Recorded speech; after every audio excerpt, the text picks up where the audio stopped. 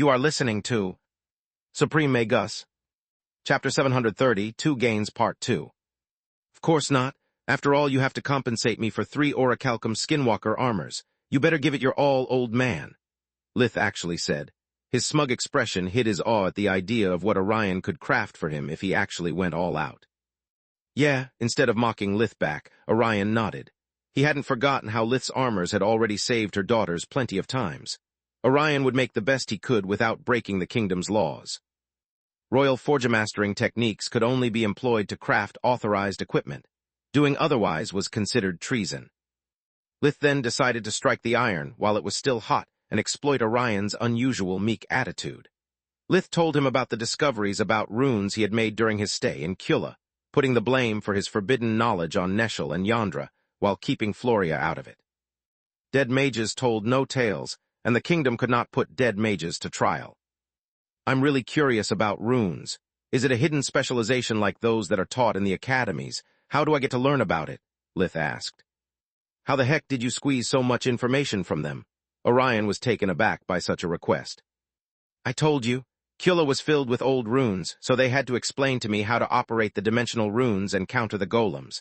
Also, my forgemastering analysis spells can detect runes, which made them all the more eager to recruit me for their academies. Lith replied with his usual blend of truth and lies.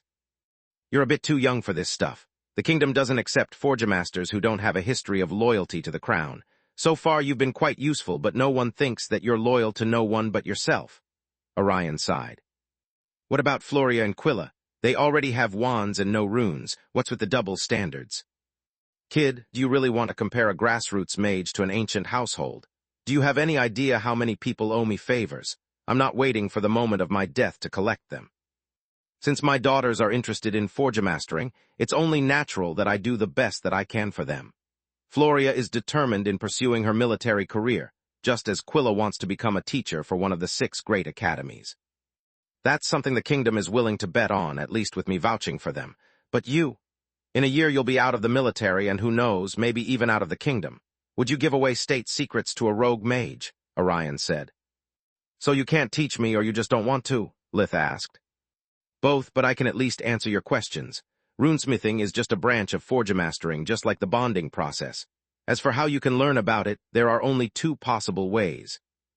Number 1, you commit to the kingdom. Become a permanent military member, an echelon of the Mage Association, get a role in an academy, whatever works for you and roots you to the kingdom. Number 2, marry into a family important enough to give you access to the resources you want. That's another kind of bond that can't be overlooked and works just fine. Isn't there at least a 3rd way? Learning from an emperor beast or from another rogue mage? Lith asked.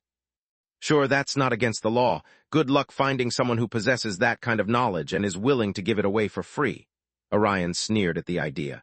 Any more questions? None that you're willing to answer to, thanks? Lith stood up and went to the kitchen. He hadn't eaten in almost 2 hours and his stomach was rumbling. While eating a T-bone steak with roasted potatoes, Lith pondered about what to do with his loot.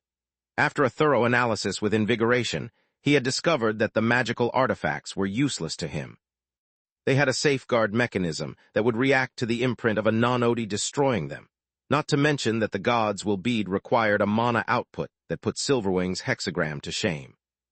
The sword was at least covered in runes that Lith could study, and its pseudo-core was worth replicating.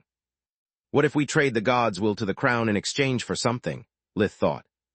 The problem is in exchange for what?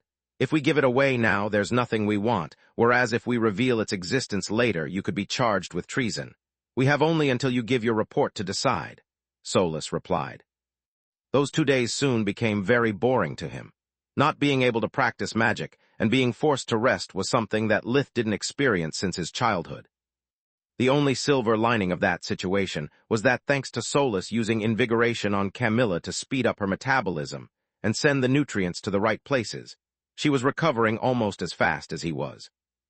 Quillo examined Lith multiple times a day to check that his life force hadn't sustained any more permanent damage. She believed that just like Death Vision, Lith's transformation was due to the damage he had received by saving Protector. That maybe their life forces had interacted, awakening some latent trait belonging to one of Lith's ancestors. It was impossible to think that Raz wasn't Lith's father. The two men looked too much alike for their resemblance to be just a coincidence. The truth was that Lith's current condition was due to the abuse of origin flames.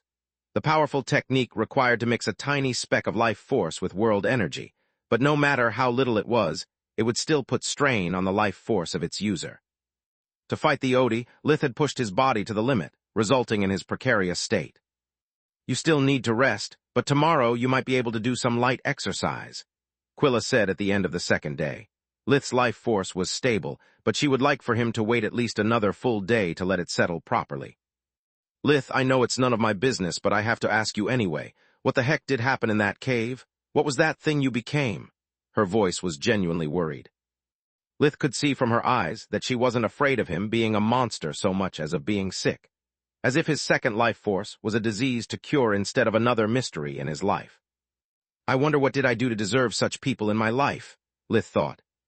You did the right thing for the wrong reasons, but it's paying off anyway. Be careful about what you say to her. You have yet to speak with Camilla. The more people know before she does, the more it will hurt her, Solus warned him. Beats me, Lith honestly replied. He still had no idea what a world tribulation was nor why he was a hybrid even though both his parents were humans. It started off back when I went to Candria, but only recently I became able to shapeshift. I don't know how to explain it, but I've got two life forces. That's impossible, she said after examining him with scanner again. There is no such thing as a second life force. Chapter 733, True Friend Part 1. Look deeper. The second life force is hidden by the first one, like a faint melody can be easily covered by loud music, Lith said. Wait, are you saying that you can hear life forces as well? Gods, that's a relief. I was starting to think it was a sign of insanity, Quilla said with joy, having finally found a kindred spirit. What do you mean? I thought that every talented healer could. Manohar is the only one who has no problems admitting that he hears life forces, and as you know, being like him is not considered a good thing. She chuckled, making a second attempt at scanner. Good gods, this is amazing, Quilla said after finally finding Lith's second life force. It looks like that of an emperor beast, but theirs isn't surrounded by a black sphere, nor do they appear to be battling. I've never seen anything like that before. Nor she would ever be able to. Scanner required physical contact, and usually, those who touched an abomination wouldn't live to tell the tale. If the human life force looked like a mix of Lego blocks and erector set pieces, while the Emperor Beast life force looked like a burning star, the abominations looked like an empty black sphere. When exactly did you visit an Emperor Beast? Lith asked. Even he had been able to make the analogy only after treating Kalla's failed attempt at liquid. Light magic is something most beasts are terrible at, so when they get injured, the Lord of the Forest sends them to the Academy to be treated. I always wanted to understand why magical beasts can use a different kind of magic, and I think the answer lies in the difference between our life forces. They are nothing alike. That's because we are two different species, Lith thought. The difference lies in the beast being born partially awakened but limited to two elements, whereas we humans can always use all elements but we have no innate affinity to them, Lith thought. Your condition is truly unique. Your two life forces complement and strengthen each other. This probably explains why you always recover so fast, Quilla said over his musings. Meaning, whenever you take damage, your human life force tries to fix it, like it happens to every other person. What makes you special is that your other life force is capable of helping and nurturing the former by sharing part of its energy. Which means that, at least in theory, not only could it lead to fixing your human life force over time, but also that you might actually live as long as a normal human being. Twice the life force, twice the lifespan, she said. I'm sorry, Quilla, but I think that's not the case. My life forces are intertwined. When one runs out, the other will die as well. Also, if you take a good look at them, they share the same energy.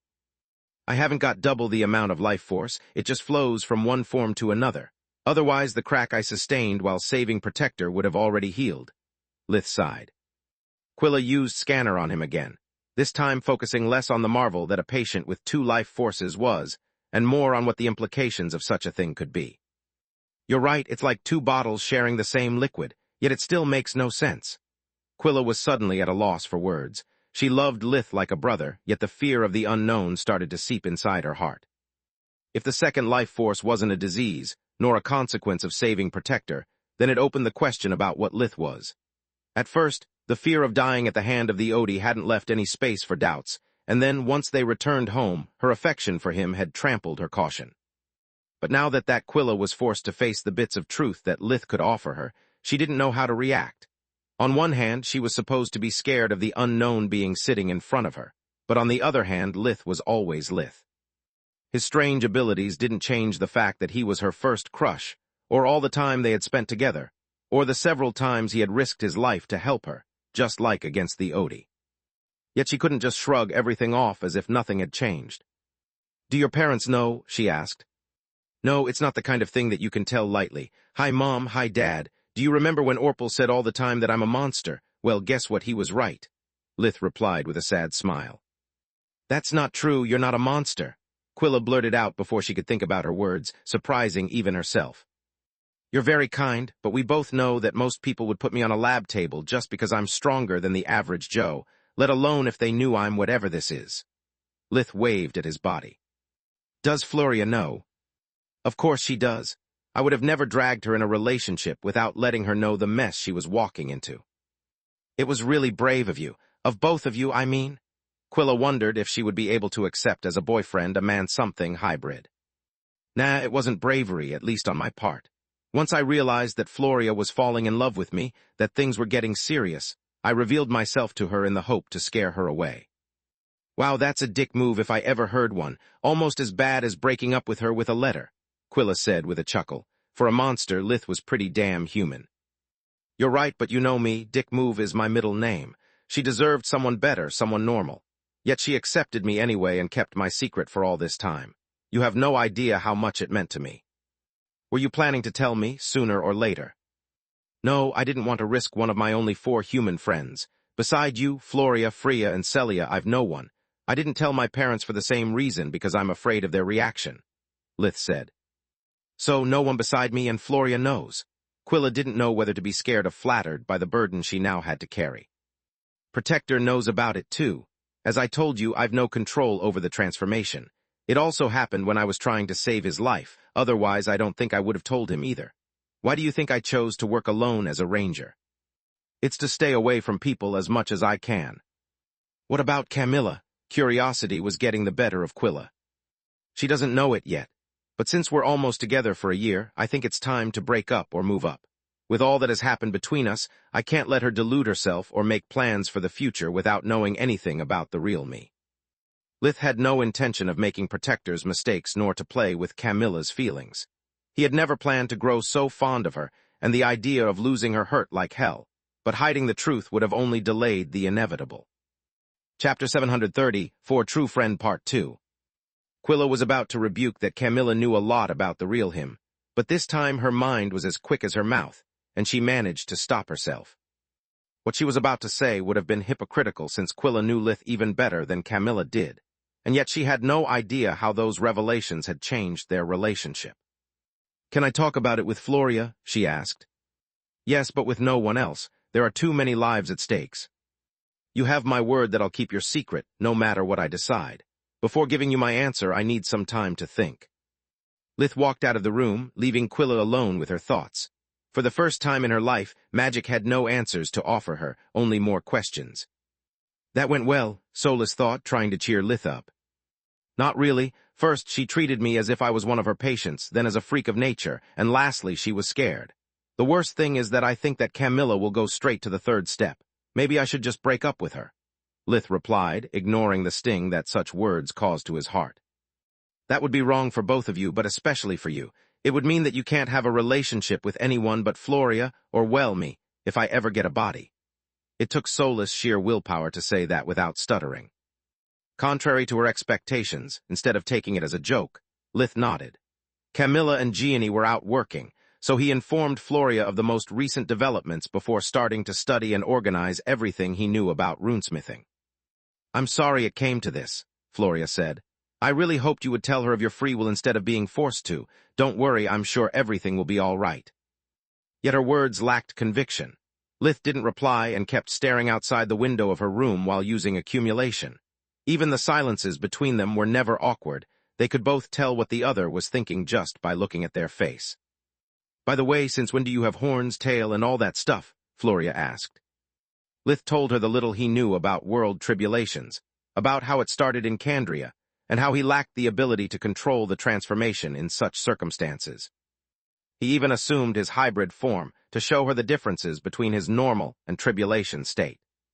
"Wait, turn around," she said. "What's the matter? Your eyes are not yellow anymore, and there's a blue one opened on your forehead." "Yeah, it opened while we were in Kyula's underground facility, but it does nothing, just like the others." Lith shared with her the details about his sudden ability to understand the golem's language and the messages he had received. Thanks to Solus's talk with Magur, now Lith knew that somehow even his understanding of the Odi language was related to his tribulation, just like the eyes and the hands erupting from the shadows whenever he was very upset. The eyes were Magur's consciousness, while the hands were the manifestation of the dead spirits around him. It wasn't only his life force to be damaged, but his soul's as well, making it a natural receptacle for necromantic energies. "I don't think it's so simple," Floria said. "And why is that?"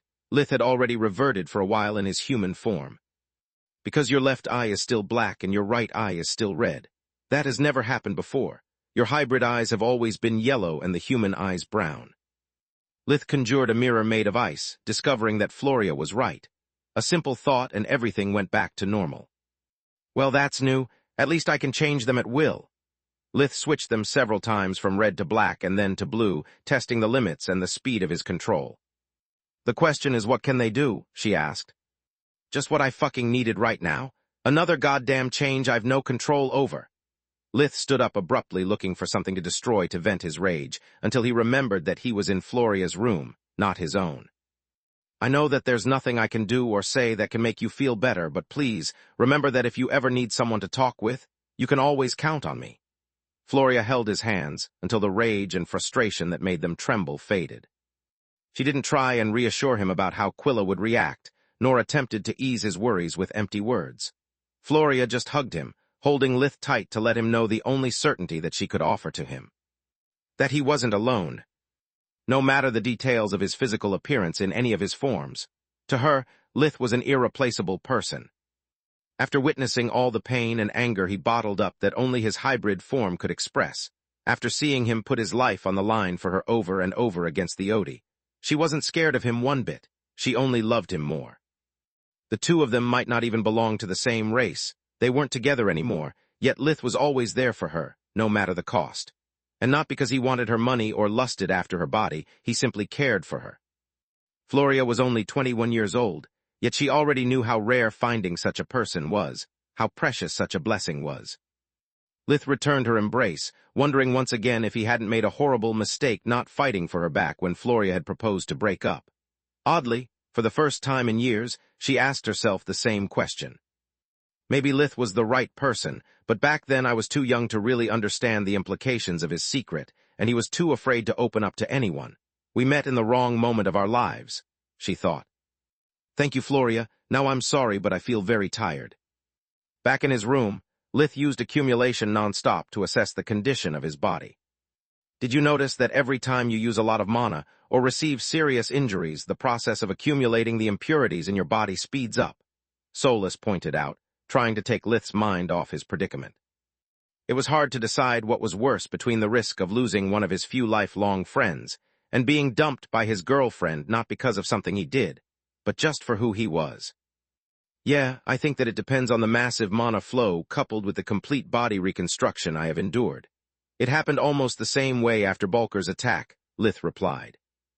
"I'm nearing the breakthrough, but I can't risk it happening while I'm at the Erna's Manor nor in front of Camilla. That would mean opening up not because I want to, but because I have to once again." Lith's life force appeared to have returned to its peak condition, but he decided to follow Quilla's advice and take another day of rest, just to be sure. A failed breakthrough meant death or becoming an abomination. Chapter 735, Prodigal Daughter Part 1. To make matters worse, each breakthrough was harder than the previous ones, and since it was the first body refinement Lith would experience with a blue core, he couldn't take any chance, not with his life force already cracked. "I was thinking about Yandra's words. She actually left us a big clue about runesmithing that we have overlooked so far," Lith thought. She used our skinwalker armor as an example, saying that after the bonding process, the orichalcum's mana flow becomes too vigorous to be forge-mastered. which means that runes have to be applied before bonding the material with mana crystals. Lith took the sword and the booklet he had acquired from Huriel out of his pocket dimension. While we wait for Orion to fulfill his part of our bargain, we can start experimenting on the swords. We have 2 blueprints after all, and we can even try out the patterns in the book. Well, yeah, but those are all old-ass runes. I mean, the Odie's adamant sword is much better than the teaching prop we found, but its runes are even older. The materials needed for the experiments are cheap, but I'm afraid we might just waste our time and learn outdated methods. Solus replied. True, but we can try and experiment with the new runes we know and see how different the outcome is. Orion isn't wrong when he says that it's unlikely for anyone to accept us as a disciple. I doubt that the Hydra will take us in with no strings attached, so the more we know before we meet her, the more knowledge we can squeeze from her even just by a few hints. Lith spent the rest of the time until lunch in the Erna's library, consulting tomes about wardens. Arrays were the only form of magic that used runes, and by comparing old and new arrays, Lith could expand the number of runes from the booklet that he was able to convert into modern magic. Gianni and Camilla returned to dine with the family, but since they were following a delicate case, they left soon after, leaving Lith alone with his worries. He would have loved to sneak out and go back to his tower, but each time he watched at his impurities nearing to his core, he was reminded of how little time he had left for a complete recovery. There wasn't much he could do without magic, and on top of that, Quilla had also forbidden all kinds of physical exercise to him. "This is going to be the longest day of my life," he groaned. "That's not true. You can spend your time with Foria and Quilla, or you could call Freya. I mean, how long has it been since the 4 of you have done something together?" Solus objected. "Good gods, Lith, you look wonderful," Freya said. "When Quilla told me that you were on the brink of death, I returned home as fast as I could, but you look damn dandy." Lith had already regained the lost weight, but his body had rebuilt itself better than before, with the result of him being less lean and more muscular than before. He suspected that Quilla was right, and that his 2 life forces somehow communicated. His muscles weren't much thicker than before, but way denser, like they were in his hybrid form to not get hindered by the scales. "Freya, it's so good to see you. Not only because you're even hotter than I remembered you to be, but also because I'm bored as heck." "Are you coming on to me?" she chuckled.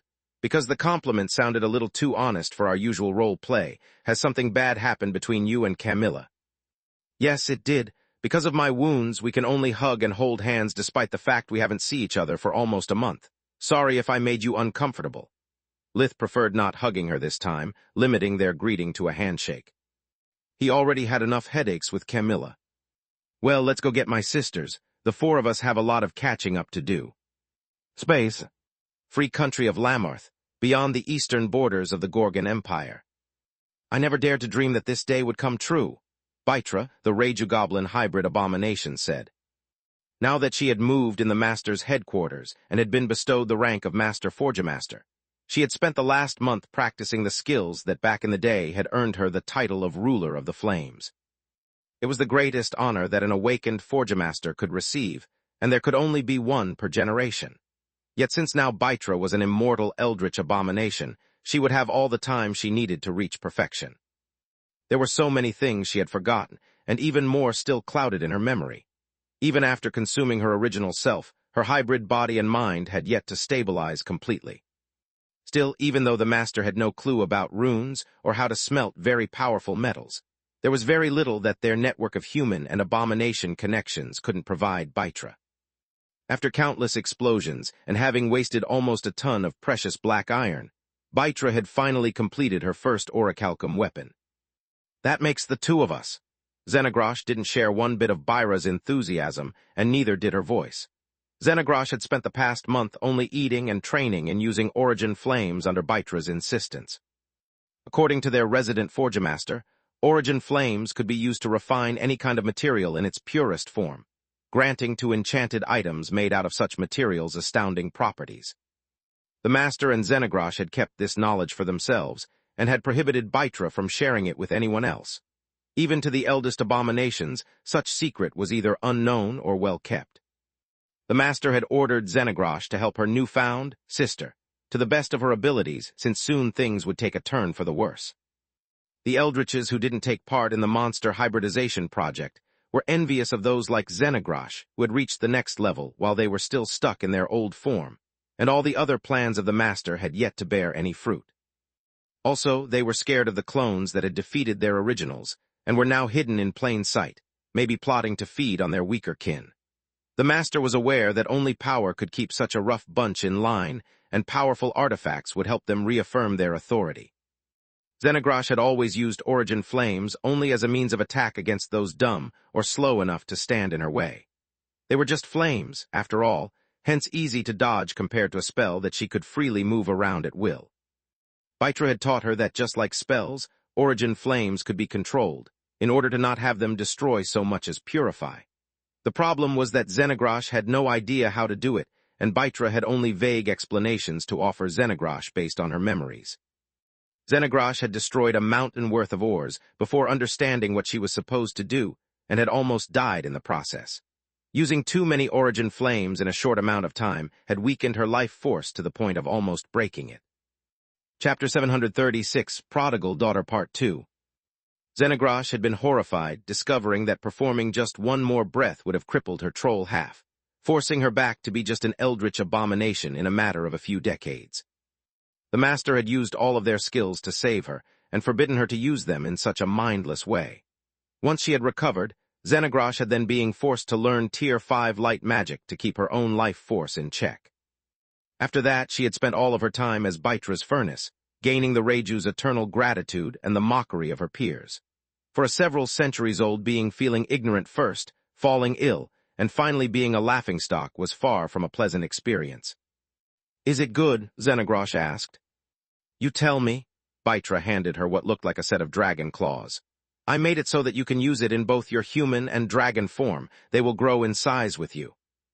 The silvery glove had 6 purple magic crystals embedded on its surface, 1 for each finger and 1 in the middle of its backhand. It shone so brightly that Xenogrash could hardly believe it wasn't made out of pure adamant. As soon as she imprinted it with her mana, she could feel its several enchantments pulsing at her fingertips. "Father of dragons, this thing is better than my prized adamant blade," Xenogrash said. "That's the best compliment I could hope for," Baitra giggled like a little girl. "Where did you find it?" "I bought it from a forgemaster for the price of a small kingdom 800 years ago." "Well, then it's normal," Baitra said, turning gloom. "Back then runes were highly inefficient, and if the adamant hadn't been purified, it's likely to be crap." Xenogrash wasn't stingy, but hearing her most powerful weapon, with which she had slain countless awakened ones, being called a piece of crap hurt her wallet deeply. "I have a question. Even though I've recovered most of my abilities, I still can't use invigoration, accumulation, and not even life vision. Is there something wrong with me?" Baitra asked. "No, I'm in your same boat, and I've got no idea how to fix this," Xenogrash sighed.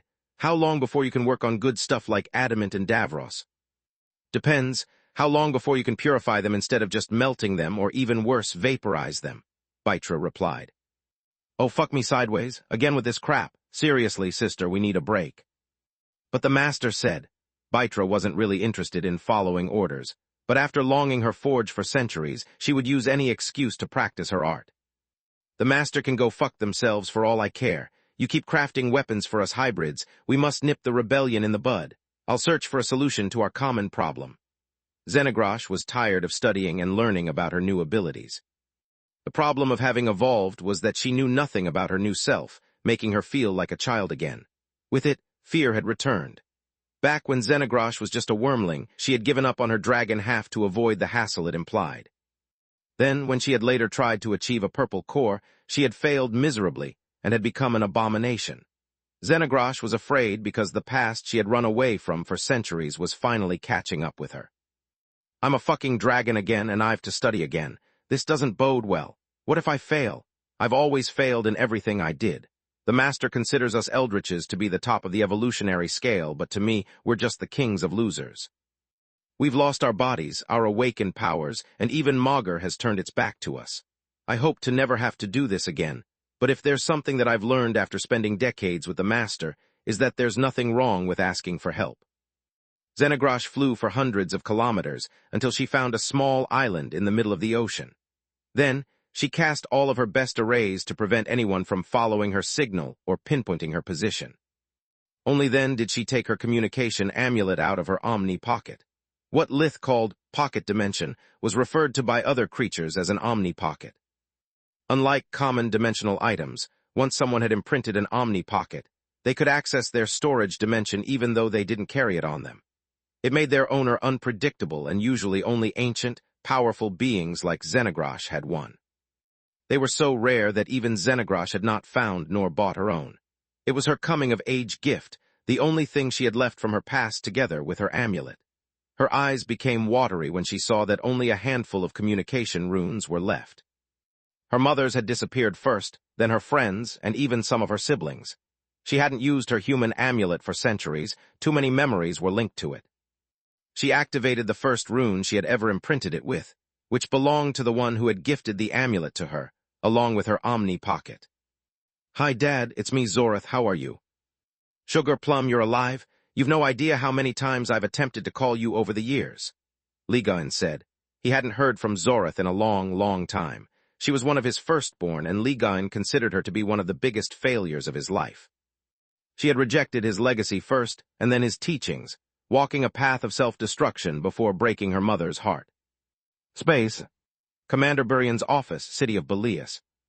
"I've already listened to the reports of all the survivors of Kula, at least to those which make any sense, except for yours, the Ernez's, and Ranger Verhin's," Commander Burian said, drumming his fingers over his desk. He was a man in his early 30s, standing 1.8, 511 meters tall with pitch-black hair and eyes. His pale blue uniform could barely contain his muscular body, giving to each of his movements an impression of strength. In front of him sat Morok Erie, the ranger ranked first among the veterans and ready to get honorably discharged to return to civilian life. "You are the one who fought by Verhin's side the most, and you're the only one who didn't get himself captured or killed. Hence your report is of the utmost importance for both evaluating Ranger Verhin's worth and the danger that Kula posed to the kingdom." Morok told Burian his side of the story, omitting parts like his nature as a tyrant emperor beast, Lith's secrets, and Quilla getting the drop on him by kicking him in the nuts, of course. "My final conclusions are as follows. All the Odi ruins should be classified as danger zones. We got this close to having those madmen infiltrate our country, and I doubt that anyone would have noticed until it was too late.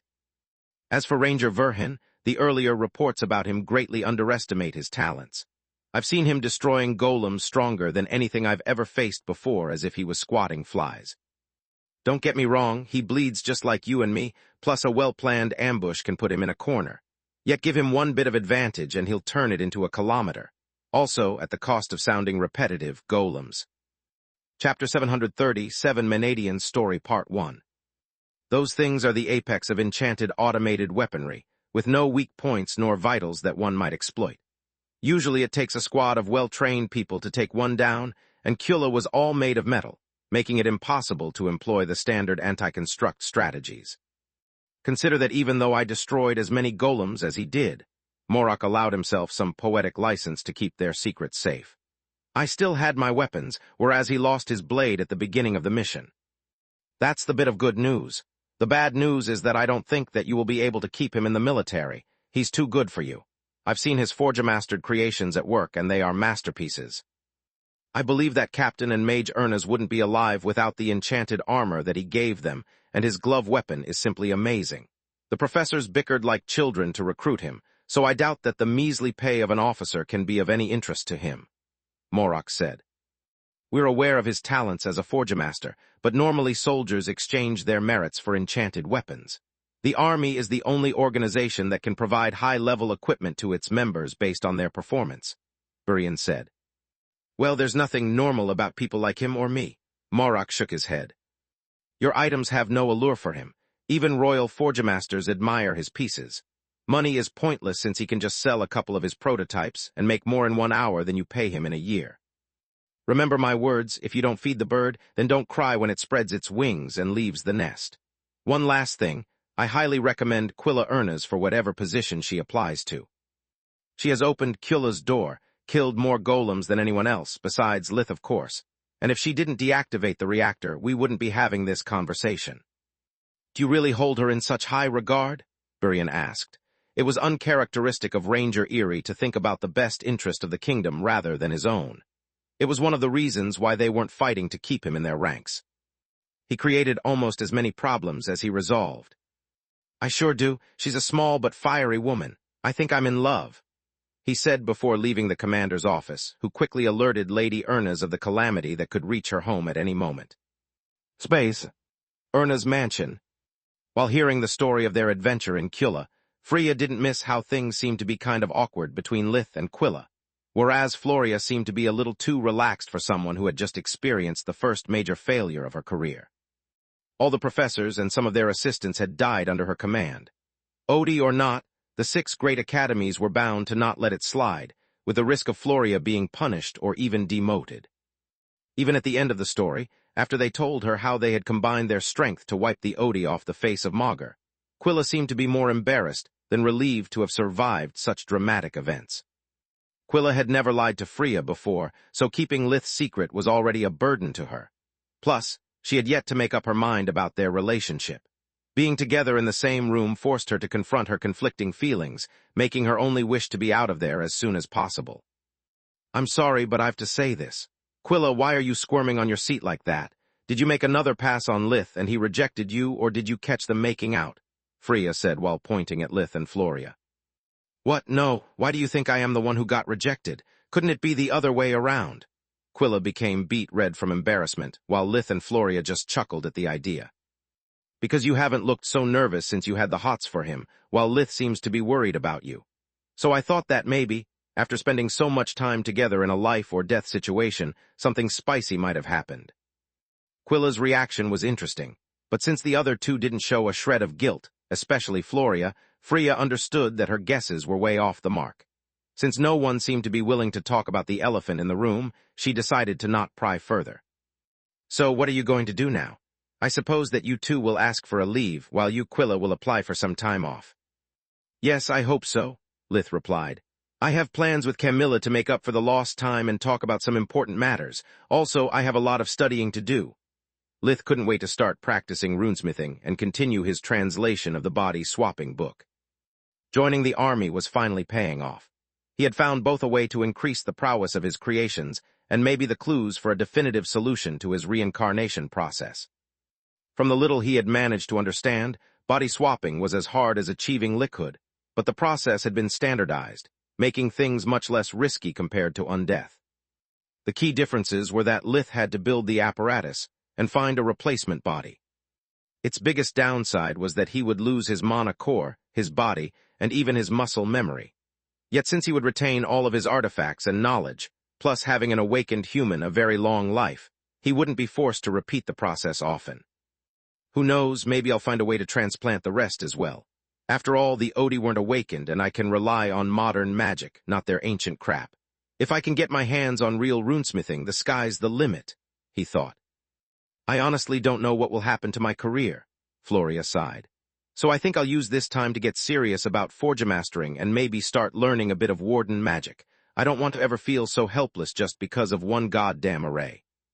And I'm going to study battle mage spells first and then work on war mage.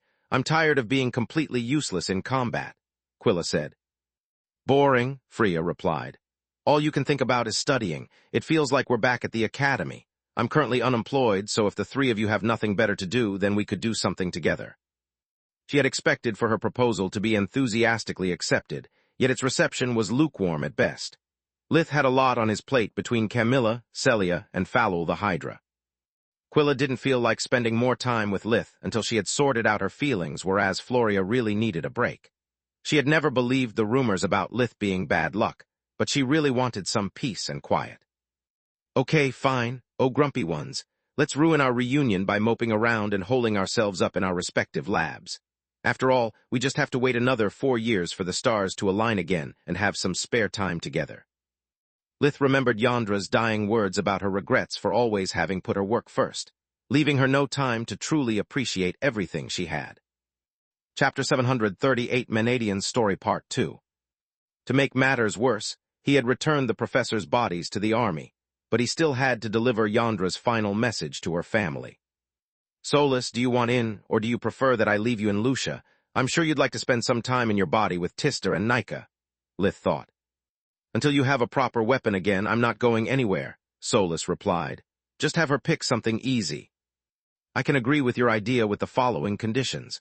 First, we make camp somewhere near a gate, so if bad luck follows our tail, we can always ask for reinforcements. Second, let's do something fun rather than dangerous. Third, and I mean no offense, but I'm not single. I'd really like to spend some time with my girlfriend, especially after risking my life on a daily basis for a month, so nothing too long. Oh my, you groomed Mr. Mean Eyes into a true gentleman, dear sister, Freya chuckled. I'll accept all of your conditions and raise your ante. You can have Camilla join us for dinner once she is done with work. With a gate, it will take her a step to reach us and a warp for us to bring her to our restaurant. Yet 4 women and 1 man seems a bit inappropriate. What if we invite the other ranger as well? Judging by your stories, he seems like a funny guy. Absolutely not, the 3 veterans from Kula replied in unison. He's obnoxious even by my standards, Lith said.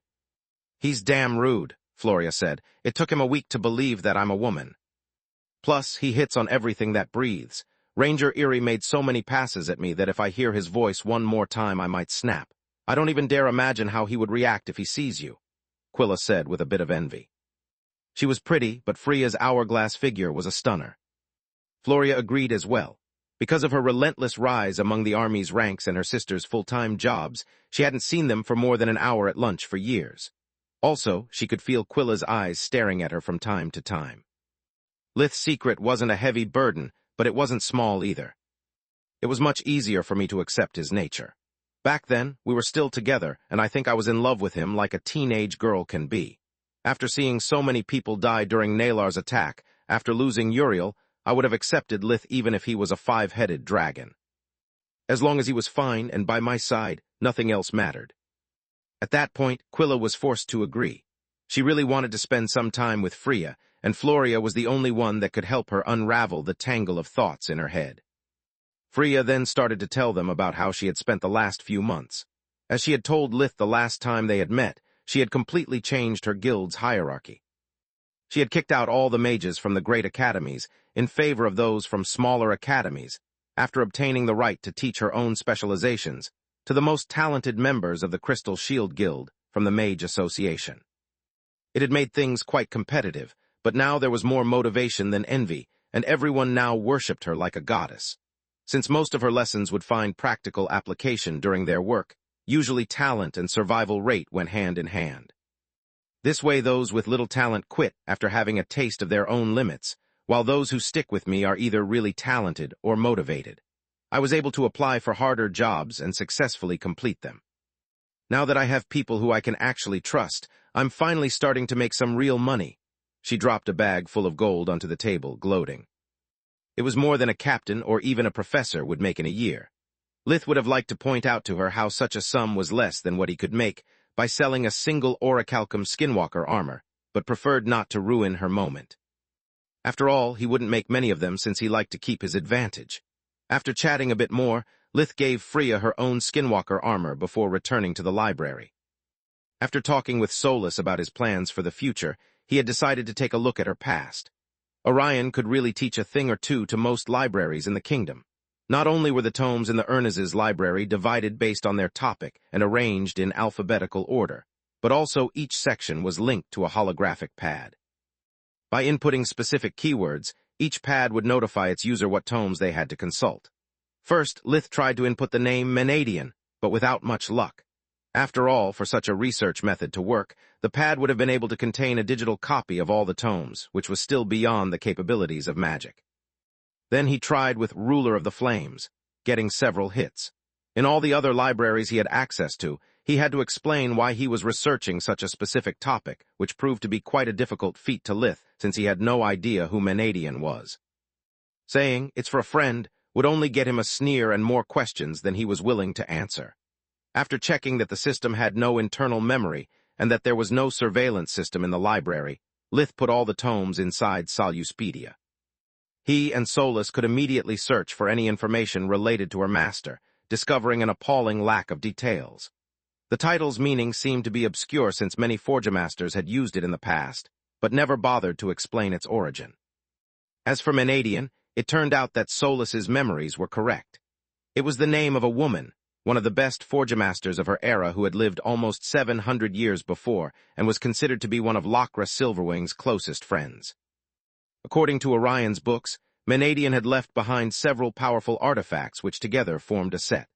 The picture of the eyes of Menadian reminded Lith of Scarlet's pince-nez, making him curse when the book just described it as a peerless treasure. There were also depicted a helm as the ears of Menadian, a set of gloves as the hands of Menadian, a mask as the mouth of Menadian, and a hammer as the fury of Menadian. Little was known about her personal life, aside from the fact that she had been born in the Griffin Kingdom, and that even though she had raised many apprentices, none of them seemed to have inherited her talent nor her title. There was no mention of her having a tower or working on forbidden magic. Menadian seemed to have lived in Silverwing's shadow for most of her life. Her friend's achievements were so great that the few historians who mentioned her did it only because the two ancient mages were really close. Chapter 739, Menadian's Legacy, Part 1. The only other bit of relevant information he found was about Menadian's sudden disappearance right after sharing with the magical community the set of artifacts bearing her name. The historians also reported that it had been her, together with Silverwing, to build and project the foundations of all the great academies. Also, even if it was Silverwing's legacy that had allowed magic to develop into the disciplines now called specializations, Menadian was universally recognized as the inventor of forgemastering. Poor woman, Lith thought. She was the salary to Silverwing's Mozart. The fact that she was basically a recluse and left no legacy behind doesn't help either. Does her story ring any bells, Soulless? Sadly, no, she sighed. I can't believe that there are so many stories between truth and fiction about Silverwing and so little about Master Menadian. It's unfair. She's the mother of forgemastering, after all. It's not like other mages got it any better. Aside from Silverwing, do we know the name of the mage who created modern healing magic, or any other specialization? No, all professors always quote Silverwing's writings, Lith replied. Soulless had to admit that he was right, yet it didn't make her feel any better. At least until Lith walked to Orion's study and asked him about Menadian. How do you know that name? Orion was quite curious. Aside from powerful crafters, very few bothered to remember the name of the first royal forgemaster, the ruler of the flames who first had tamed all metals with her blazing fury. I'll be honest with you, Lith said, opening his speech with a blatant lie that made Soulless laugh her ass off. I was snooping around your library, hoping to find something about runes when I discovered her existence. It pisses me off that nothing is recorded about her, so I wanted to ask you, a fellow forgemaster, if there's any tome I can consult about her life. There's no such thing as an official biography about Riffa Menadian. Most of her works are still a state secret, but if you content yourself with some lore, I can share with you all the information available to the public. Lith nodded for Orion to continue, and Orion offered him a seat. According to what I know, she was born in Dirios. Back then, the city was just a small-time village, but due to her choice to build 2 academies near her hometown, it soon grew until it became the capital of the entire region. She was rumored to possess an amazing mage tower that she was capable of rearranging as she saw fit. Menadian could turn a bedroom into a kitchen or a broom closet into a perfectly equipped forgemastering lab with just a snap of her fingers. Some even say that her tower was alive, capable of independent thought and movement. Does that mean that she dabbled in forbidden magic? Lith asked, almost causing Orion to fly into an outrage. That's a perversion of magic. No forgemaster would ever dare to do something like that. Master Menadian was also one of the founding spellbreakers. She took down countless scums who dared to mess with her legacy. What I meant to say is just that it was akin to a living being, like an academy. Every single of its stones was enchanted, its master could reshape it at will, and it was able to self-repair. It was only thanks to her tower that Menadian managed to craft such wonders. After her death, countless mages, human, undead, and even beasts scoured the entire kingdom looking for her tower, but to no avail. The legend says that Menadian's disappearance was due to a demon who stole her fury. Without it, Menadian was akin to crippled, so she searched for it for the rest of her life. A demon, Lith sneered. Aside from himself, he had yet to see anything that even looked like one. Yeah, Orion sneered as well. He believed in demons just like he believed in free meals. It was probably a rival mage who managed to seduce her first and then betrayed her trust to steal her secrets. That or one of her disciples. You know what they say, keep your friends close. And your enemies closer, Lith nodded. Is there any chance that you are the demon Soulless? Maybe you stole her tower and she fused you with it as a punishment, Lith thought. What? No, I could never do something like that, at least based on who I am now and the little I remember, she replied, even though she couldn't think of any other reason why a kind person as her master could have doomed her to an eternity of misery. Is there a museum about her? Anything? I would like to pay her my respects, Lith said. There's none, Lith, Orion shook his head. But know this, every time you work in your forge, you already bestow upon her the greatest honor she might have ever wished for. Every enchanted item you craft, you shape it from her teachings. Know then that every time you create even the most insignificant trinket, you're following the footsteps of the first Forgemaster. The second greatest honor Menadian could ever ask is for you to take a disciple. Only those who have learned her lessons and in turn teach them, making it so that a unique innovation can become a foundation for all, can say that they have truly inherited her spirit. I will not lie to you, there are ancient bloodlines and emperor beasts who have their own legacy, but none of them is superior to Menadians. Despite the fact that they might live longer than we do, their numbers are too few, whereas royal Forgemasters share and improve her teachings every single day as they have done since she gifted us her knowledge. If you really consider yourself a Forgemaster, you should think about leaving a legacy that amounts to more than mountains of corpses and broken buildings. Your feats might one day take one page in history books, whereas your teachings might fill books and, most importantly, shape lives. Thank you, Orion. After meeting you and Yandra, I'm considering the idea of becoming a royal Forgemaster, Lith said with a smile. Orion's words were almost the same Lith had told Morak. On top of that, whatever the Hydra might teach him, it would be the legacy of a single bloodline, and the same would stand for all awakened. A master could teach their disciples, but could the work of a single person, no matter how gifted, compare with the constant work of thousands? Especially since people like Manohar and Balker existed. A single non-awakened could make runesmithing improve by leaps and bounds, allowing people like Vaster or Marth to find even more applications. Awakened ones, instead, were limited by their small numbers and were unlikely to share their knowledge. At least in theory, Lith thought. Who knows if Awakened had their own Silverwing or if this so-called council provides to its members a base amount of knowledge. I'm really looking forward to meeting Fallow the Hydra. She will help me determine the next course of action after I quit the army, or maybe she will just try to eat me alive. Lith and Orion went to dinner together, still talking about any trivia Orion could remember about Menadian. Lith was likely to have already got her tower. Menadian's Fury, the prized Forgemastering hammer, would have been a fine addition to his collection. Chapter 740, Menadian's Legacy Part 2. City of Akra, Griffin Kingdom. The news of the fall of Kula had shed an even more disturbing light around the rogue awakened Lith Verhin. Ragu Dririan, the human representative in the Council of the Awakened, decided that their meeting was long overdue. First, this Verhin has killed Treus, causing the downfall of Master Glamis as well. Then he got caught in the scheme laid by those 6 runts in Xantia, causing the death of 6 disciples and 2 more elders. Usually it takes an all-out war to kill so many awakened in such a short time. To make things even worse, rumors are spreading that he has managed to apply the Skinwalker spell to Orichalcum on his own. It would be a simple feat if he had a master, but according to our background check, he has none. We can't afford to let such a powerful individual remain a rogue anymore. He must be brought into our ranks. Ragu failed to mention that Lady Tyrus had already met Lith in person twice, something that most awakened failed to accomplish during their whole life, Ragu included. What are your orders, Master Ragu? Athung Soranot asked. She had once been one of Ragu's apprentices, now a free awakened and one of the candidates to inherit her legacy. Go to Lucia, wait for Lith, and bring him here on friendly terms. I've no desire to discover how far his power goes nor to alert the Queen's core. We have nothing to gain from kidnapping him. Best case scenario, we make an enemy out of him. What about the worst case scenario? Athung tilted her head. She had rarely seen her former master so nervous.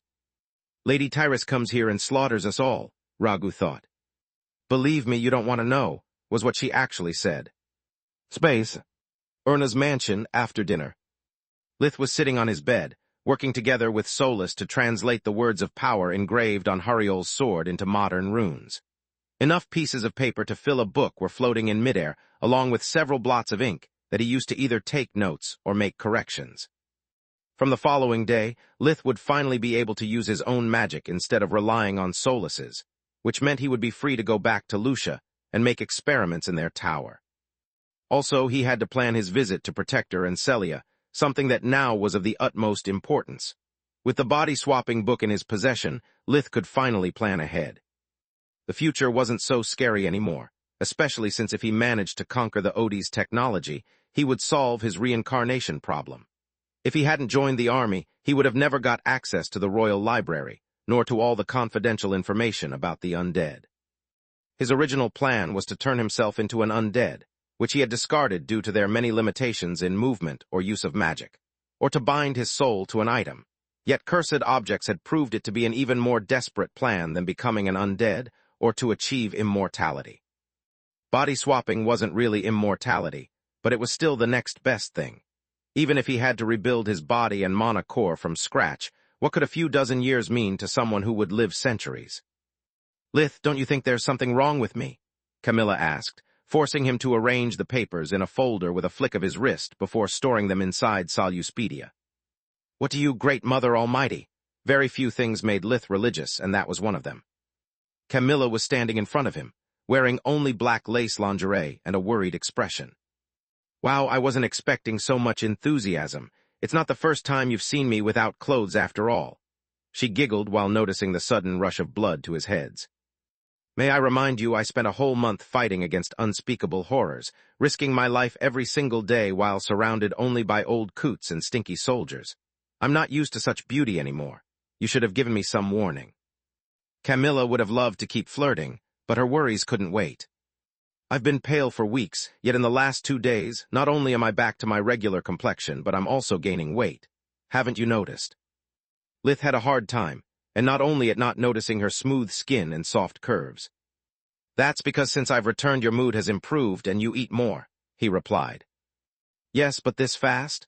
I'm already amazed by how quickly you recovered, but I've never had a shred of your inhuman constitution. How do you think it's possible that the only places I gained weight are here and here?"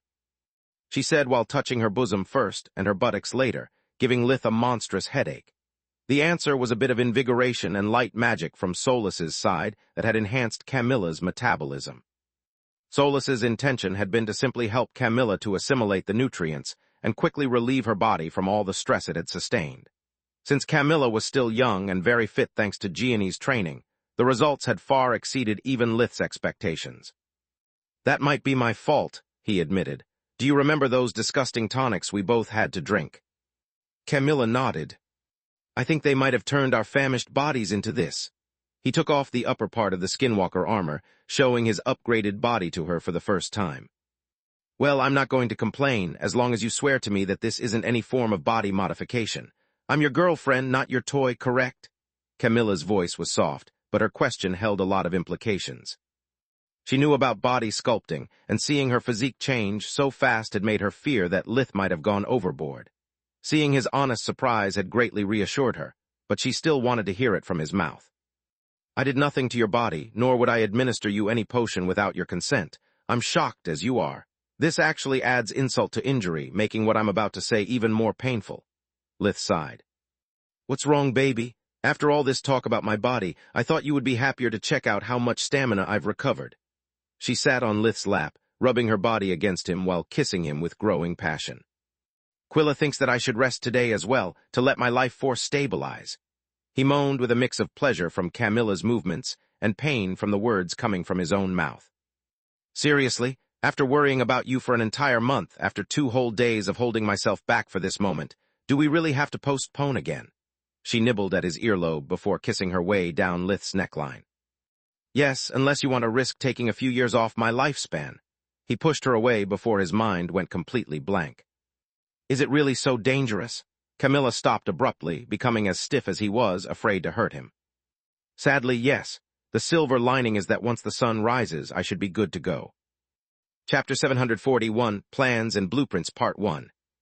"Yeah, too bad that I can't take tomorrow as a day off. We're in the middle of a case. Damn if I hate being a responsible adult." Camilla went into the bathroom, replacing the lingerie with a baggy pajamas. "That makes the 2 of us, babe," Lith said before taking a lonely cold shower. The following morning, Lith left the Erna's household. Quilla's scanner confirmed that his life force was now no different from how it had been before. There were no new cracks, and the old ones hadn't grown any bigger.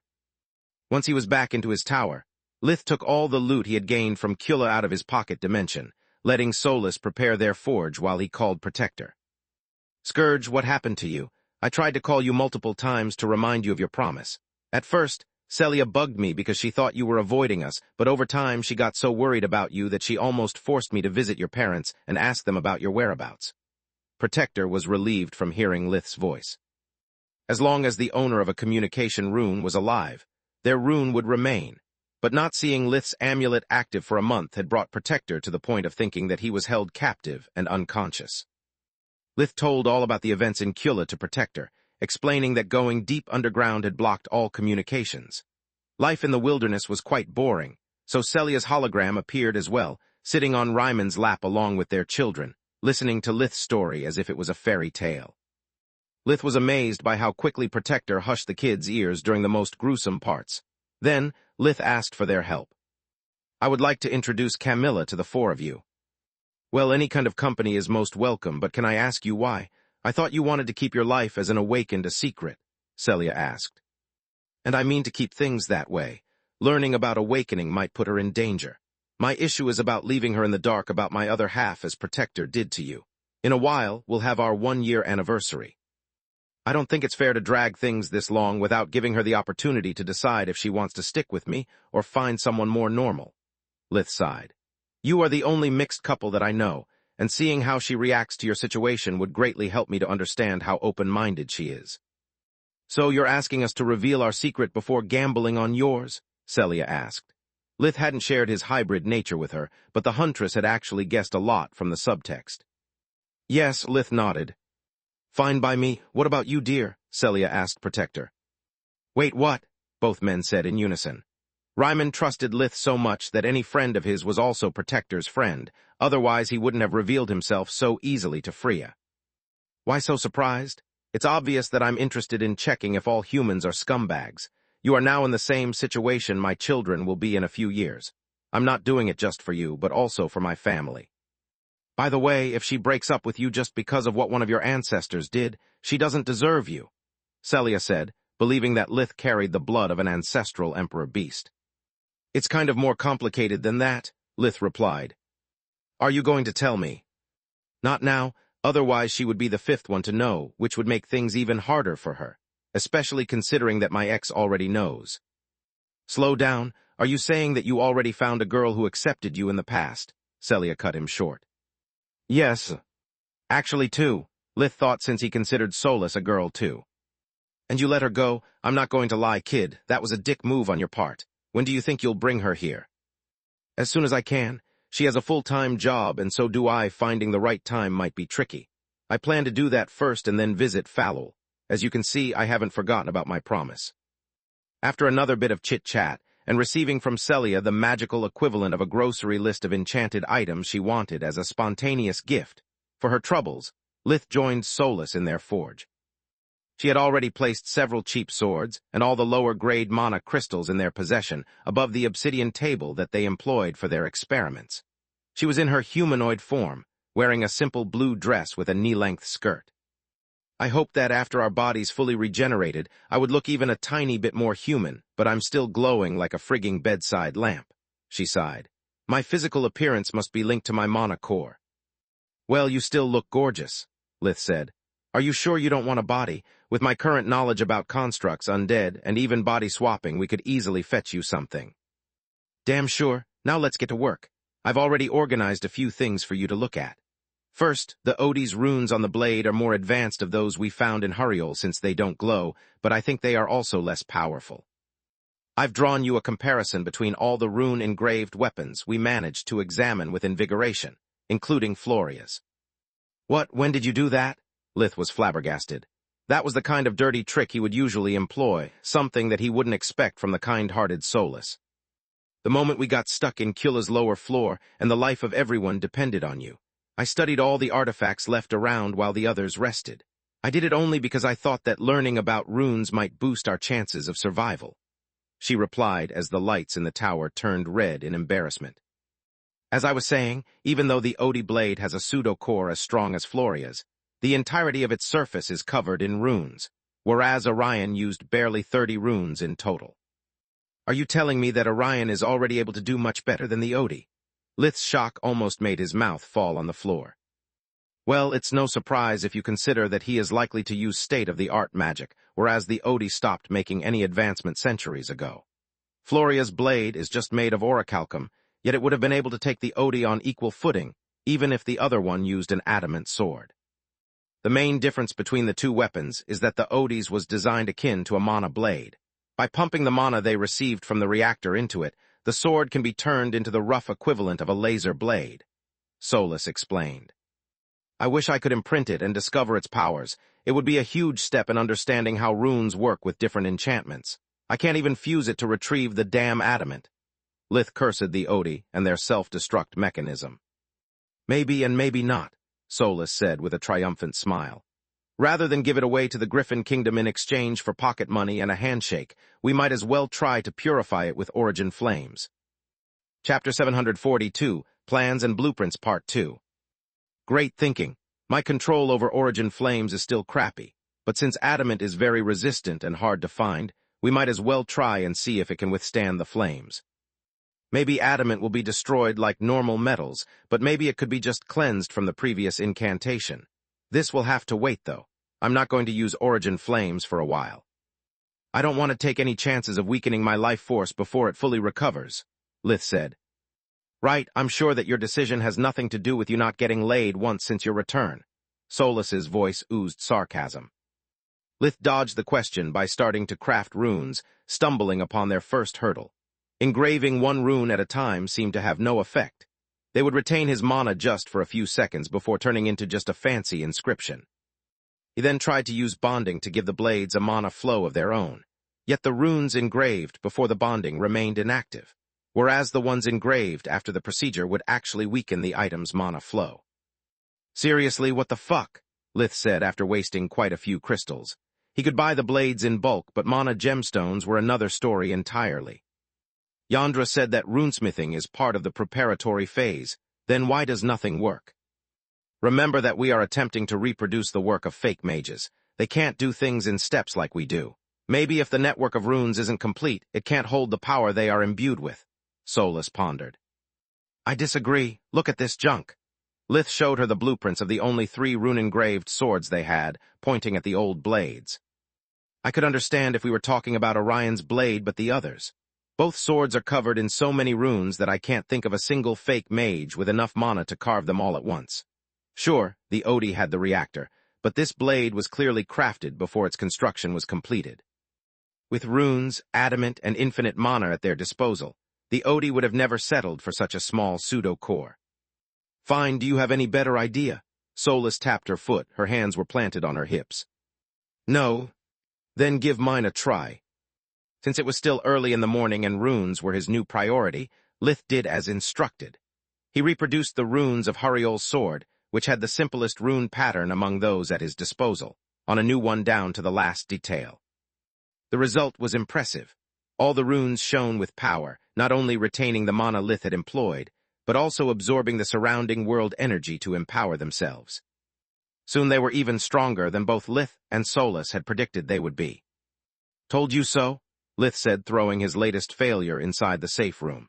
Any decent forgemaster had their lab connected to a room where to throw their faulty products in case they detonated.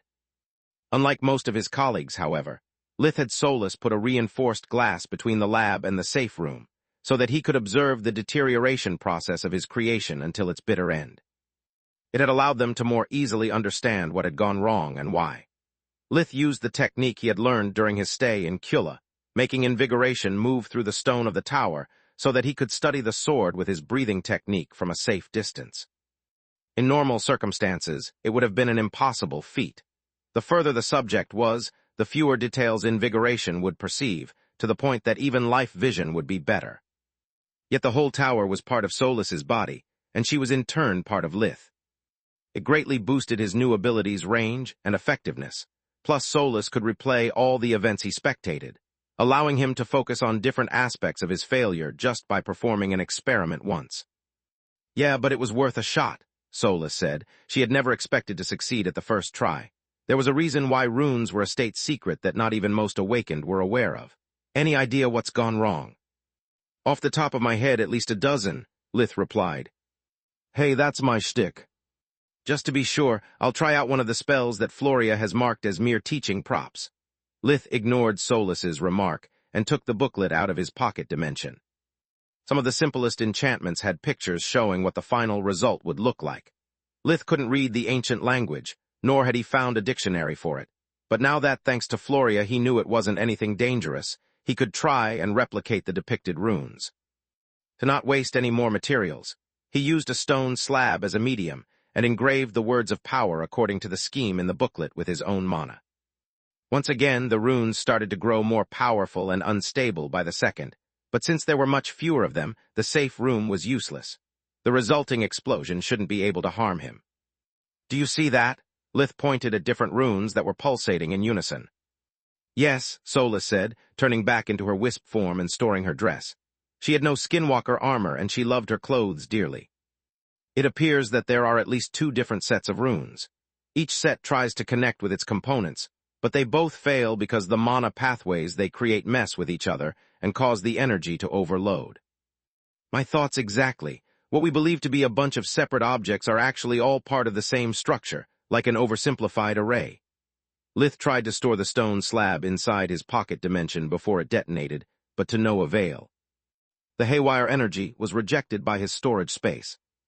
Damn it, it would have been nice having a few live grenades of that magnitude ready to blow, Lith said. Maybe we should apply runes to alchemy as well. I don't think it's possible, Solus pointed out. Most alchemical tools are made of pure mana, whereas runesmithing takes place during the preparatory phase. Wands are an exception since they have a physical medium, but we don't know if runes might interfere with the spell infusing process. Point taken, we'll think about it later. They spent the following hour by studying the recording of the explosion of the sword, separating the different sets of runes based on the rhythm at which they pulsed. It took them a few more failures to iron out the last details since, if a rune was surrounded by the components of another pattern, its frequency would mimic their own and screw up Lith's predictions. Once they were done, Lith could discern 3 different sets of runes on Huriol's sword, at least 5 on Floria's, and too many to count them on the Odie's. He even managed to perfectly replicate the weapon from the Lost Academy. Well, the good news is that now we know that runes have to be engraved in sets and that a single one by itself is useless. The bad news is that even with this knowledge, we have no idea what each pattern does, Lith said. Chapter 743, Double Breakthrough Part 1. Yeah, we still know too few runes to decipher a whole pattern, and on top of that, I think that even if we know the modern equivalent of some power words, either we alter the entire set or we leave it as it is. We have no idea how ancient and modern runes interact, but if I had to take a guess, I'd bet that they go boom, Solus said. After a quick experiment that proved her right, Lith decided to study the 3 rune patterns he knew by engraving them on 3 different blades. Much to their surprise, all the sets worked as amplifiers, but each one had a different function. The first set would enhance Lith's energy signature so that the mana flow from the crystals embedded into the blade offered a bit less resistance to the forgemastering process. The second set amplified the strength of the pseudo-core, while the third set dispersed the excess energy, so that the cheap metal could withstand the energy that the enchantment released and reduce the stress that the boosted pseudo-core would experience. The 3 sets combined allowed the magical item not only to avoid mana overload, but also to replenish its energy reserve faster than normal. The runes absorbed the surrounding world energy and aided the mana crystals to empower the pseudo-core. Fascinating, now I understand how Thrud could use such powerful artifacts freely. The runes act as a lesser invigoration, shortening the recharge time of both mana crystals and power cores, Lith said.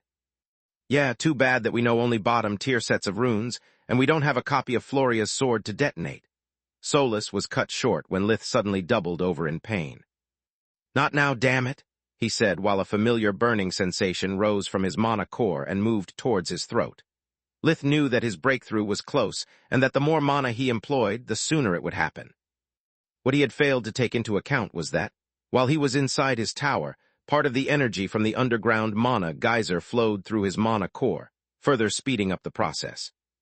Soon his whole body started to undergo the refining process that allowed an awakened one to get rid of the impurities, hindering both their mana flow and life force, allowing them to obtain a physique strong enough to handle a new and more powerful mana core.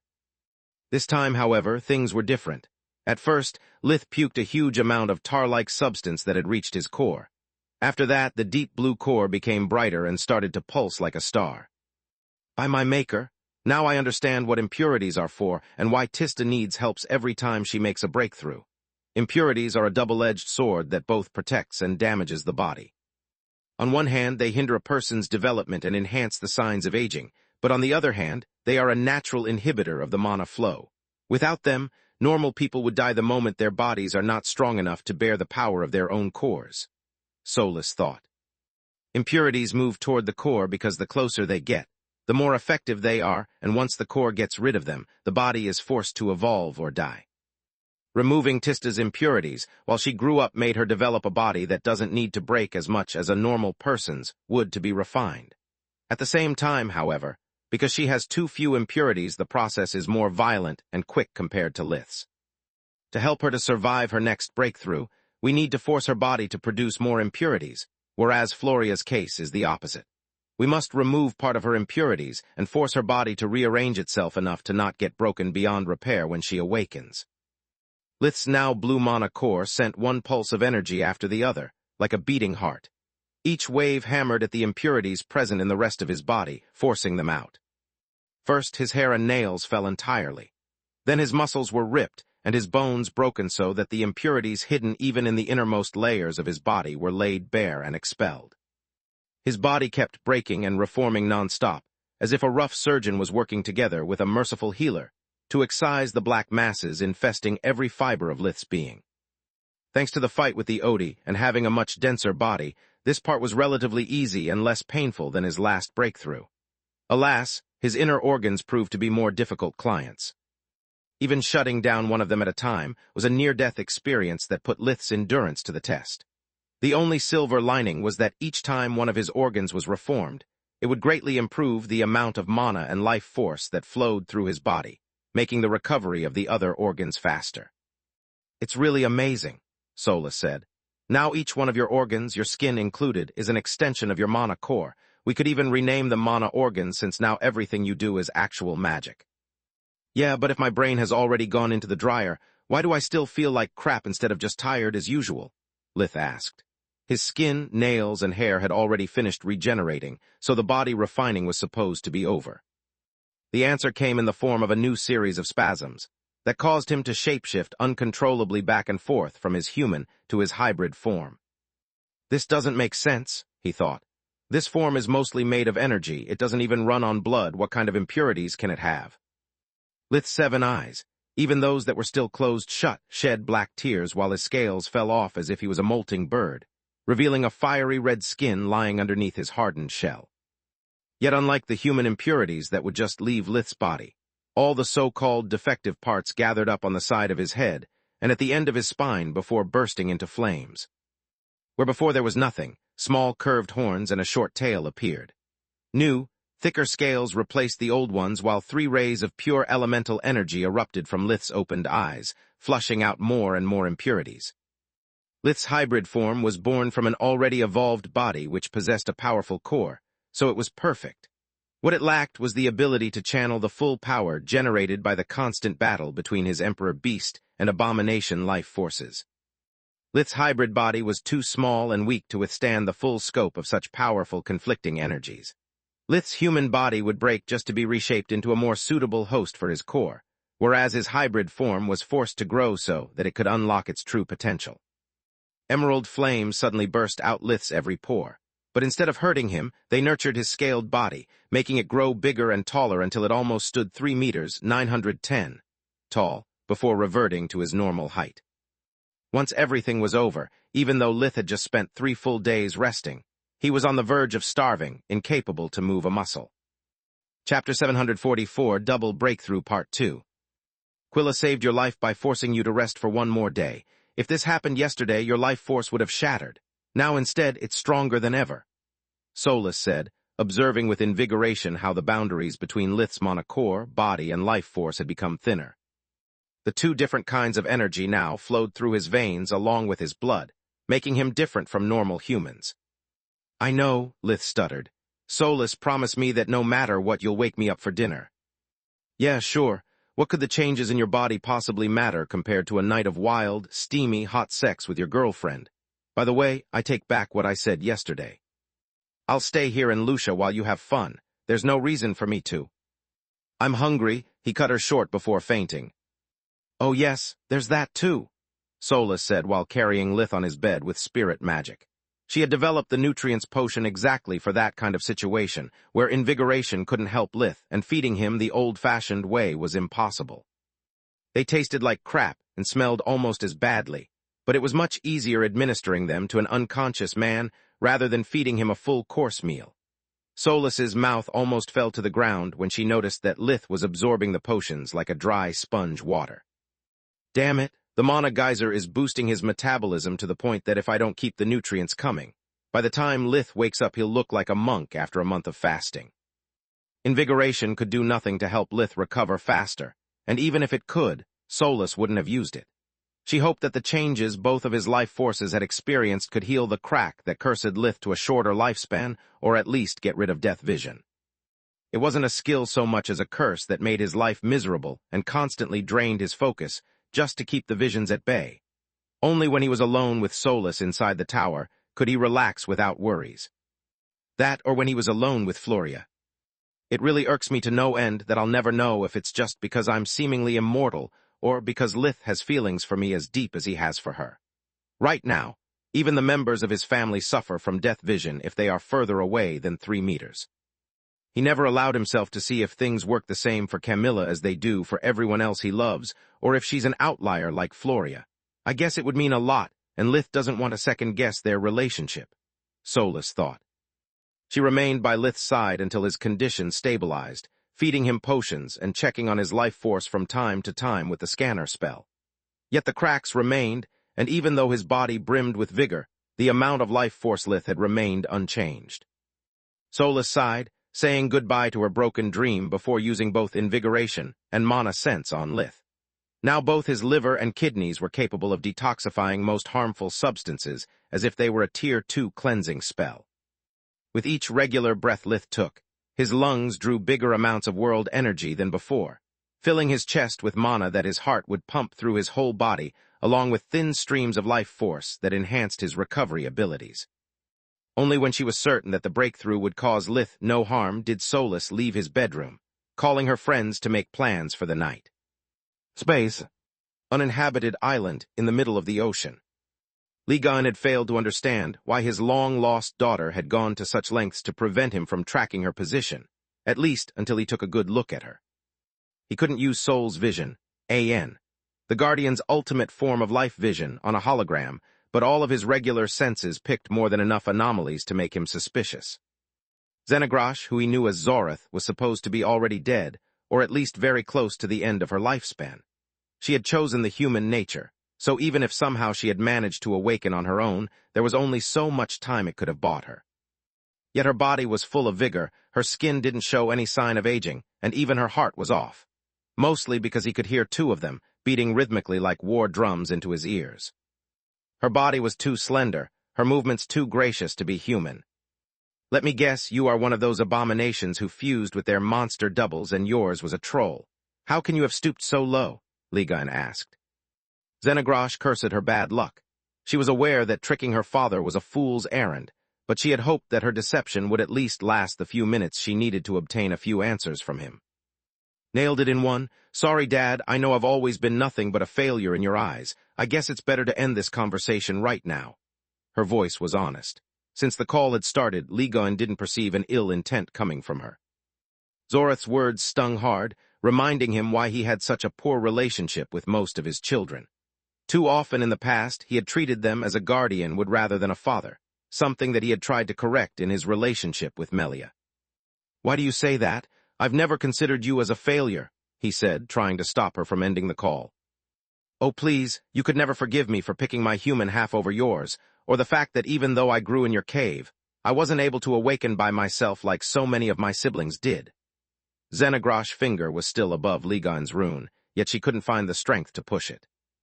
"Is that what you believe?" Ligon was flabbergasted by the depth of his failure as a parent. "Of course, otherwise why did you never look after me once I left your lair? Why didn't you awaken me?"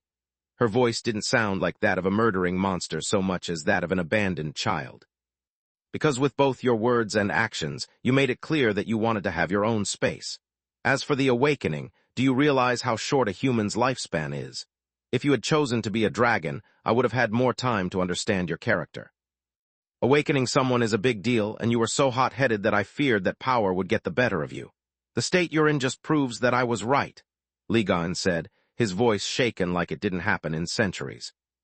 "Yet you didn't hesitate to awaken that empress of yours. Guess that's true what they say. You can pick your friends, not your family." Xenogrosh's voice oozed poison. "You know, the reason why I joined the Master is that, unlike you, he at least gave me a chance. He took his time to know me, even when I was just another horrid abomination before tagging and bagging me like you would." Chapter 740, 5 Fallen Cores, Part 1. "I never wanted for you to see me in my fallen state, forcing you to hunt me and put me down like a rabid beast. That's why I never answered your calls before, and I wouldn't have contacted you if I wasn't desperate. Guess what, Almighty Ligon? The only thing you were right about me is that I should have chosen the dragon side of the family from the beginning." Xenogrosh shapeshifted into her shadow dragon form, flaunting a size that rivaled with that of her father. Her right hand was covered by Bytra's sky piercer claws, which pulsed with the same fury that possessed their master. Ligon's eyes moved from his daughter to the familiar design of the weapon she was wielding, finally understanding the meaning of Maugre's words during Lith's last tribulation. The threat they were facing was beyond that of the usual madman aiming for eternal life. Whoever this master was, he had somehow managed to upset the balance as Ligon knew it. The dragon eldritch hybrid in front of him was proof of that. "What do you need my help for, dear?" he asked. His voice was calm now, and there was no judgment in his eyes. Xenogrosh was so shocked that she returned to her human form without even realizing it. For the first time in her adult life, Ligon was speaking to her like a father instead of a guardian. Xenogrosh was several centuries old. She had seen Maugre change in ways she deemed impossible. She had fought the most powerful creatures that roamed the planet without batting an eye, yet she couldn't stop herself from stuttering. Hating Ligon the Guardian was easy. Hating the father who had read her bedtime stories when she was little, who had taught her almost everything she knew about magic, was another story entirely. She felt incredibly stupid for revealing her envy towards the Magic Empress to him, for yelling like a petulant child while flaunting her hybrid form as if it was a new toy. She had emitted such a powerful energy signature that Ligon would probably be able to track her if he wanted to. "I'm feeling so lost, Dad." She fell on her knees, crying. "I started this because I wanted more power, because I wanted to become powerful enough to show to this stupid planet that it made a mistake by abandoning me. For a magical beast, turning into an emperor beast meant that Maugre had accepted them. That was the reason why they would receive its help to shed their old form and be granted a painless evolution. For abominations, turning into an eldritch was the lowest point. It meant that Maugre had completely cut them off from the natural order of things, relegating them to a state lower than the fallen races. They could at least still evolve, whereas an eldritch was the end of the line. Yet after spending so much time with the Master, after I stopped living like a beast, thinking only about eating, surviving, and becoming stronger, I realized that power is not what I really want. What I truly wished for was to be freed from my hunger, to enjoy little things like smelling a flower without it wilting at my touch. Now I'm so close to getting back everything that I lost, but no matter how much I struggle, I can't overcome this new wall and I'm scared of screwing things again." She sobbed, making Ligon's heart tighten. "What's the matter, sweetie pie?" Then Xenogrosh told him everything about her twin core, and her inability to awaken or to access to any of her old abilities. "Do you know what's wrong with me, Dad? I tried all the breathing techniques I learned over the years, yet all I've achieved is the feeling that if I make one wrong move, my new core will overload and my new body will be lost," she said. "And you're right. The Master's crazy experiment has simply created bodies and cores capable of withstanding the chaos energy that normally ravages an abomination's physical form, but it didn't cure your status as an eldritch. I'm sorry, Zorith, but you've been deluding yourself. You are still far from being normal. The troll core is incapable of processing the darkness energy, just like the black core is incapable of processing the light element, which creates a symbiotic relationship that allows you to maintain your human form. But that's it. Both of them are still fallen cores, so they cannot awaken. Any attempt on a fallen core will make it burst and fall prey of the black core, killing you on the spot. I don't think you can survive anymore without the troll core. You've changed too much, Ligaen said. Wow, fallen cores, do they really exist? Xenogrosh wiped her tears while Ligaen nodded. I can't believe it. I lived together with the most ancient beings on Magur, guardians excluded, and no one was able to understand what was wrong with us. Yet you solved it all just by looking at my hologram. Can you cure me, Dad? Honestly, and I don't say this often, I don't know. You're a new life form, so it would take me some time just to understand what you've become, but I'm fairly optimistic about your condition, Ligaen said while thinking about Lith. The anomaly was an abomination hybrid as well, yet he hadn't fallen, had been able to awaken by himself, and was living a full life, even walking the path to guardianhood. If I could get to study how his mana core and life force works, I could cure my little girl. Yet I can't afford to let her know about his existence. As long as Zorith associates herself with the Master, she's a liability to the balance, he thought. Really, do you think you can help us? Xenogrosh said, her eyes were full of hope. The others, maybe. I need to see them to be sure. You? Absolutely, but first you have to tell me the Master's identity and where I can find the Eldritches. I can barter such information with the other Guardians in exchange for your safety, but I can't make any promises about the others, Ligaen replied.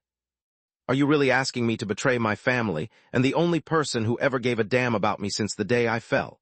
Xenogrosh's hope vanished, replaced by her usual determination. They are not your family. They are worse than undead. Eldritches are crazed beasts that destroy everything they touch. Each one of them has made more victims than the entire vampire race. As for the Master, he's not any better than an Eldritch. The number of living beings sacrificed for his mad experiments is in the millions. He can't be allowed to exist. Magur can't afford another Arthan Griffin. Then what about me? I'm an Eldritch too. What makes me so different from the other abominations? If it wasn't for me, the Master would have never learned about the secrets of awakening, nor about Arthan's madness, Xenogrosh said. By the Great Mother, you're my baby girl, that's the damn difference. I protect countless lives every single day. Humans, beasts, undead, plants, and the only thing they have in common is that I don't give a rat's ass about them. I can afford to be egotistical from time to time, especially when my family is involved. Come back home, and I promise you that I will do all I can to save you. Chapter 746, Fallen Cores, Part 2. I'm sorry, Dad, but I can't do it. They may be monsters to you, but to me they are precious people who need me. I've come too far to turn my back on them like that. Xenogrosh sighed. Thanks for your help, Dad. I promise you that I'll use what you've taught me today to make you proud. I'll find a way to redeem my race in your eyes. I hope that the next time you see me, I'll be whole again. She turned the communication amulet off before warping to random locations to make herself untraceable, unaware that there was no need to. Ligaen considered it his parting gift to his daughter, since the next time they met they were bound to be enemies. I've got bad news and terrible news. Which do you want to hear first? He said after activating his mind link with his fellow Guardians. The bad news, Tyrus replied. I know why the Master knows us so well and who has helped them with Arthan's madness. My daughter Zorith is among his hybrid Eldritches. My condolences, old friend, said Salark. If I meet her on the battlefield, I'll try to give her a painless death. The terrible news is that among her peers there's even Baitra, the fourth ruler of the flames. Zorith was wielding one of her weapons. Fuck me sideways, said both Guardians in unison. The inventor of modern runes, the same Baitra who taught us how to unlock the true potential of Davros, Tyrus asked. She had always believed that Baitra had disappeared due to the tragic consequences of her never-ending quest to find Menadian's legacy and beat the mother of Forgemastering at her own game. No Guardian would have ever thought that Baitra's passion could have turned into an obsession, leading her to become an abomination. Yes, and that's not all. Just like the anomaly, the Master's experiments have allowed my daughter to tap again into her draconic nature, even though she discarded it centuries ago, back when she was still a normal hybrid. Not only is this supposed to be impossible, but also if the same happened to all the other Eldritches, there's no telling what kind of bloodlines we might have to face. As you know all too well, some Eldritches predate even us Guardians. Only silence followed Ligaen's words. Some of the fallen races had obtained great powers before devolving into madness. The idea of such powerful creatures combining their might with the wisdom of millennia and with the chaos energy that only abominations could wield made them worry. Space. Solus Tower 8 hours later. Despite the fact that the mana geyser and his tower were supposed to enhance his recovery speed, when Lith woke up, he felt as if someone had stopped time the moment he had closed his eyes, and then buried him under several steamrollers. Guess I would have been out cold a full day if this had happened in any other place, he thought while yawning like a bear ready to go in hibernation for winter. The first thing he did was check his pocket watch. Luckily, there was still plenty of time to snack and go back to the Erna's mansion. The second thing he did was to investigate the source of all the noise he heard. The moment he tried to focus his attention, Lith could almost feel as if something inside of his head clicked. He could now distinguish all the voices and the smells despite the several closed doors that stood between him and his guests. It seems that Solus invited Tista and Nika at the tower, he thought. Pain aside, one of the last things he remembered before losing his consciousness was taking the Skinwalker armor off to more easily get rid of the impurities. So Lith made sure to be presentable before opening the door of his room. "Big sister, how nice of you to visit, yet when I was bedridden you didn't show up," he said. "Not everyone has a magical tower that moves freely through space," she replied with fake rage before hugging him. "I was too far from the nearest gate and too busy clearing a couple of dungeons to return. Especially after hearing from Solus that you simply needed rest and that you would pick me up later." "Why dungeons?" Lith asked. "I need real battle experience, and I prefer fighting known monsters instead of putting my head inside the dragon's lair like you always do. I always go alone, so that I can practice both fake and true magic according to the circumstances. Spotting things from a distance with life vision almost makes things too easy. Almost." She shuddered at the memory of a couple of her recent near-death experiences. Tista had learned the hard way that monsters could be awakened as well.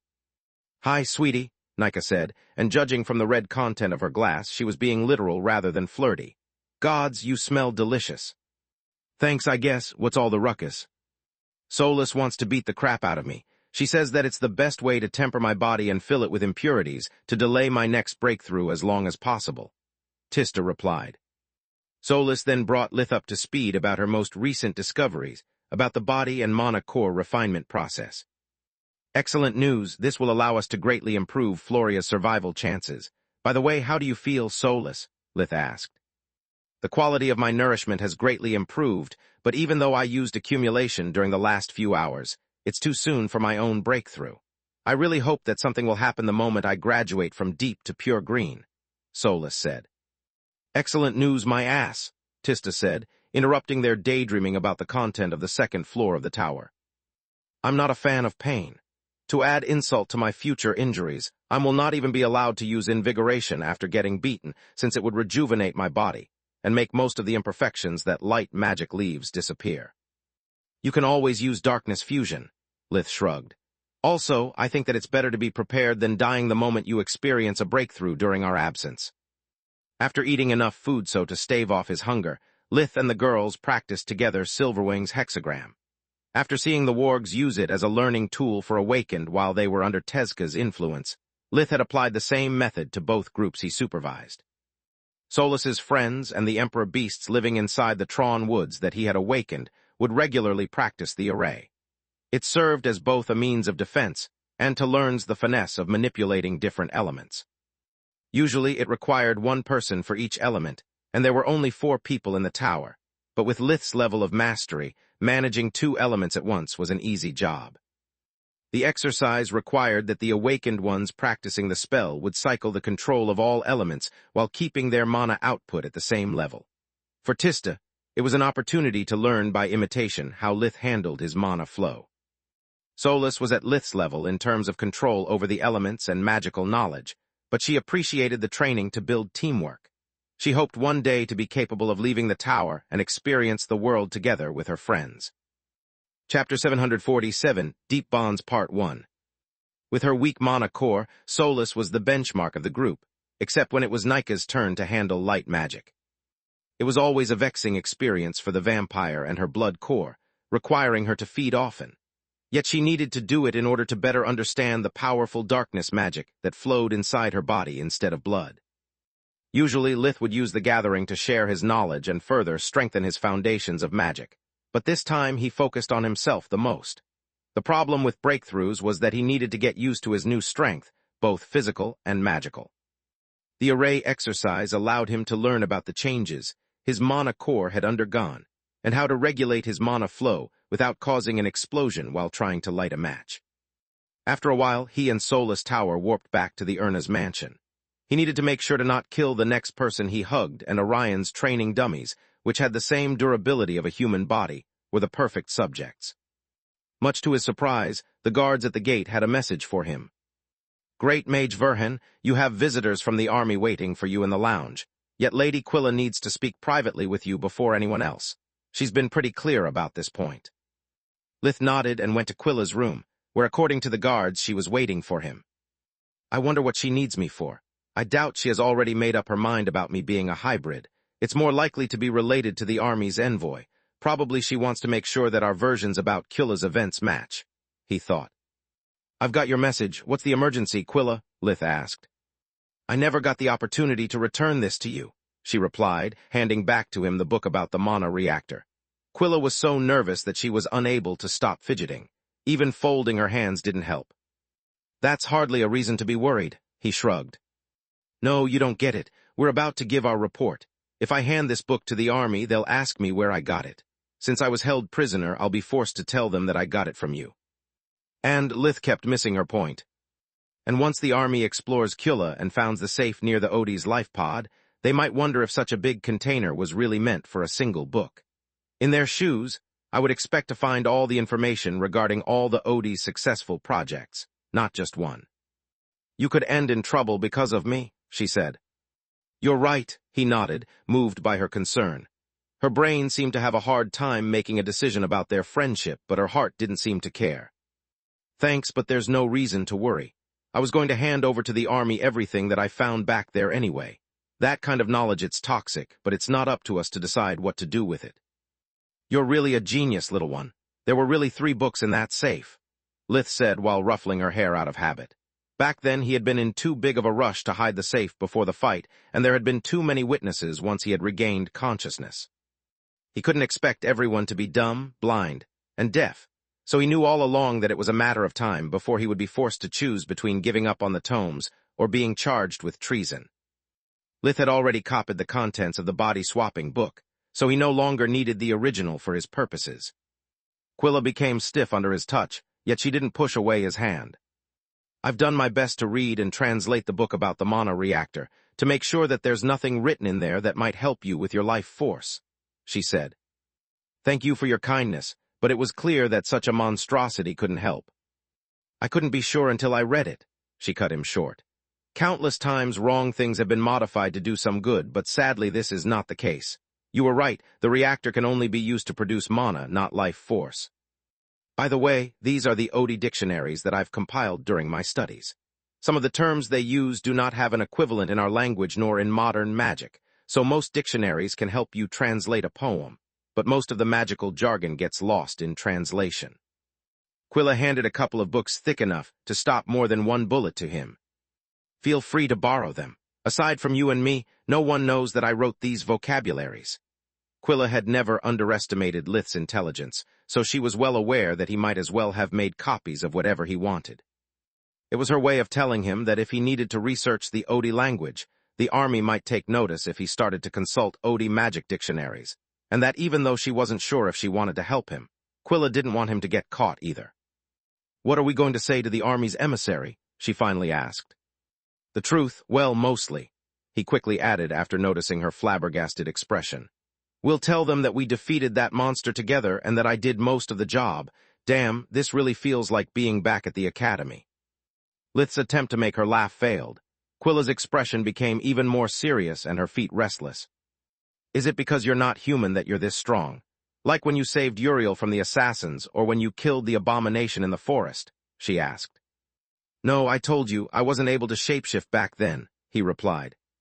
"Have you ever considered us as your friends? I mean for real. Or was even that a deception?" "The truth," Lith asked, and she nodded for him to reply. "Not at first and not for a long time," he said, making her turn pale. I don't expect you to understand how hard my life was, nor how thick-skinned I am. Yet I want you to know that after Bulker's attack, I started to grow fond of all of you, and that now I consider you one of the few true friends that I have.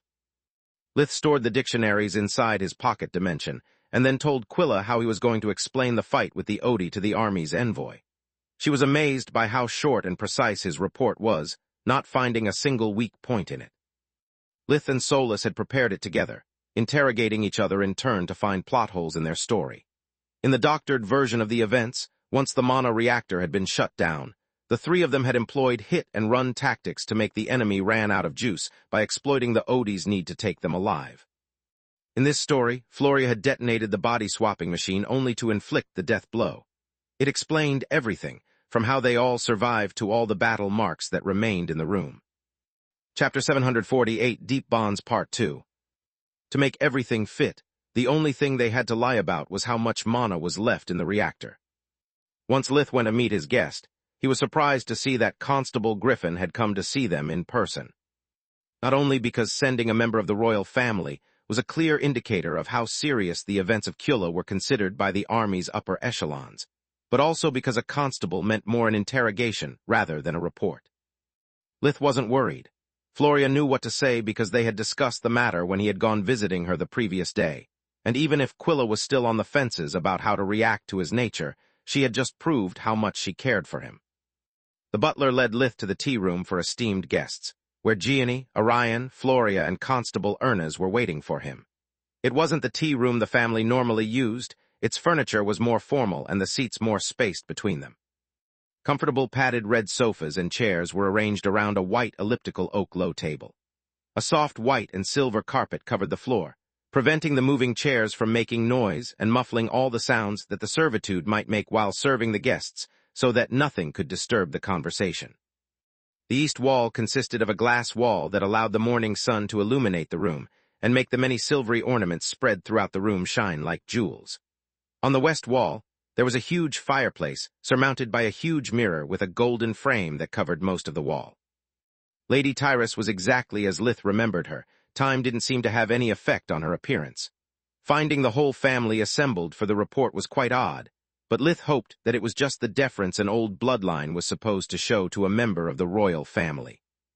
Tyrus Griffin wore the uniform of a royal constable and was 1.76, 59 meters tall. She was a woman in her mid-20s, or so it seemed. There was something about her that made her look young yet ancient at the same time. She had shining golden hair braided into a tress long enough to be twisted and knotted above her head, resembling a crown.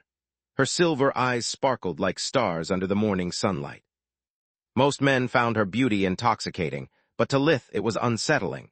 Such a degree of perfection in her forms and the symmetry of her features was simply too good to be true. He gave her a deep bow the moment their eyes met, using it as an opportunity to hide his suspicions and wear his usual poker face. Much to everyone's surprise, Lady Tyrus stood up at his arrival and offered him her hand. "Ranger Verhin, I had heard that your injuries were quite severe. I'm glad to see that you're recovering so well," she said with a dazzling smile. The moment Lith shook her hand, Tyrus used Mother Earth, her version of invigoration, to scan both hybrids at the same time. Magus seemed to be interested in Solus as much as she was interested in Lith, so it was time to give to Menadian's desperation the attention she deserved. The black hybrid's mind was a shattered, incomplete puzzle, the pieces of which were fighting to fit each other without falling apart. Some cracks had disappeared. Empty gaps between spaces were now filled by small yet growing pieces, showing the healing process Lith was still undergoing. The white hybrid's mind, instead, was whole, but with multiple cracks that seemed to have grown over time. Just like Magur had told her guardians, Solus's memory loss coupled with the lack of a physical body had prevented her to have any semblance of normality in her life, and had deeply affected her mental state. Interesting, Tyrus thought. His body has further evolved after the events of Kula. His second life force is now more distinct, and the wall between it and the human life force seems to have thinned, unlike how it happened to my children. Normally, the more a hybrid grows stronger, the more apart their life forces grow until one of them has to be sacrificed to allow the other to thrive. In Lith's case, instead, they have moved closer. I've seen it happen in the past. It could mean that either the two life forces will clash for dominance, in which case Lith's life will be at risk, or that they are trying to fuse. If the latter happens, then Magus is right, and he would be really moving towards becoming his own species. Also, Lith's core is not a fallen one. On the contrary, it presents an extraordinary affinity towards the fire and darkness elements. There is no sign of unbalance. The light element flows through his body as well, preventing chaos energy from being formed and harming his body. As for the woman in the ring, she's truly unique. She possesses only one life force, yet I can feel she has two bodies and two cores as well. The tower's core is part of her body just like her own mana core, and they have been bonded with means like I've never seen before. Yet she's not a cursed object. Neither she was sacrificed to give life to the tower, nor she's enslaved by it. She a true human artifact hybrid, and the only reason she doesn't have two life forces like Lith is that items do not have life force. Her condition allows her to control Menadian's artifact in ways that not even the first royal Forgemaster could. She and the tower are one, making the girl more than human, yet less at the same time. Quilla Ernaz is the only healer of my generation that I acknowledge as my equal, and the Ernaz family has treated me very well every time I needed help, Lith said, appreciating the soothing warmth that Tyrus's skin exuded. Looking into her eyes was almost as staring at a placid lake during a morning spring. It made him feel at peace, and almost lulled him into staring at the golden reflection of the sun on her irises. Almost. The Ernaz truly are one of the founding pillars of the kingdom, she said while turning around and giving a deep bow to the masters of the house. The crown is deeply indebted with you, and for your unwavering loyalty, you have our gratitude. Seeing an involuntary nervous spasm on Gianni's face was something unprecedented, no matter if it had lasted barely a split second. Clearly the situation was as odd for them as it was for Lith. Yet for Tyrus it wasn't odd, just nostalgic. Orion and Gianni came from two of the most ancient bloodlines that had been established together with the Griffin Kingdom. Their ancestors had been founding members of the Queen's Corps back when Tyrus was still Queen and Valoran's dear friends. Juria Ernaz and Agram Myrock hated each other so much that it had taken their families centuries before considering their oath of never mixing their blood just a legend, leading to Orion's and Gianni's marriage. Being inside the Ernaz's tea room was a trip down the memory lane to her. While the Ernaz couple reminded Tyrus of her long-lost friends, Lith and his companions reminded her of herself. Lith was just a candidate guardian, but she could feel that their bond ran deep. Chapter 749, Hard Truth Part 1. Why don't you sit down while we wait for the last member of this meeting to join us?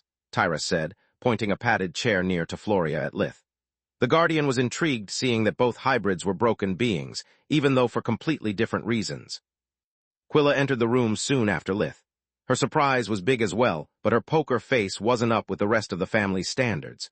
She stuttered when Tyrus stood up to greet her, and she tensed so much that even Lith would have suspected she practiced forbidden magic if he didn't know better. There's no reason to worry.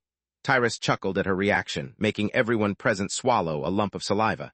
They all knew that a constable's reassurances were mostly smoke and mirrors. This is a friendly hearing. I assembled you here because I know that you're all tired, but I need to hear from you how you dealt with the last of the Odi. This should be the quickest way for you to give your report and go back to your deserved rest, Tyrus said. Floria took the initiative and told only the truth, at least until the part where she and Lith had remained alone with Jaira in the body-swapping room. Too many people had witnessed the first part of the fight, and she had no idea what they had reported. She undersold the gravity of the injuries Lith had sustained, but kept the rest accurate. After that, she stuck with the story they had agreed beforehand. Tyrus didn't interrupt her nor asked questions. She just stared at the other two and studied their reaction. Lith was as calm as Quilla was nervous. Tyrus's setup was as simple as it was effective. Since they have had all the time to forge a story, by putting them all together and in front of their parents as a reminder of the consequences that lying would have, Constable Griffin could find the weak link in the group. Unfortunately for her, Lith just nodded from time to time, whereas Quilla was so nervous that she never stopped fidgeting, even when Floria told the truth, making it impossible to understand the reason for her discomfort. When it was Lith's turn, he told her how he and Morak had reached the reactor and how he had found the safe. Lith also handed Tyrus the 3 books and the God's Will Array bead. After carefully studying the artifact, he and Solus had realized that now it was just a piece of junk. Not only did the bead require the reactor to be fueled, but also half of its runes had to have been carved into the Odi's enchanted life force. Without them, the bead's pseudocore had slowly started to crumble. With just the mana pathways inside the artifact, the pseudo-core was unable to sustain its existence. "Did they ever leave your storage items? Did you make any copy of their content?" Tyrus asked, while putting them away with her eyes staring into Lith's. "No and no, I made no copy." Much to Tyrus's surprise, he was telling the truth.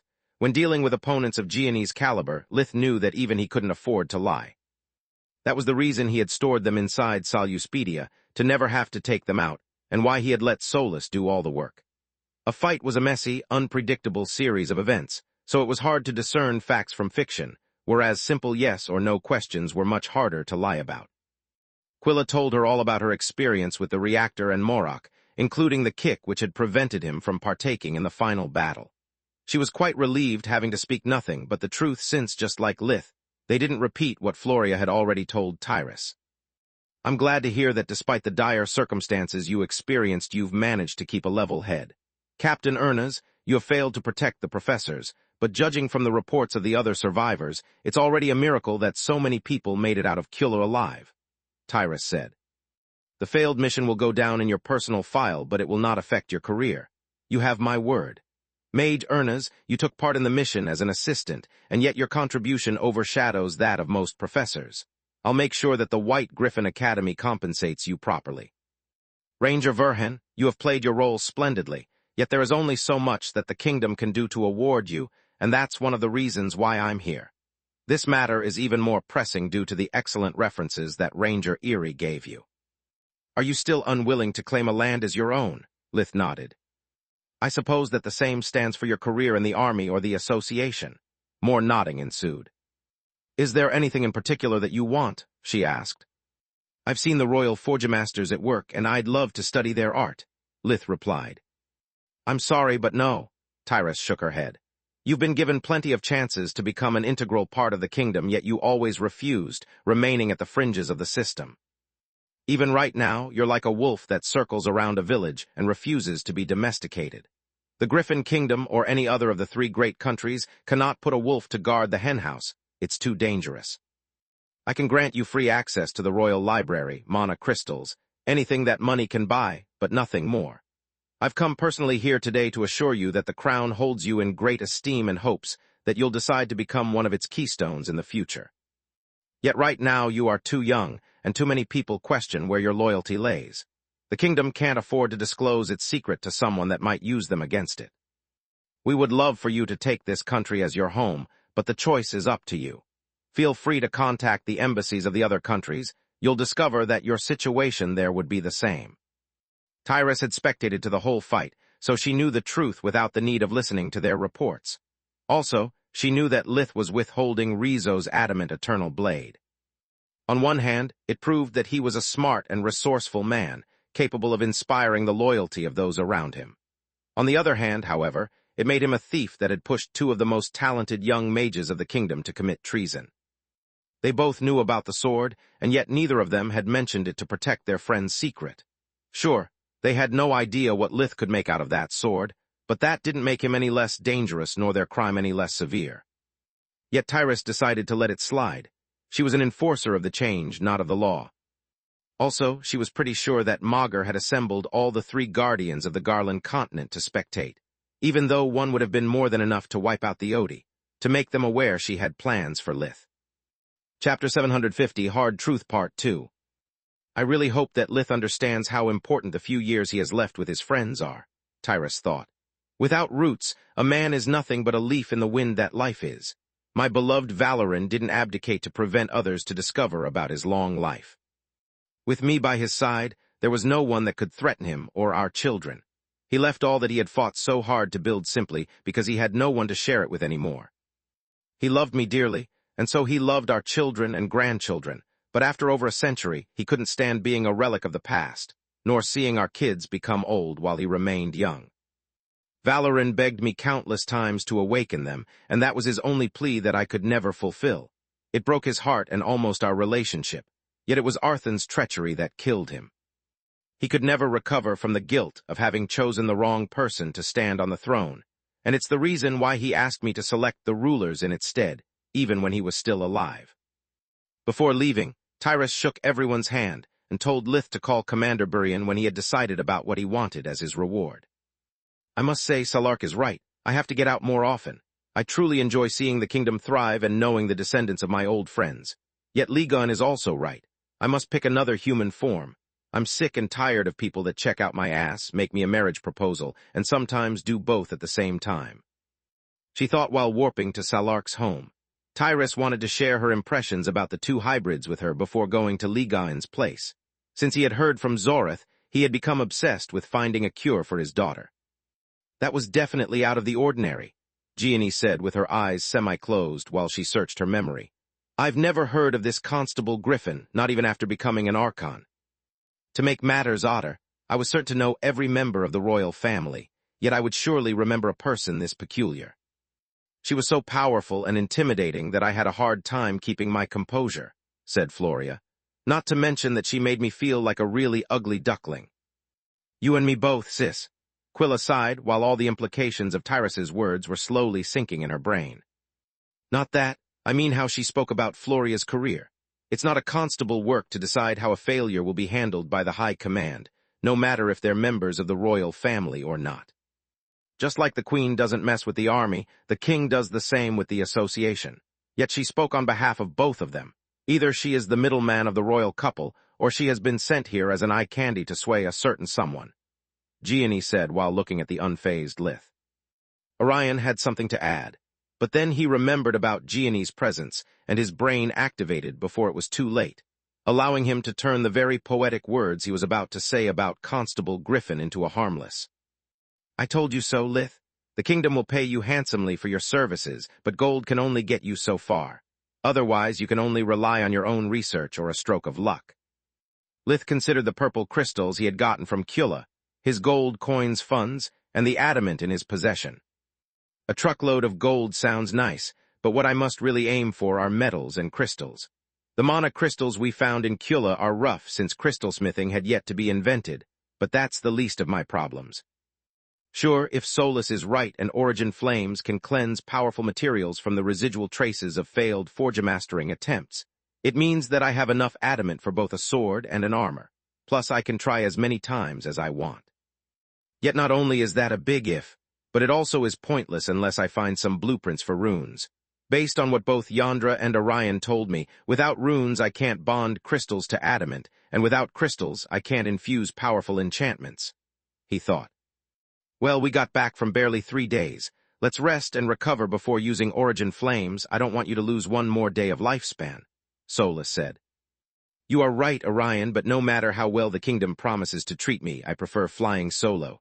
I've got enough time that I can rely on luck for a little longer. If push comes to shove, I'll probably ask you as my mentor. Lith smirked. And I'll be glad to refuse, Orion smirked back. I'm already too busy between my duty and my apprentices, so unless a royal decree forces me to take you in, you'll have to look for another master. Speaking about time, it's damn late. I have to go. Lith ignored Orion's remark. According to his pocket watch, he was going to be late for dinner. He left the room with a brisk walk while he and Solus organized their days between research and experiments. Time, that word triggered something inside of Quilla, who had never stopped fidgeting ever since Constable Griffin had summoned her. Floria, I need to talk to you. Can we please go to my room? She said. Floria nodded, and the two young women left the tea room as well. Those were 2 more things I didn't expect to see today after a member of the royal family actually bowed to us. Quilla lying to a royal constable, and you refusing to take Lith as your apprentice. Do you mind explaining? Gianni asked.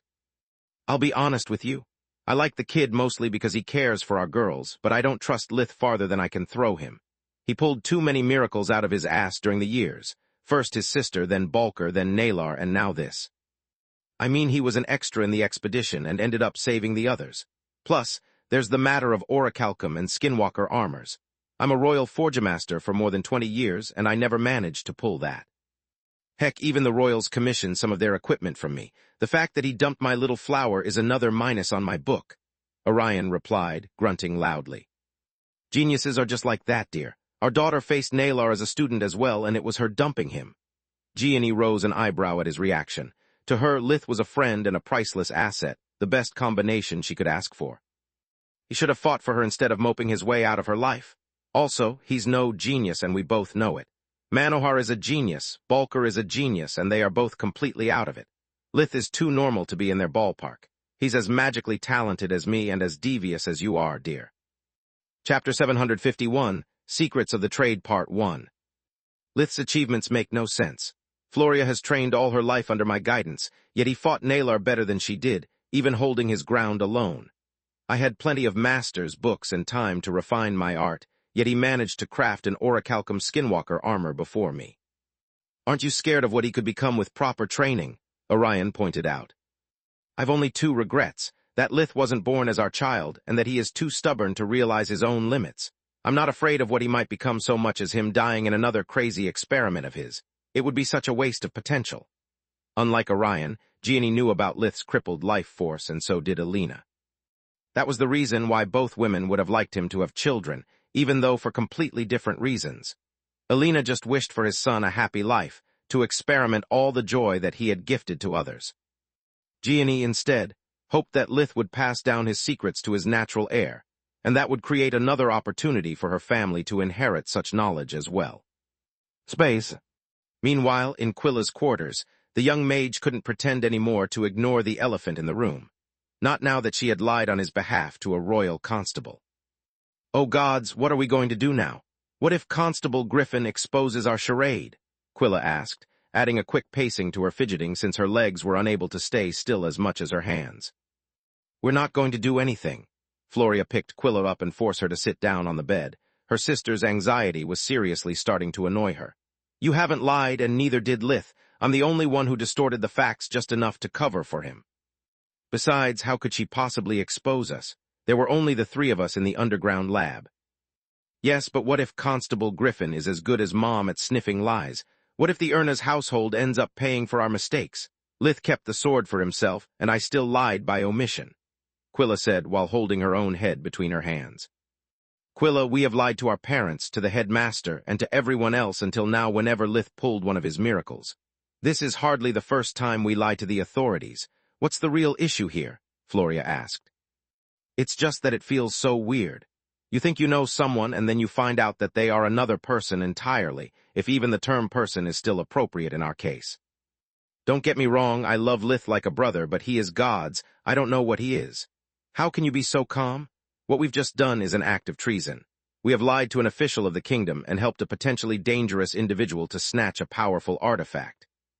We have basically put everything we have at risk for a dragon-human thingy. Why didn't he tell us the truth sooner, and how could you have kept being his girlfriend knowing what you know? Quilla asked. I'm calm because this changes nothing to me, Floria replied. I lied for him back when I thought he was just stronger than regular people, and I'll do it again whenever Lith needs my help. He should have explained to you why he didn't share his secret before. He was afraid of scaring you away, and judging from your reaction, I can't blame him for it. As for me, how could I break up with him just because he had come clean with me? How could I turn my back on him when he did it thinking only about my sake, to protect me from the danger that Lith believed he posed to my life? Lith knew I would have been afraid, that my first instinct would have been to scream and run, just like you're doing right now. Yet I stayed, because what really scared me weren't the scales, the eyes, or the claws. It was all the pain in his eyes. The honesty when he called himself a monster like it was the most natural thing in the world, and how afraid he was that somehow whatever is tainting his body could harm me. Do the scales change him from the mean-eyed little runt who taught us about first magic? Do the eyes make him less of the friend who held our hands during and after the fourth year's second exam, who fought alone against Balker's minions for our sake? Maybe it's stupid of me, but when he tried to push me away, I didn't think about the people that I've seen him kill, nor about how scary his true nature was. All I could think about was how, after Nalar enslaved you, Lith spent every night on your bedside, holding your hand and caressing your head until you fell asleep. About all the time he spent holding me at night, because I was terrified by all the terrible things we've experienced, and by all the people we have lost during our time at the academy. Lith had lived our same experiences, yet even if he was the one on his deathbed after saving Protector, even if he had been captured and tortured by Nalar, he consoled me, not the other way around. Sorry, but I don't feel a martyr for doing what I did back then nor for doing what I've done today. Neither I'm acting out of pity, only out of affection. It's always easy to talk in hindsight, but have you ever stopped considering that he could have left us for dead? And I don't mean just back in Kula, but also every time he could have easily get out of danger if not for our presence.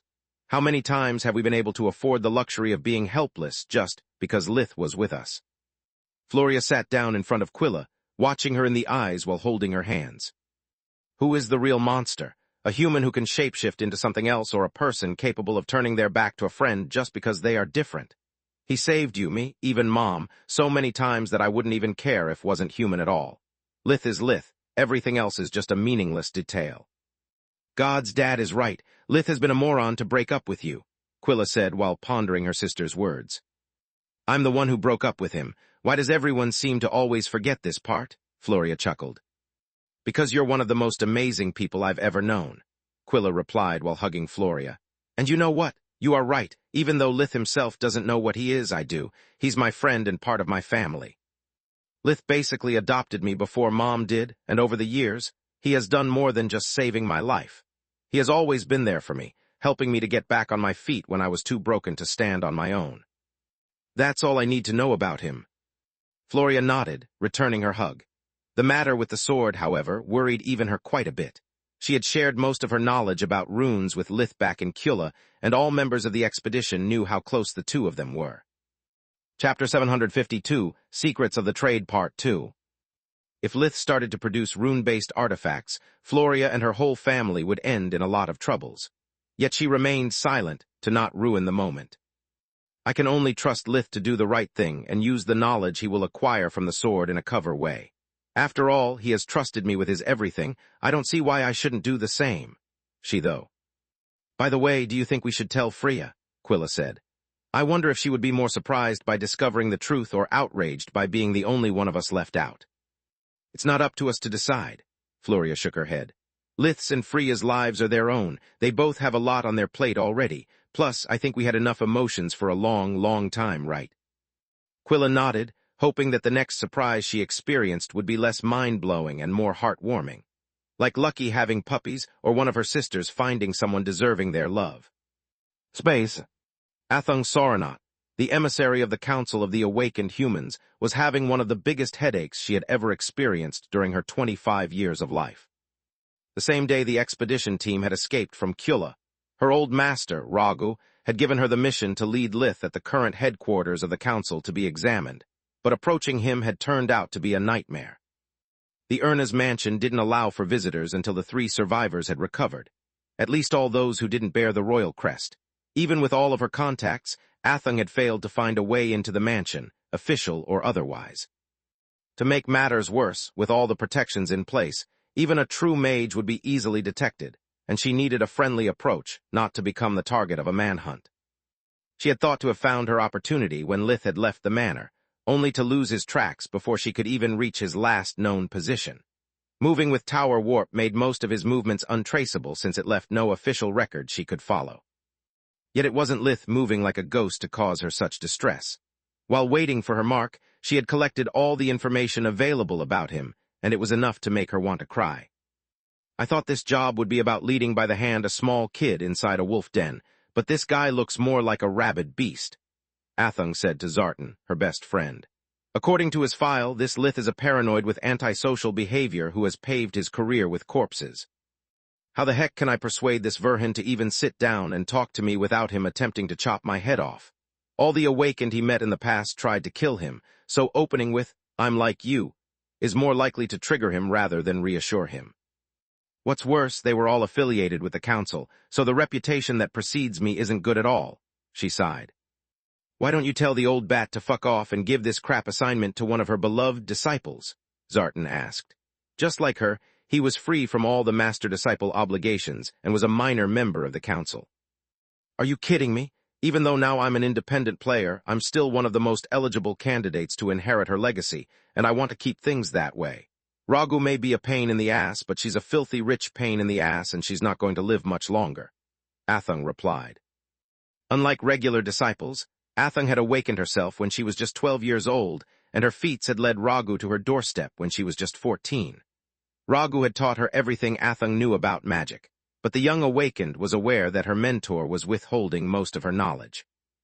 Being a natural awakened meant that Athung wasn't bound to serve her master for 100 years, since it was a treatment reserved to those who had needed external help to be turned into true mages. Once Athung had learned all that Ragu was willing to teach her, and the council had recognized her as its full-fledged member, she had got her freedom back. Yet it had come at a price. Sure, as an apprentice she had to obey Ragu's every order without question, and had been forced to put her abilities to the test, even in fields of the magical research that she had no interest into. But her life had been so much easier back then. Whenever she had a question or reached a bottleneck in her personal research, Ragu or her library would provide Athung with all the answers she needed. During her 8 years of apprenticeship, Athung never had to worry about books, money, or materials. Whatever she needed, her master would provide it to her on a silver platter in a matter of minutes. During the last 2 years, instead, her abilities had stagnated.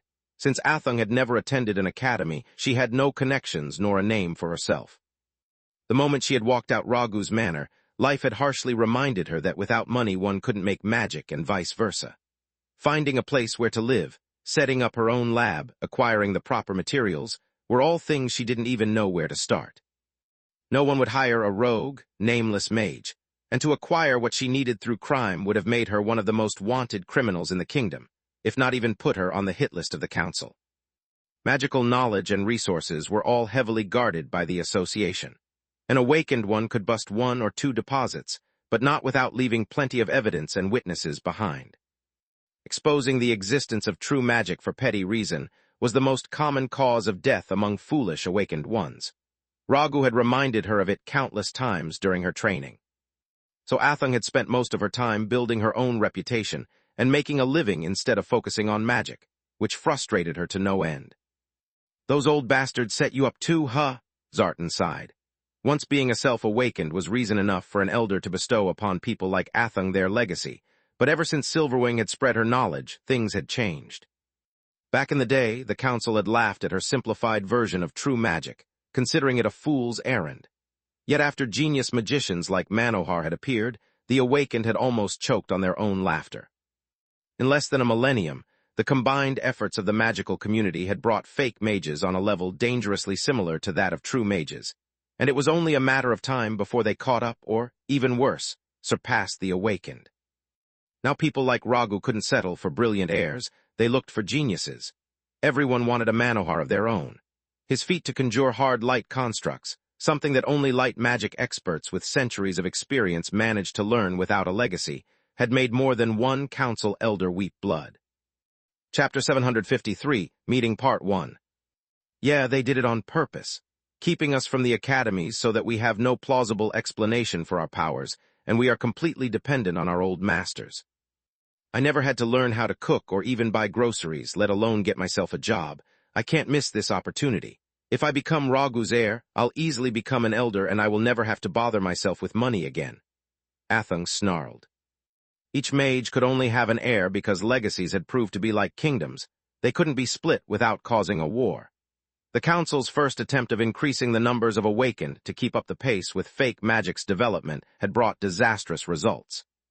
Madmen, degenerates, or even worse, foolish goody-two-shoes idealists that wanted to save Magur from itself had infiltrated their ranks, forcing the council to purge the rotten apples before they could plant their seeds and spread like a disease. Having more than one heir had also proved to be nigh impossible. Every mage lived believing to be the best, and sharing wasn't their strong suit. Usually having more than one heir devolved in them plotting against each other or trying to persuade their master to get rid of the competition. Since raising their numbers had turned out to be too difficult, the Council of Humans had decided to increase the quality of the heir candidates. If people like Balker could achieve that much just by themselves, there was no telling the heights they might reach with millennia of legacies backing their research. Aren't you afraid that this Verhin guy could steal your spotlight? I mean, if he's really a self-awakened, he has our same background, but unlike us, he has already made quite a name for himself, Zartan said. Unlikely, Athung sneered at the idea. Most of his so-called feats can be easily explained with the basics of true magic disguised as talent. The only notable thing he has is his forgemastering skill, and Ragu is no forgemaster. That and his body count. Zartan pointed at all the names listed as Lith's confirmed kills. That's why I'm so frustrated. Even if Ragu allowed me to employ it, brute force is not an option. I spent the first 12 years of my life as a normal human and the rest holed up in a safe environment, whereas this guy has grown up on the battlefield. How the heck do I get a paranoid psycho killer to follow me without asking questions? She slammed her fists on the table in frustration, cracking it. The idea of having to spend money to replace the furniture turned her stress into fury. Honey trap, Zartan suggested with a laugh while exposing his hairy calf. I mean, if violence and diplomacy are off the table, you don't have much of a choice. His joke earned him a powerful punch in the face as an answer. That's not funny at all. It's my future that is at stake here, so either you get serious or you get out of here. All awakened received physical training and combat lessons, but very few of them actually had the opportunity to put them to use. After 2 years of adventuring on her own, Athung considered to have gained quite some battle experience, but not enough to take head on an awakened ranger, at least not if she played it fairly. She checked with her contacts again. The moment Lith took a warp gate, she would be informed of it. The hard part would be to find a way to not let their meeting end with one of them leaving the field in a body bag. Space.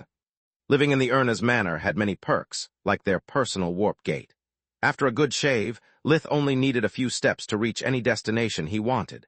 The skinwalker armor relieved him of the necessity of changing clothes, and he hated cologne.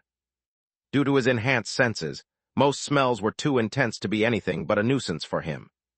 I can't believe I had to forge-master myself a razor, Lith thought. Well, it's not like you had any other choice.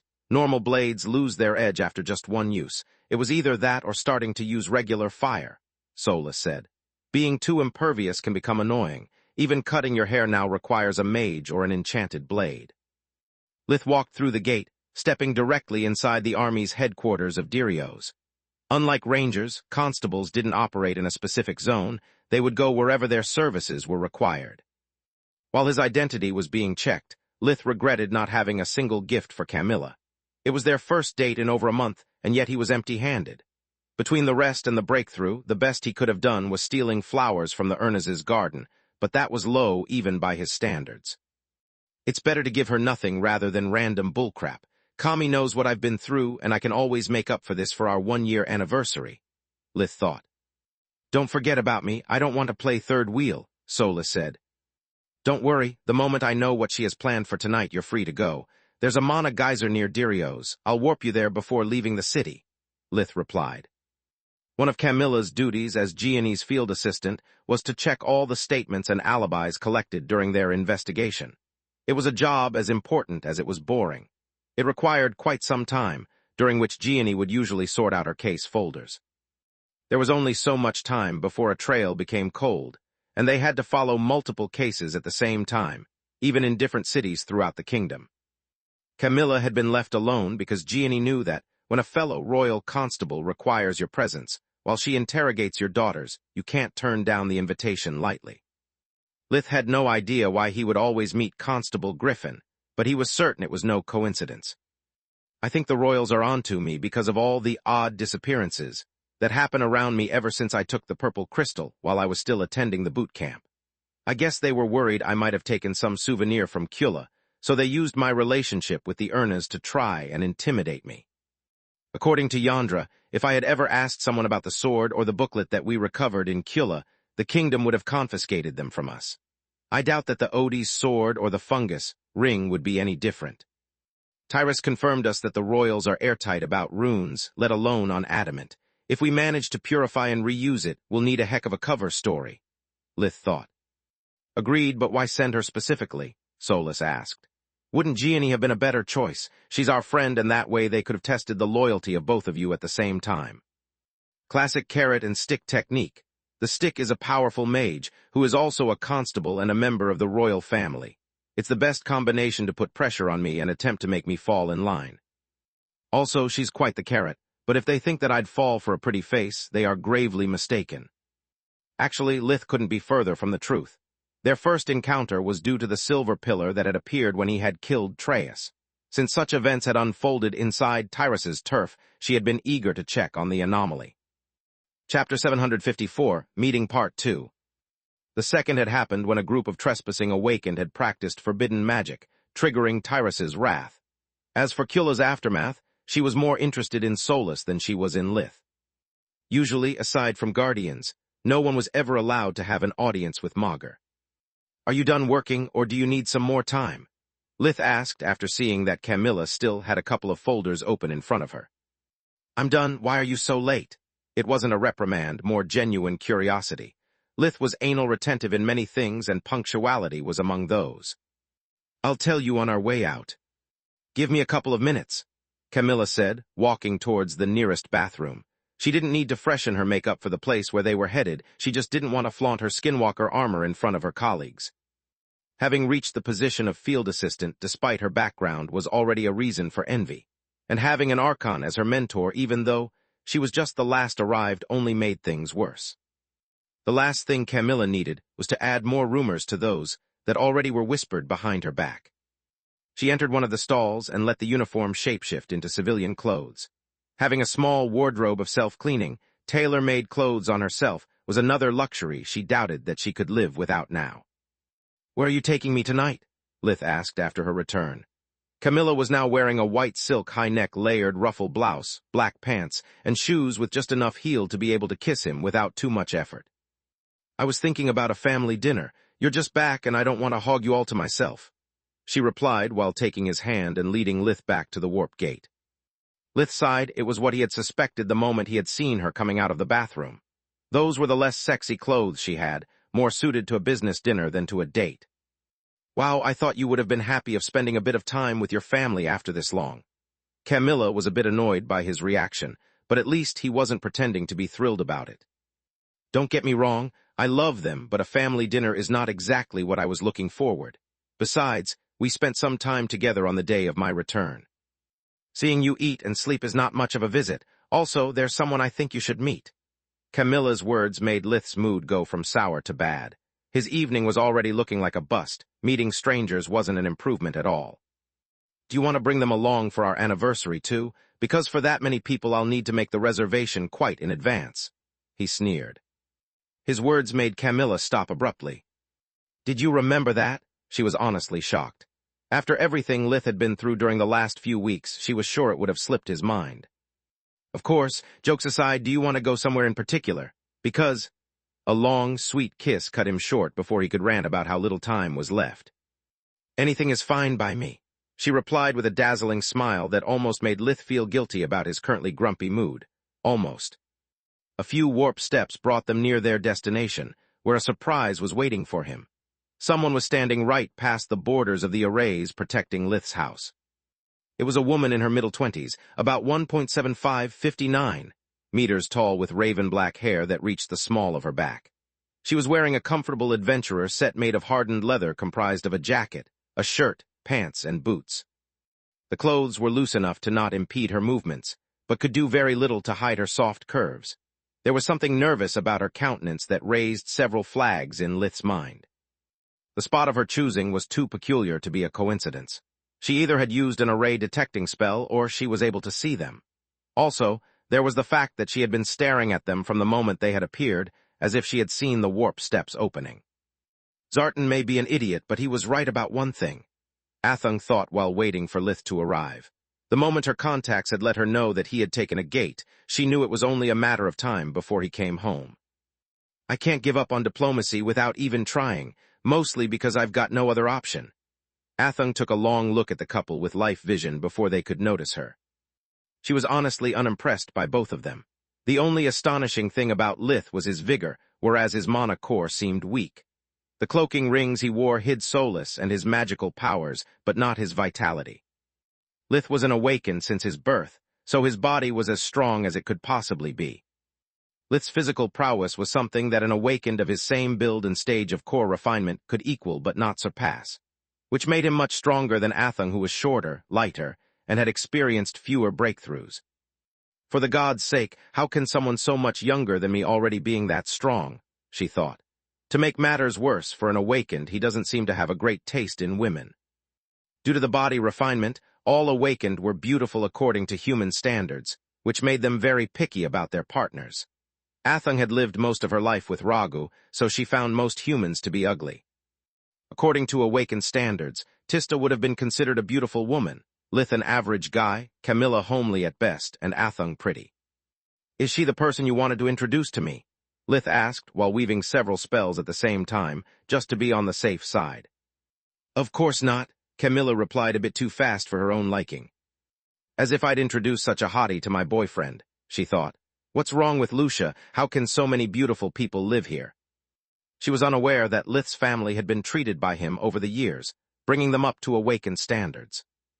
I don't know who that woman is, but all of her equipment is enchanted, and she is likely to be an awakened. I can see her blue core sending streams of mana throughout her body, whereas fake mages have static cores. Solus thought, breaking the impasse. Kami, stay behind me and don't move, no matter what. Lith stood in front of her as a blue aura erupted from his body, covering 10 meters, 33 feet. Around him, and 2 sets of what appeared to be membranous wings came out from his back. Lith had just used the full guard and the death call spells. The former allowed Lith to perceive everything and everyone within its boundaries, making it impossible to take him by surprise. It also allowed him to defend himself even from attacks coming from his blind spots. Usually Solus's senses were enough, but since he was with Camilla and had no idea if more people were cloaked in the vicinity, he couldn't afford to take risks. Chapter 755 demands Part 1. Death Call, instead, was one of Lith's personal spells. It conjured 4 dense constructs made of darkness magic that he could move as if they were his limbs. Once they looked like tentacles, but after fighting Thrude, Griffin Lith had learned how to alter their shape at will. He had chosen to make them look like wings, as a cover in case he had to shapeshift and to not give out their purpose to his opponent. Calm down, I'm not here to fight, Athung said, swallowing a lump of saliva. My name is Athung Soranot, and I'm here on behalf of the council. We need to talk. She decided to go all out as well, spreading a blue aura that was just an aura, and preparing her best spells in case she needed to buy some time to escape. Lith has interacted with Awakened more than once. He can't be that much of a country bumpkin anymore. Mentioning the council should calm him. I can't afford a fight. Not only because of Ragu's orders, but also because if the Queen's core meddle with this, I'm as good as dead. She thought, hoping that Lith wasn't the madman his personal file described. A flick of Lith's wrist blinked Camilla inside his house, letting him free to speak or fight as he saw fit. I've nothing to say to the council. The last time I dealt with one of you, I almost got killed. Lith was referring to Enzialot the Lick, who had forced him to partake in a ritual fight to the death against a vampire, but Athung had no way to know it. I assure you that the council was unaware of the deeds performed by the rogue Awakened you faced in Xantia.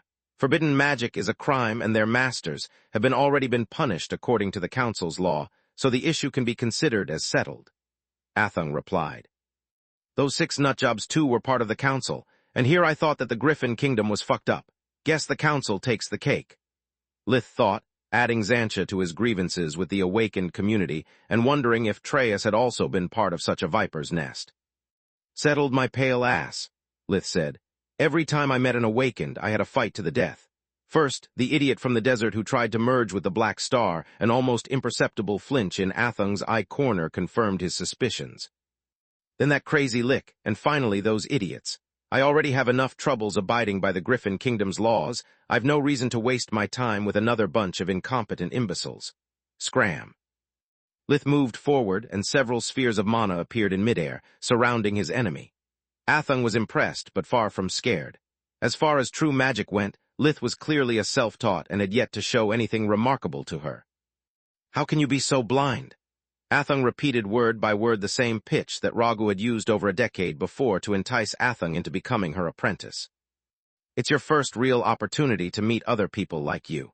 People that will live as long as you do, and that have answers to questions that you probably have yet to think about. Our magical legacy is as ancient as Magur itself. It's greater than Silverwings or of that of any other human mage you'll ever meet. Aren't you tired of hiding who you are, to practice the human's fake magic? I'm not offering you a cage, but a place where you belong, a place among people who can help you carve your path in life. Awakened are a tight-knit community with rules that are meant to protect you, not to imprison you. If you come with me, you'll become part of something much bigger than the army of this insignificant kingdom. Awakened have no borders. We live here as well as in the Empire and the desert. With the backing of the Council, you will be able to travel ignoring all the political shenanigans and have access to many so-called state secrets. Lith was long since aware to not be the only Awakened. He had stopped considering himself special after befriending the magical beasts, learning from them fusion magic and most of their knowledge about magic. Since Athung nor her equipment seemed particularly powerful, He had no reason to believe that awakened, just like humans, would give their secrets away for free. He had stopped believing in free meals and fairy godmothers back on Earth. So listen. We're alone. The members of the Queen's Corps are either cloaked or far away enough to not be a threat. Since we never had trouble spotting them in the past, I'd say they are not here, she replied. You are letting your prejudices prevent you from seeing the bigger picture, Athung continued. Yes, awakened have criminals among their ranks, just like humans, but without the council, the undead would have taken you prisoner. You owe us. Also, if you follow me, you'll have the opportunity to become a recognized member of our kin and deepen your understanding of how Magus really works. I owe you nothing. You didn't protect me so much as our common secret. Lith snarled, but after talking with Orion and Tyrus, the part about the awakened one's legacy was almost intriguing. Almost. Plus, why should I follow you? Why should I trust someone I've never met before? You could easily lead me into a trap or best-case scenario, get me surrounded by a bunch of pompous jackasses who think they are my betters. Thanks, but no thanks. Last warning, Scram. Is there something I can do to earn your trust? Athung asked. She felt as if she was talking to a wall, and the worst part was that he was right. If Athung could turn back time to when she had been offered her apprenticeship, she would tell Ragu to fuck off and make the council chase her, rather than begging for their favors like she was now forced to. To scram would be a good start, and never returning would be even better. Lith snapped his fingers, and Silverwing hexagram appeared around them, suppressing only Athung's spells. It's impossible. No one can conjure this array so fast by themselves. I need to. Her train of thought was derailed by Lith's hand closing around her neck and lifting her from the ground. The split second of surprise had been more than enough to close the distance separating them before she could react. Athung unleashed all the spells she had at the ready, making the 6 points of the hexagram light for each element nullified. Yet Lith was unfazed. Life Vision showed Athung that even though he had countered several Tier 5 spells, his mana was unaffected, whereas hers was almost depleted. What kind of monster is this guy? She tried to loosen his grip, but it was like pushing a mountain away. The choke prevented her from using invigoration, and she knew that she wasn't his match in a physical confrontation, so she simply stopped fighting back. That's better. Are you ready to go now? You can either pass my message or become my message. Take your pick, Lith said, receiving a nod in reply. As long as I don't expose our existence, I don't break any law of the council, correct? He asked as more nodding ensued. Then we've nothing to talk about. Chapter 756 demands Part 2. Tell those idiots that if they stay out of my hair, I'll stay out of theirs. If they really want to meet me, we'll do it at my conditions, and only after I received proper compensation for all the troubles their incompetence caused me. Lith let her go since killing was pointless. The council might always send someone else, and the woman was nothing more than a messenger. He had made his point. Any more would only anger the power backing her. Someone capable of making a blue cord awakened move at their whims was a force to be reckoned with. It was better to speak softly and let them play by his rules. As long as Lith could prepare the field in advance, he was certain to have the upper hand. Athung recovered her strength the moment she was capable of breathing again. She stepped back slowly, using life vision to confirm that Lith wasn't conjuring more mana for some sick cat and mouse game. Athung got out of Silverwing's array and blinked away, eager to tell Ragu that she had done her part and that she wanted nothing more to do with Lith Verhin. I don't believe he had no master. His abilities don't make sense. Someone must have helped him along the way, that or he awakened in the crib, she thought. It was just an idiom that the awakened community used to describe an unbelievable event, except this time it was an actually precise description of the truth. Lith cast the life detection array, to make sure that no one, not even the members of the Queen Corps, were near enough to have bore witness to the events. Spending his first night out in a month with his family was already bad. Being forced to kill the very same people who had loyally protected his beloved ones would have been the icing on the crap. For once luck was by his side, or to be more precise, it was Athung's doing. To be able to freely speak with Lith, she had organized a small distraction that had actually worked against her. Thanks for your help, Reaper, Lith said, turning towards a secular oak. Back when Camilla had confirmed Lith that Athung wasn't their guest, he had used air magic to alert his allies with the magical equivalent of an ultrasonic whistle. Please, we just answered your call, Scourge. Reaper the Manticore, the king in the south of the Tron Woods, stepped out of the shadows. He had the body and the head of a lion, with quills like those of a porcupine protruding from most of his body. Reaper also had black feathered wings on his back, horns like an ibex on his head, and the tip of his tail was a mass of spikes. Each one was infused with a different element and ready to be thrown at the enemy. Who was that puny female? The manticore was so tall that he needed to slightly tilt his head up to look into Lith's eyes. "Troubles, is Lifebringer with you?" Lith asked while checking on Reaper's equipment. The cloaking ring on his tail reduced his signature to that of a big animal to anyone who wasn't Lith, while the metal claws he had made for the manticore made the creature even more lethal. "Yes, and so is Sentinel. Without them, I wouldn't have been able to set the hexagram up so fast." The other two Emperor beasts, respectively a Kirin and a Garmer, joined them as soon as they were certain that the coast was clear. They each wore equipment, similar to Reaper's, that Lith had crafted for them before leaving for Kula. "Why didn't you let us simply turn her into our dinner?" Sentinel asked. She once was the Rye that had taken Protector's place as pack leader and king. "Because with an unknown enemy, one has to be careful. The cloaking rings coupled with your stealth abilities make you invisible even to awakened ones. This way, she thought I was some kind of monster, whereas if she learned about you, the next time she could stage attacks on your packs to keep you busy and prevent you from helping me," Lith replied. "How are things going with the woods?" "Strangely," Lifebringer replied. "Several men had come to your house during the last months, all came through our forest to avoid the human guards. The members of the Queen's Corps were nigh invisible, but since everyone knew they were protecting Lith's house, the only way to launch a surprise attack without being spotted from a distance was to use the cover of the trees." "Mages?" Lith asked. His duty as a ranger had pissed off quite a lot of people, so it was nothing unexpected. "Some, mostly soldiers of some kind." "Awakened?" "None. That female was the only one we ever saw, except for your sister, of course," Reaper replied, quelling Lith's only real worry. "Good to know. Now, if things go as I expect, Athung will return, and the next time she will not be alone. Have you practiced with the arrays and your equipment as I instructed?" The Emperor Beasts nodded. "Excellent. Now that you know her smell, I want you to keep watch in case she returns. Do not attack unless she tries to harm one of my pack. By the way, I need you to add this one to the people you have to protect." Lith took a lock of Camilla's hair out of his pocket dimension, letting his allies memorizing her scent. He kept it on himself as a good luck charm, and because if something happened to her, any of his Emperor Beast friends could help him to track her down thanks to their sense of smell. "The female you were with earlier?" Reaper asked, while sniffing Camilla's scent that emanated from Lith's clothes. "We always considered her a member of your pack, so we've been also taking care of her small herd of weaklings." "Meaning?" Lith asked before remembering that Zinnia and her children were now his neighbors. He had still to wrap his head around the idea. It was both flattering and disturbing at the same time. "The female." "Camilla," Lith pointed out. The term female referred to her irked him to no end. "Camilla always had your scent of her, and has come often visiting your pack along with her own. We guessed you were on friendly terms and extended our protection to them." "Thanks, I don't need more distractions. I've got a lot on my plate already." "No need to thank us," Lifebringer snorted.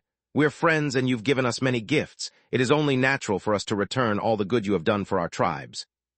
Their equipment was actually the means necessary for the Emperor Beasts to do their job. Without proper schooling or tools, the kings of the Tron Woods could have been easily overpowered by a well-prepared opponent, and Lith only played worst-case scenarios in his mind.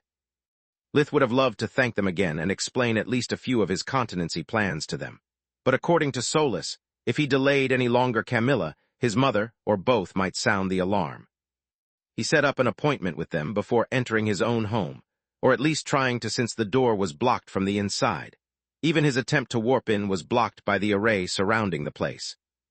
Clearly his paranoia had rubbed off on his family, to the point that they weren't willing to take chances. Chapter 757, Meeting 2 Part 1. "Open up, it's me," Lith said, proud and pissed off equally. "If it's really you, then how much will it cost one skinwalker armor?" Tista's voice asked. "I'm not going to sell them. I like my monopoly as it is," Lith replied while holding back his surprise. "Tista came home before me, yet she isn't supposed to be here. She should be waiting for Solus in the woods with Nika. What's going on here?" he thought.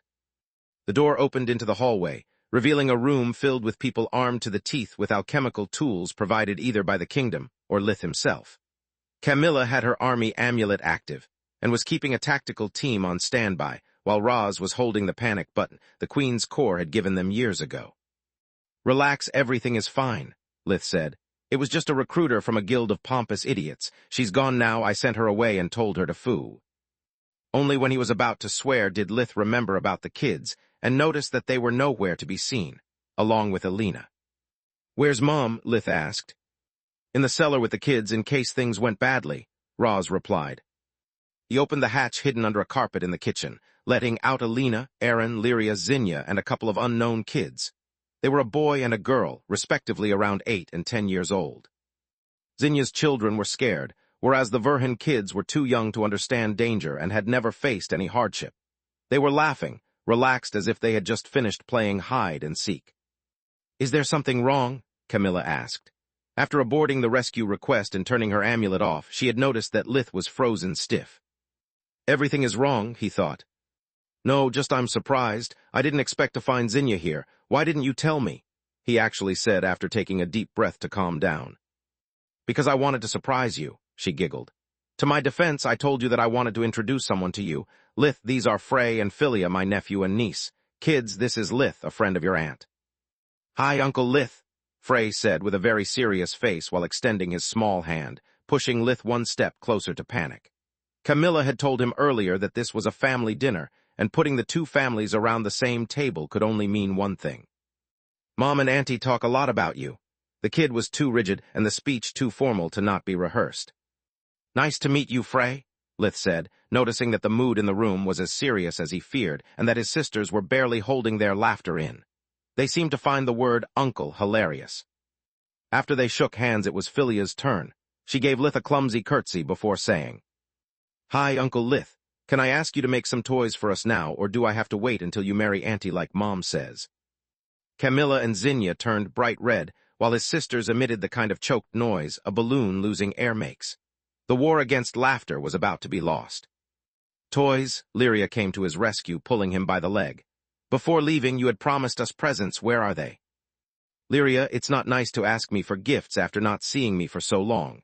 Moreover, I've just recovered, so I didn't have the time to. You actually did, or rather I did check our pocket dimension. Solus cut him short. You knew about this? Lith asked, while noticing a vast assortment of Forgemastered toys, where only empty space was supposed to be. No, I'm not liking this any more than you. I simply used the time when you were asleep after the breakthrough to prepare a few of the things Celia requested for us. I used the opportunity to teach both Tista and Nika a bit of Forgemastering. Examining the toys, Lith could easily guess who had crafted what. Solus's skills were on par with his own, but her weak mana core limited her. She had clearly used Tista's talents for the items that required too much mana for her, and Nika's only for the simplest ones. What are you teaching them exactly? Just the basics. I'm not going to share with them our research without asking your opinion first, but I think that Forgemastering for an Awakened is a must-learn. Actually, Lith wouldn't mind if Solus shared everything with Tista. He trusted his sister. He was still on the fences about Nika, though. Teaching to an immortal being could easily backfire, but he had no time to talk about that. If he dwelled any longer in their mind link, he would appear to be lost in thought. To prepare much, what are you supposed to say in these circumstances, young lady? Lith resumed, talking a split second after faltering. I'm sorry, Uncle Lith. Lyria lowered her gaze while fiddling with her dress in shame. She wasn't spoiled or rude, just shamelessly hungry for shiny new toys like all kids her age. Welcome back. Lith patted Lyria's head to show her that he wasn't angry, and to check her with invigoration. Damn it, she is 5 years old and already has an orange mana core. I had to work my ass off even for that, Lith thought. Shut up, Mr. Blue Core, Solus pouted. Being stuck at green, she believed that if someone had the right to complain, it was her. At least it seems that yours might really become a magical bloodline. Welcome home, Lith, Aaron said, tugging at his leg to be taken into his arms. Lith's little brother was a bit younger than Lyria, but he had an orange core as well. Solus's theory seemed to be spot on. Are you all right? Mom said that the monster man this time was really strong, but not as strong as you are, right? No one is stronger than your brother, Lith replied while handing a couple of toys to each one of the 4 kids. Luckily, to avoid jealousy, Solus had prepared the same toys for both Lith's relatives and Celia's children, so everyone got the same things. Frey and Philia were older than Lyria, but they had never received an enchanted toy, so they were even more amazed than her. It's nice to see you again, Lith. Zinnia said once the kids had run to the fireplace to examine their new treasures. She looked much better than the last time he had seen her. She had gained weight, and her face was of a healthy shade of pink. Only the shadows still lingering in her eyes betrayed her past sufferings, just like her habit of touching furniture in her proximity to make sure she wouldn't bump into them, showed that she still had problems with depth perception.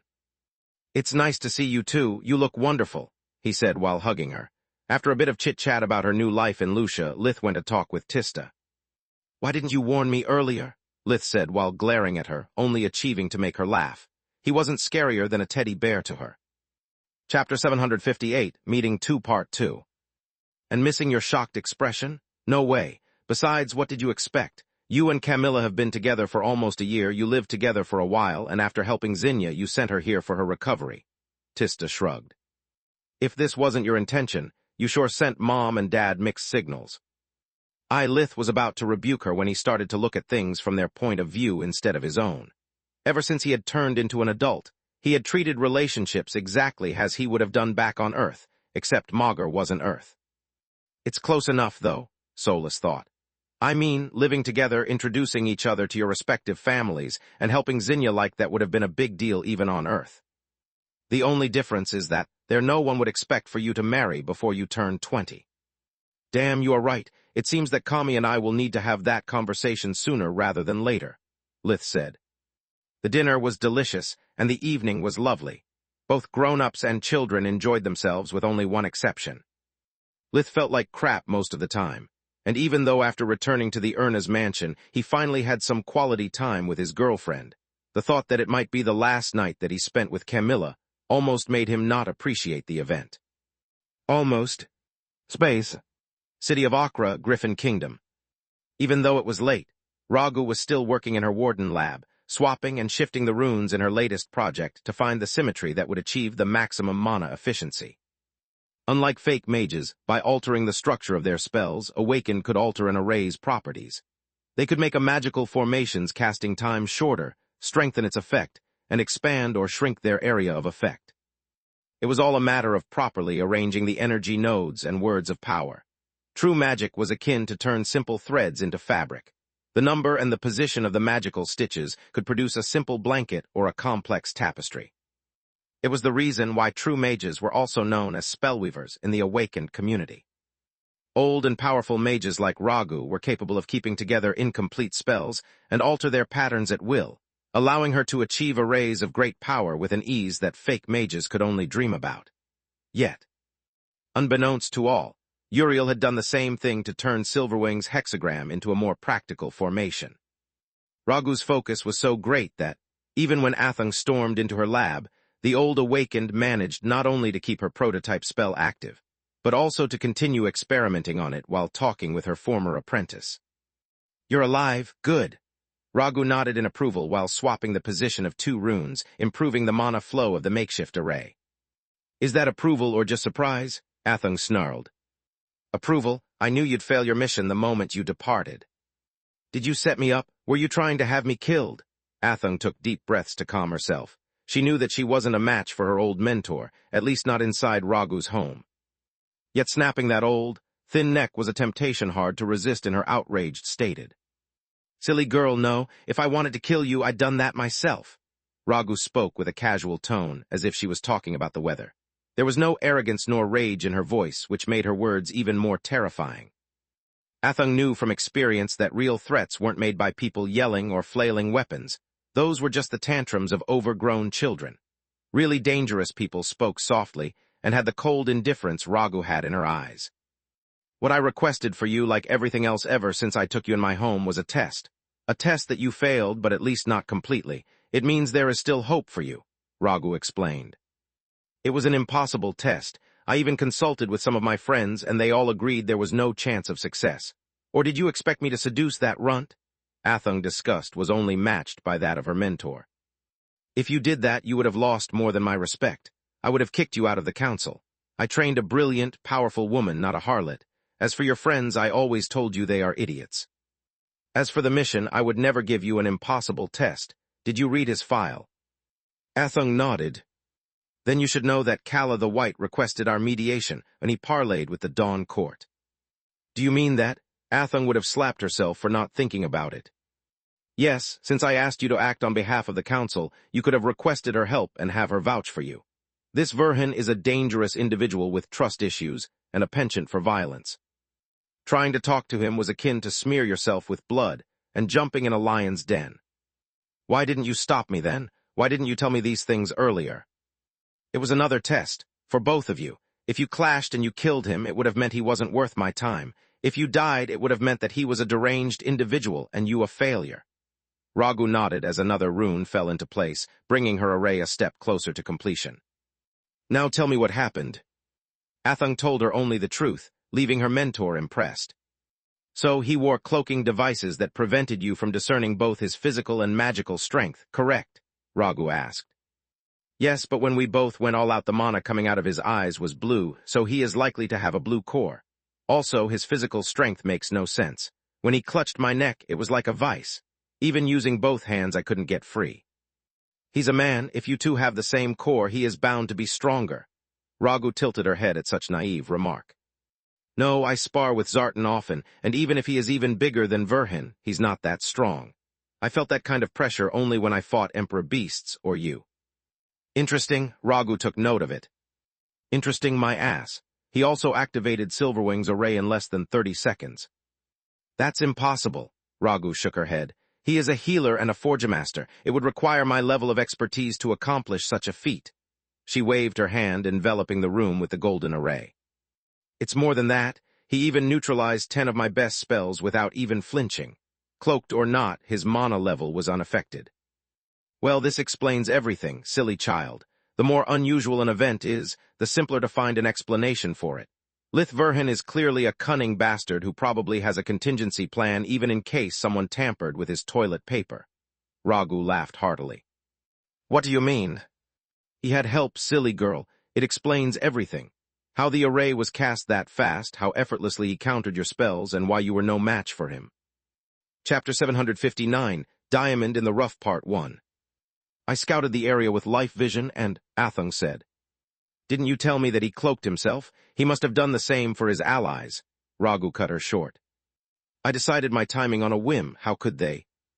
Paranoia and preparation. Probably an agreed signal you missed. You were on his turf after all, where a mage is at their strongest. Who the heck would act on his back and call? He's too young to have disciples. Yet he's old enough to have friends. Kala the White and Protector the Skull are two of his known associates. If Scarlet has awakened more beasts inside the Tron Woods, there could be even more. Do you have any more tests for me, Master? Athung suddenly felt naive and stupid. She had always had all the pieces in front of her, yet she had failed to put them together, whereas it seemed to be as easy as connecting dots to Ragu. For you, no, but I think that spectating to someone else's could help your growth as a mage. Ragu activated her council communication amulet, pressing the rune of the awakened human in charge of Dirios. Ragu gave him the same information Athung had received plus Athung's report about her encounter with Lith.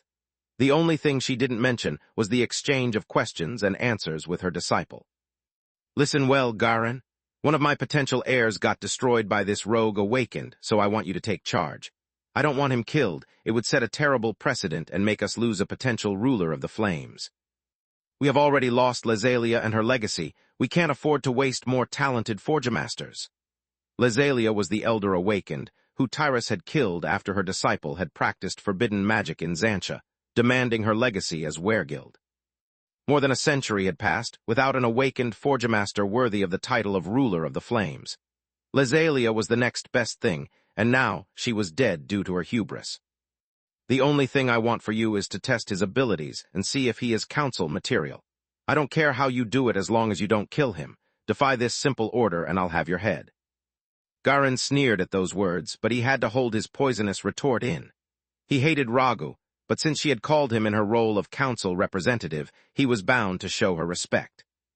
He hated Athung even more since despite the fact that he had lived for over 300 years, Garin was still stuck with a bright blue core, whereas she was close to achieving it after merely 13 years of training. If I succeed where Ragu's precious disciple failed, I'll humiliate both of them in one fell swoop. Even better, the old bat will be forced to award me with some of her knowledge. For once Lady Luck is smiling at me, he thought while accepting the mission. Why didn't you tell him about what you have discovered from my report?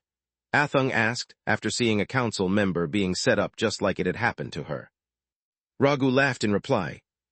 Do you really think that my heirs are the only ones I put to the test? I gave him everything he needs, and the answers are under his nose. If he can't figure them out, well, one way or another his spot in the council will become vacant. A role that you could fill with honor, not like a moron whose biggest achievement is setting his own farts ablaze with first magic. Raghu returned Garin despised with interests. The idea of a mage achieving his seat in the council only due to seniority made her want to puke. There were 4 possible roles available for awakened recognized by the council. Apprentices were those who were awakened by a senior member or were being tutored by them. Apprentices had personal rights but no voice in any of the council matters and were considered just extensions of their masters. Vagrant awakened, like Athung, were released from their masters and considered independent beings, but had no territory of their own. They could only express their opinion in the matters of their own race's council. Only those who also oversaw their own region, like Garin, were considered true members of the community and would be asked to cast their vote in all the important decisions involving awakened, no matter their race of origin.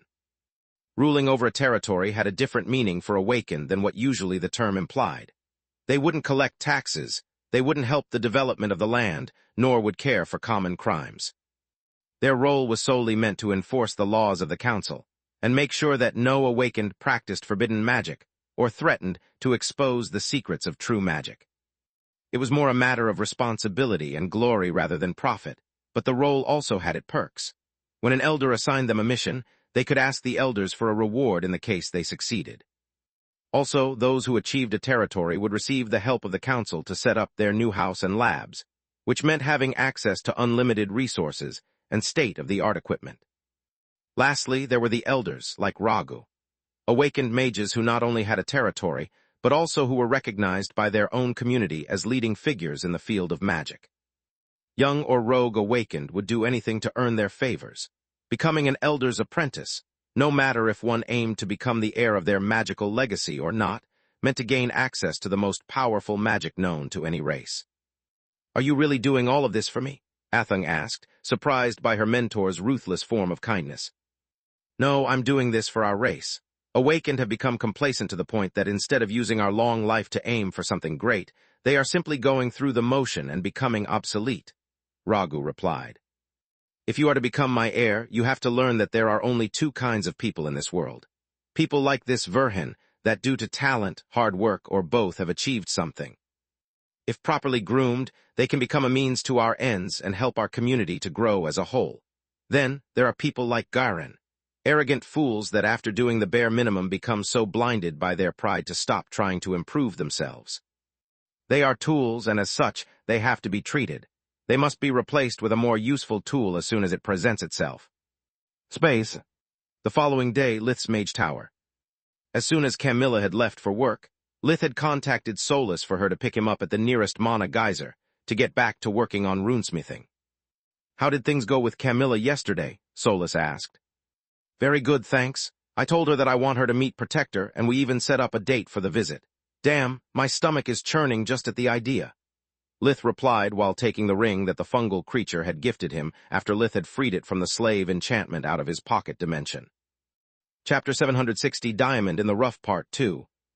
We couldn't examine this yesterday because of the sudden breakthrough, but now I'm really curious to see what this does. Floria thought it was a dimensional item, but the Odie had to steal Professor Elkaz's ring to have one, so she was wrong. The small ring was covered in glowing blue runes and had a small green mana stone embedded on it. Lith could now recognize a single rune pattern, which made it even more underwhelming.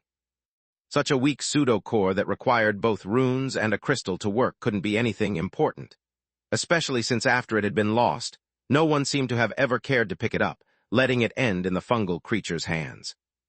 After checking that there was no self-destruct mechanism, Lith imprinted the ring. Much to his surprise, the enchanted item started to suck upon his mana avidly, and its pseudo-core grew in both size and power. Damn, I'm a moron, Lith blurted out. Of course it was weak as fuck, the ring was ownerless for centuries, and if not for the runes, its pseudo-core would have already dissolved. While the ring recovered its strength, and its pseudo-core stabilized, Lith continued to translate the book about the body-swapping procedure, searching for a way to replace the lost Odie technology with modern magic. Quilla had been right all along. Normal dictionaries were pretty useless to decipher the Odie's jargon about magic. Thanks to the vocabulary she had written and borrowed to him, however, Lith's and Solus' work progressed smoothly. Even when they encountered an unknown term, between Quilla's work and their own brain, it wouldn't take them long to make sense of it. At some point, Lith took also out the books he had copied from Kala about liquid. The two procedures were indeed quite similar, and the past mages who had strived to achieve eternal life had already solved some of the issues that Lith was now facing. If they succeeded, then I can do it too, Lith said with renewed confidence once he realized that he could blend the two procedures into a new one and maybe obtain something better than the Odie had ever dreamed on. Yes, but it will take some time, Solus pointed out. Even by using the Odie's book and Kala's notes as a foundation, it's still a mammoth task. In the little free time you have as a ranger, we can work on the theoretical field, but putting it into practice will have to wait. That's what I was planning to do anyway. It's not like I'm going to drop dead tomorrow, so there's no rush. The more we travel, the more we learn. Once I'm done with the army, I might visit the Empire and the desert. I'm sure that they have lost ruins and secrets as well. The problem is how to get there without having trouble with the local authorities. To them, I might as well be just a spy. Lith sighed. We'll think about it when the time comes. Now let's get back to the ring. It has already stabilized for a while now. We can use it without the risk of it crumbling due to mana stress, Solus said. Lith nodded and took another good look at the small blue thing on his finger. Now that it had the time to self-repair, the ring didn't look so shabby anymore, making Lith's hopes fly high. It was then that Lith suddenly realized he had no idea how to use it. Huriol's sword was a different matter, since its enchantment was so simple that it only needed to be activated to produce air blades against a target. Lith was sending the ring the mental command for activation, yet nothing happened. Okay, maybe Floria was right, and the Odie were just dumb due to their long slumber. He shrugged, and then tried to store his inkwell inside the ring's alleged dimensional subspace, but nothing happened. Then he tried to infuse it with his own spells, in case it was a magic-holding ring like those he already owned. Lith had yet to find a single ring capable of holding a Tier 4 spell, so it would still be quite a catch. After another failure, he remembered that the Odie lacked Tier 4 and 5 magic except for Light and Forgemastering. Both were too complex to be stored, so he had to discard that idea as well. Okay, so it's not meant as a means to attack, nor to store energy. Lith checked the pseudo-core again, looking for clues. It somehow reminded him of a dimensional item, which explained why Floria's Royal Forgemaster spells had mistaken it for one. A flash of understanding appeared behind Lith's eyes, as he sent his will through the ring, and making it generate a small energy bubble around his hand. Eureka, Lith said in amazement. He had been wondering why the runes on the Odie's blade were invisible, whereas the ones on the ring glowed with a blue light. The answer was that they were part of the ring, but not engraved into it. They were part of the enchantment itself, and were now floating in the air, encompassing the ring's energy field. Lith discovered that it could be shrunk at will and enlarged up to a sphere of 1 meter, 3.3 feet, around his hand. This looks great and stuff, but what does it do? Solus asked. It's a gravity field of sorts, Lith replied while putting one of the books inside the energy bubble, yet instead of floating, it retained its normal weight, at least until Lith wished for it to be lighter. Then the book darted toward the ceiling, stopping in midair after exhausting its momentum and falling back down in the energy field. This makes no sense. Odie had slaves to carry their weights, and air magic would be much easier to use than this thing. Unless... Lith placed his hand above the book, wishing for it to be lighter again. This time, however, he and Solus used invigoration to understand what was happening. This way they managed to see the mana going from the ring into the runes, charging them up before sending the book flying. Newton's apple? Lith blurted out when he confirmed that he was indeed the problem. When the book fell back, he simply wished for it to be a little lighter and noticed that instead of accelerating, the book moved through the energy bubble as if it was a dense jelly. It took Lith a few tries to learn how to properly regulate the ring output, but once he managed to do it, he realized that even though the ring itself was utter crap, the runes surrounding it were a ground-breaking discovery. By my maker, Solus said, runes can also be used to overcome the on-off-like nature of the enchanted items that we are able to craft. This is a property that not even the artifacts used by the Awakened we faced in the past had. Indeed. Lith grabbed a chair, noticing that once he touched something, the sphere would stick to the object like a second skin, allowing him to make it heavier or lighter at will. So far, all the Forge Mastering techniques we have developed follow the same limitations of fake magic. A stored spell can only be released in one go, a barrier can only be active or inactive, whereas the Odie's ring can be regulated like a true magic spell. Chapter 761, Fright Night Part 1. Adding a control field can't make our enchantments more powerful, since the cap is always determined by the amount of mana that I can handle. But these runes can make my Forge Mastering much more versatile. For people with a weak core like Camilla, such items would be a priceless treasure, Lith said. She can activate the Skinwalker armor's boosted state only a couple of times, but if I had engraved these runes, she could selectively boost a single part of the armor, without the precision and focus that doing such a thing now requires. It's nice of you to think about her first, but we still have a problem, Sola said. Those runes are visible just like those we learned in Hariol, but unlike them, the books at our disposal don't contain any of the ancient Odie runes, so we can't convert them into modern ones. Moreover, we have yet to discover how modern runesmiths make their runes invisible. If we apply that enchantment as it is, we would be immediately discovered. Until we don't understand if this is another Royal Forgemaster technique, or even worse, something that only the Odie were capable of, we must tread with caution. Lith nodded and then ran to his forge, to craft a new magic-holding ring bearing the regulator runes. His plan was to use it to hold a healing spell that he could activate in battle little by little, enhancing his own life fusion and lessening the strain that light spells exerted on his body. Since he bought rings in bulk, he took one of them, engraved the rune pattern, and skipped the bonding step before performing the actual enchantment. Green or not, mana crystals were expensive. Lith also wanted to check if modern Forgemastering methods could work properly with the ancient power words. Everything went without a hitch, and the Tier 3 charged spell was easily stored within the ring.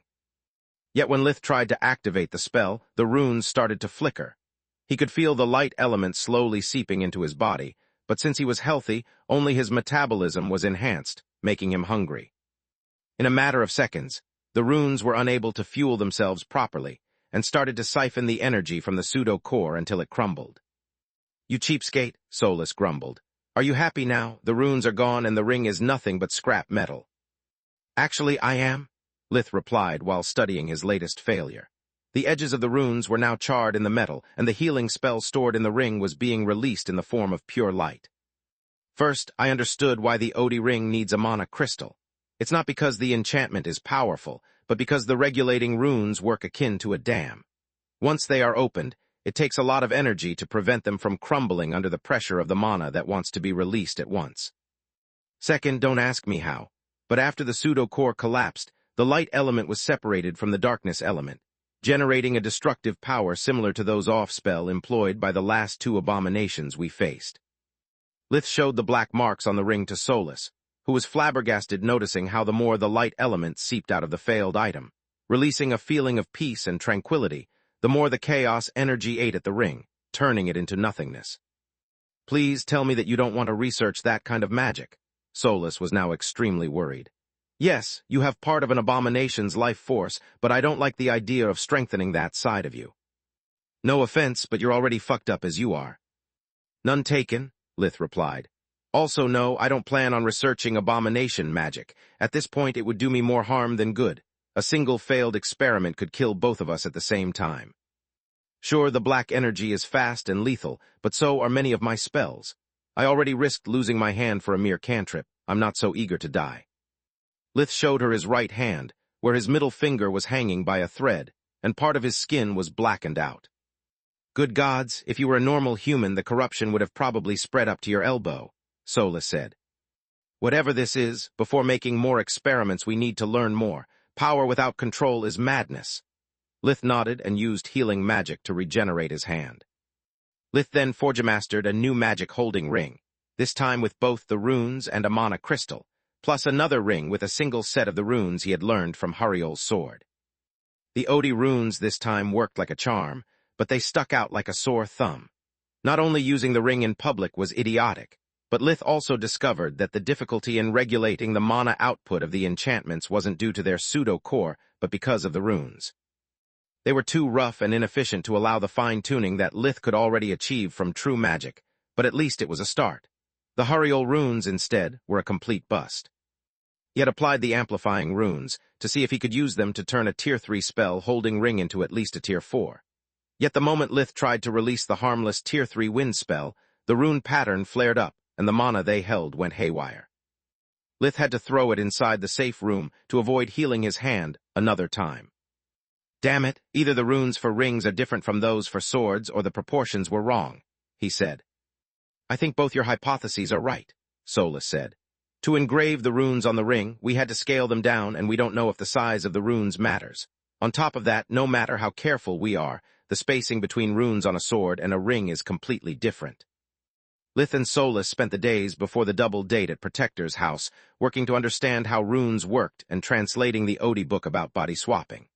Lith hoped that, by complementing the device with a pseudo-phylactery, he might be able to even retain his own mana core, or at least preserve his muscle memory.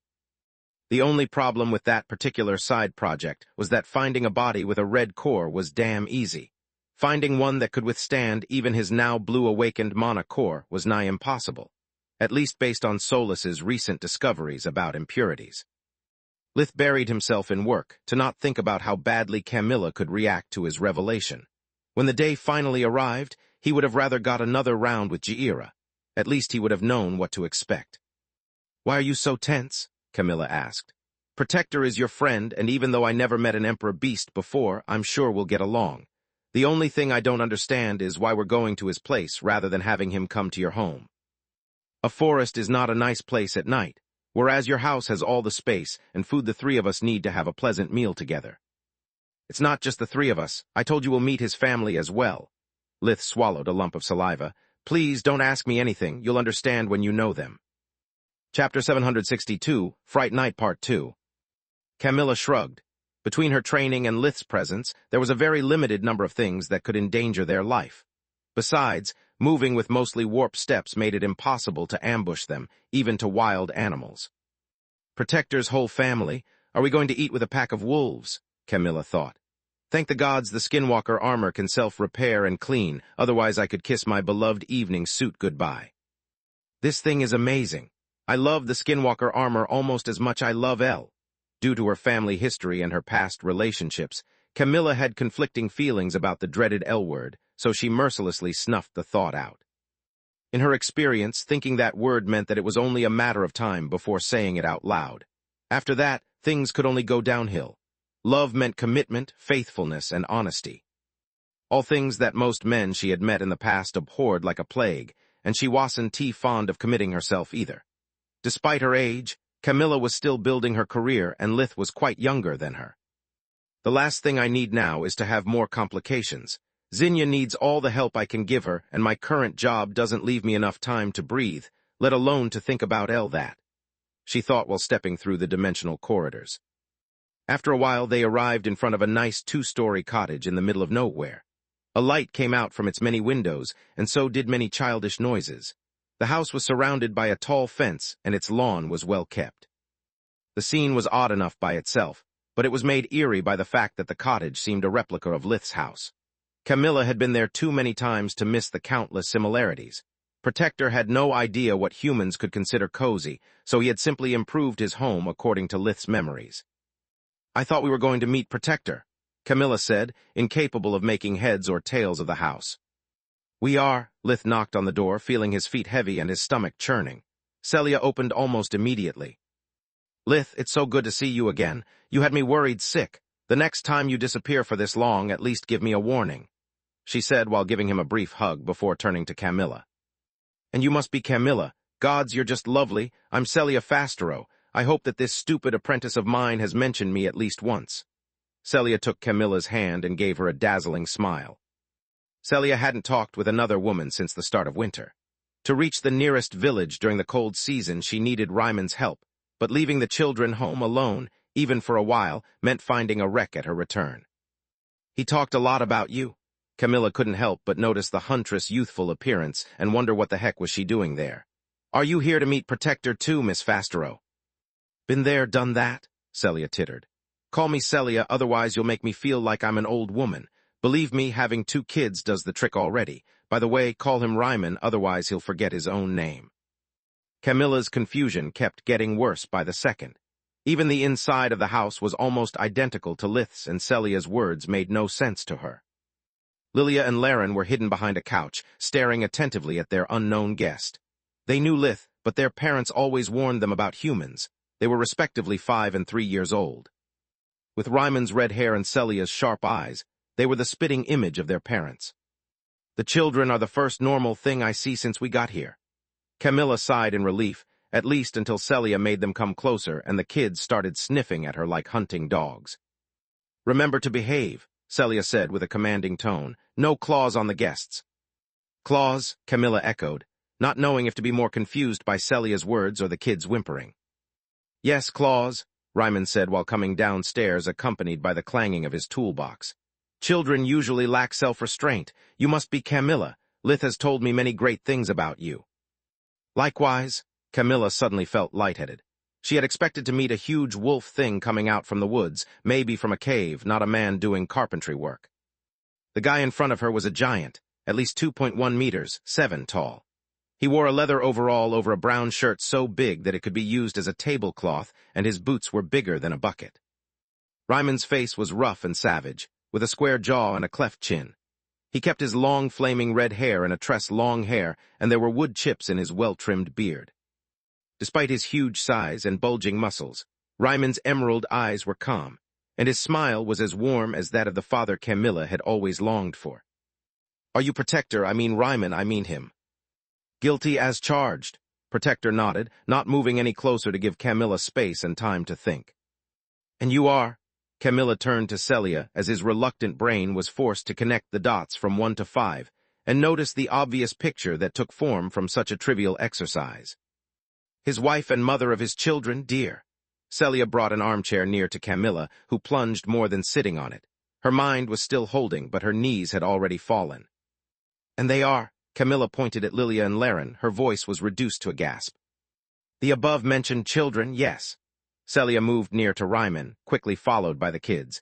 Seeing them all so close, it was impossible even for Camilla's shocked mind to refuse to notice the resemblance. It's wonderful. It was the only thing she managed to say before fainting. Well, this isn't a good start, but it could have gone much worse, Celia sighed. Really, how exactly? Lith was dejected. He had seen Camilla fight Throot's meat puppets, crazed human beings, and even survive the attempted murder planned by her criminal brother-in-law, yet she had never fainted. Not even once. Yet a happy family of 4 had managed to do the trick. She could have run away screaming or tried to attack us. That's how usually goes, Celia replied. Really? Yes, Ryman nodded. Sometimes people get lost and finds our home. It all goes nicely until the kids do, well, their thing and shapeshift. The runners, we let them go. They are usually so scared that don't remember anything that could compromise our safety. What about those who attack you? Lith asked. They make excellent fertilizer for the garden, Protector snarled. I don't take murder attempts lightly, nor I can allow such fools to leave safely just to lead a monster hunt straight to my home. It sounds about right. Lith first checked Camilla's condition, making sure she had just lost consciousness. Then he gave Celia her due. He had prepared several toys for the children, plus a lot of clothes capable of self-repair, clean, and to adjust their size to their wearer. Celia's kids grew fast and played hard, turning even the hardest of leather to shreds in a couple of friendly quarrels. Chapter 763, Fright Night Part 3. Celia had become as skillful as a professional tailor, but sewing clothes took days, whereas Lilia and Laren only needed minutes to destroy them, not to mention how hard it was washing them without tearing the stitches apart. Oh gods, thank you, thank you, thank you. Celia cried out of joy at the thought that her nightmare was finally over. Being pregnant to term, she couldn't jump at Lith's neck, so she dragged him down by the collar of his shirt to give him a big kiss on both cheeks before forcing her kids to wear their enchanted clothes. They are no better than the Academy's uniforms, Lith warned her. They are no skinwalker armor, so the degree of protection those clothes offer is limited. Lith only had so many prototypes, and after giving them to his family, the Ernez's girls, and to the kings of the woods protecting his home, he had none left. Orichalcum was too precious, and he had only a limited amount of it. Sure, Lith still had to cash in his latest reward, but before filling a blank check, He wanted to be sure to not later regret asking for too little or for something he didn't need. As long as I don't have to patch them every other day, they are fine by me, Celia said while preparing a strong tea and spiking it with an even stronger liquor. Camilla was already regaining consciousness, and she could probably use a drink. Kami, are you all right? Lith held her hand, giving her courage and making the paleness of her face disappear. Yes, sorry. I am. Camilla kept tripping on her tongue as she couldn't stop staring at the abnormal family in front of her eyes. There, dear. Celia offered her a cup of hot spiked tea that Camilla gulped down too fast, starting to cough due to the liquor. The alcohol burned through her throat and stomach, but it also spread a soothing warmth that eased her nerves. Not so fast, or it will go straight to your head. There's nothing to be scared of. I'm human, just like you. Do you think Lith would ever put you into danger? Does Ryman or my kids look scary? No, and that's the really scary part, Camilla blurted out. They weren't normal, yet there was nothing distinguishing them from humans.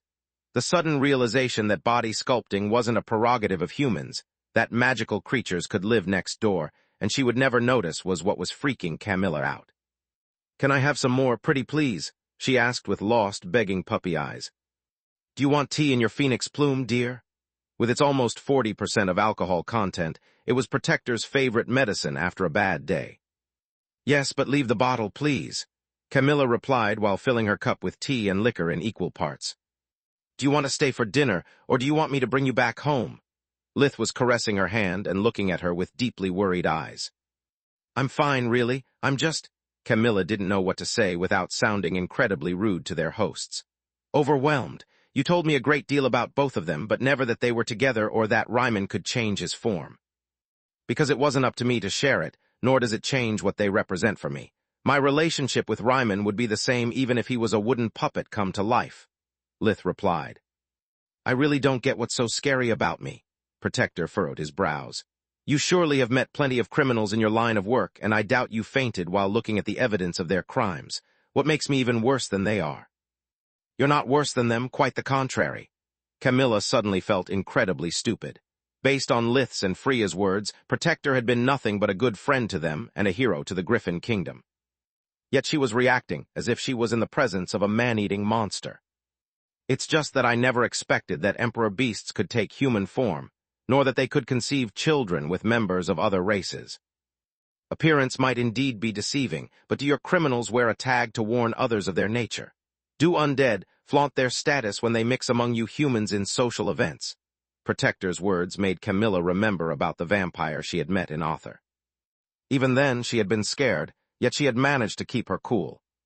I'm not asking you anything but to give us the benefit of the doubt and to not judge my family just because of who I am instead of what I do. Protector went to the bathroom to wash and change his clothes for dinner. I'm sorry, I didn't mean to upset him, Camilla said to Celia.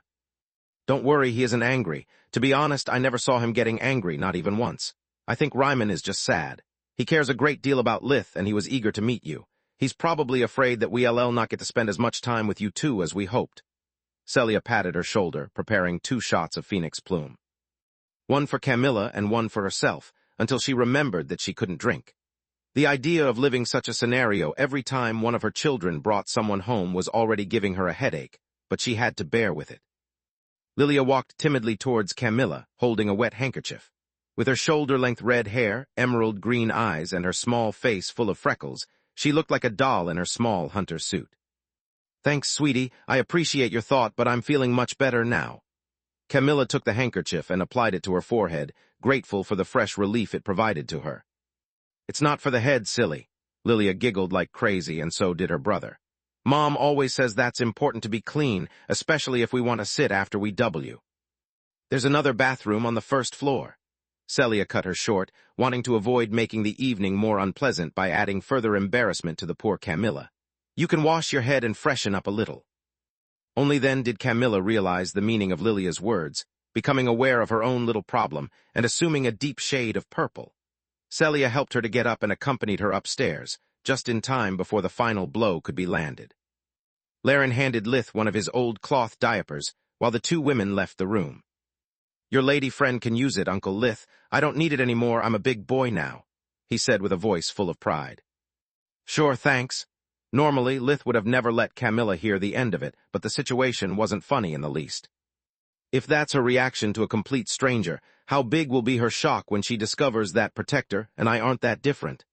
He thought while storing the diaper in his pocket dimension. It could be bigger, but it could also be smaller, Sola said. She knows you, whereas she has never met Protector. Even Freya, after the initial surprise, couldn't care less about his human form. To her, it was the same person who had almost died to protect you all from Balker, and she knew how you risked your life to save him. Your shared past can make a world of difference in how she reacts to the news. Chapter 764, Fright Night Part 4. Yes, but both in a good and in a bad way, Lith replied. Are you ashamed of Protector? Would you really hide his existence like he was a criminal just because he's different? Are you ashamed of me? Solus asked. Don't be ridiculous, Lith thought. I'm not ashamed of him, and I would let the whole world know you if I wasn't certain that people would only see you as an artifact instead that as a person. Also, revealing Protector's nature is easy as pie compared to telling any sane woman that I literally have a hot girl at my fingertips. Solus blushed, thinking about how hard it had been for even Tista to accept the fact that her brother had a magical conjoined twin ever since he was 4. Yeah, I think that even Floria might pass out when you'll tell her about me. Indeed, she will. The only question is if she will do it before or after strangling me. Lith inwardly sighed. He couldn't save Floria from her awakening without Solus, which meant they were bound to meet sooner or later. But know this, I'm not ashamed of you in the least. Whoever can't accept you is not worthy of taking part in my life. Lith played with the kids, showing them how to activate their new toys' enchantments. It was just the second time that they had met Lith, but he was already their hero. The clothes he had given them didn't itch, and he always brought bags of marvels for them. You're way better with them than I am, Ryman said once he came out of the bathroom, wearing a green shirt and brown pants. Are you kidding me? Didn't you tell me that you sired a lot of pups? Indeed, but it's my first time handling humans. They grow so slowly and are so slow on the uptake, not to mention how noisy and frail they are. Yet I wouldn't change them for the world. What do you think of Camilla? Lith asked. She's a beautiful woman, definitely prettier than the other one. I meant as a person. I know, but so far that's the best I can say about her. Are you sure you want to do it? You can always have your answer another time. I don't want you to get hurt because of me. Now or later is the same. Some things are like a band-aid. The faster the better, Lith said, speaking English for the first time in almost 2 decades. When Camilla and Celia returned, seeing Lith playing with the kids while Ryman checked the dinner warmed the hearts of both women. I can't believe they named both their kids after Lith. They look so cute and behave like normal children, shape-shifting aside, of course. Camilla thought as, in the heat of the make-believe battle between their toys, the children's fingers turned into claws for a split second. Protector seems to be a better husband than most. Beast or not, compared to Falmug, he is a saint. He built this whole house by himself to keep his family safe, not to hold them prisoners. I can't believe I spent almost half an hour without clothes ripping or something breaking, Celia thought, almost moved to tears. Once I give birth, I must ask Lith to babysit the kids so that I can finally get a night out. I always thought about leaving them with the Hydra, but I don't trust her judgment. Beasts have an odd concept of raising kids, and the last thing I need is for those 2 little cyclones to learn magic. Dinner went more smoothly than everyone expected. After the initial shock, Camilla quickly adapted to the situation, becoming more relaxed. The 4 of them talked about their respective lives for a bit before starting to tell each other how they had met. Celia's first meet with Protector was heavily redacted due to the presence of the kids, whereas Camilla only had to leave out the reason that had led her to meet Lith in person before moving on their first date. Such a romantic story. I wish this oaf was that caring back then instead of just being a freeloader, Celia sighed. I wasn't a freeloader, Protector rebuked her. I was trying to learn human customs, and I helped you with hunting big game. It was you who never explained to me what a proper date was until you got tired of just. His eyes fell on the kids, forcing him to use an understatement. Stay home and cuddle. Correct me if I'm wrong, but it took you months. Celia blushed violently, making Camilla chuckle at the idea that despite the fact that they knew so little about each other when they had met, they had gone so far to get married. Stop making me look like a pervert in front of our guests. Some things are better left out. Lith is almost like a son to both of us, and there are our actual children listening too. After hearing how cute a couple they are, can't you at least try to make our love story look more like a fairy tale and less like a tavern joke? Celia tried to sound angry, but she couldn't hide her embarrassment. Back then, she was younger and bored out of her brain due to isolation. She just wanted to relieve some pent-up stress with her newfound hunting partner. Celia had never believed for a second that one day she would have to share that part of her life with someone else, so she had been more carefree than usual. "As you wish, my lady." Ryman gave her a deep bow, before starting to recount how he had been mesmerized by her poetry and gracefulness, lying so blatantly that even the kids soon started to laugh at Celia's expense. "I'd say that's enough." Celia was red up to her ears. "I blame you for this, Lith. Before spending so much time with you, he wasn't such a smartass." Camilla's awkwardness at that point had completely disappeared. The kids, the house, the food, even the couple's quarrels were exactly like those she would have expected from normal people. And that was when it struck at her. What's normal exactly? Lith's eldest brother was normal, and yet almost had him killed. Falmug was a normal man, and yet he treated his family like they were mere possessions. My mother is a normal woman, yet she never cared for me like Protector does for Lith, Camilla thought. After all the evil I've seen people do to their own kin, as a constable, judging Emperor beasts out of prejudice, is simply hypocritical. I need to step down my high horse and take things as they come. After the meal, the kids fell asleep in their parents' arms while Lith projected a movie. After Protector put them to bed, the grown-ups could finally talk freely. "Is there anything you want to ask us, dear? Don't pull your punches, the worst has already passed," Celia said. Camilla asked them about Celia's pregnancy and when the child would start to shapeshift, to which Celia answered honestly. The only difference with human babies was that hybrids would shapeshift in case of stress, so quite often. Luckily, they are born with no teeth nor claws, so they are harmless. "Have they ever hurt you?" Camilla asked. Chapter 765, Moment of Truth, Part 1. "No, never. Hybrid children can instinctively judge another person's strength and react accordingly. They are no stronger than a human child, and the worst they have ever done is snarl at me when they have a temper tantrum," Celia said. "Can I see your other form?" Camilla was tactful enough to not ask for the real form, since it would imply that Protector's human form was just a lie. "The hybrid form, the Emperor Beast, or both?" Protector asked. "You're a hybrid too." Camilla was flabbergasted, but this time she wasn't scared, just surprised. "No, I'm an Emperor Beast to the bone. Yet our huge bodies make it really hard to move whenever we are not in open spaces, so I needed a hybrid form to be able to fight at the best of my abilities in any environment. I would like to see them both if it's not a rude request. Is it rude? Sorry, I have no idea." "Stop panicking over the small things, Camilla," Celia said while pouring her a shot of Phoenix Plume. "You're not rude, just curious. It's normal.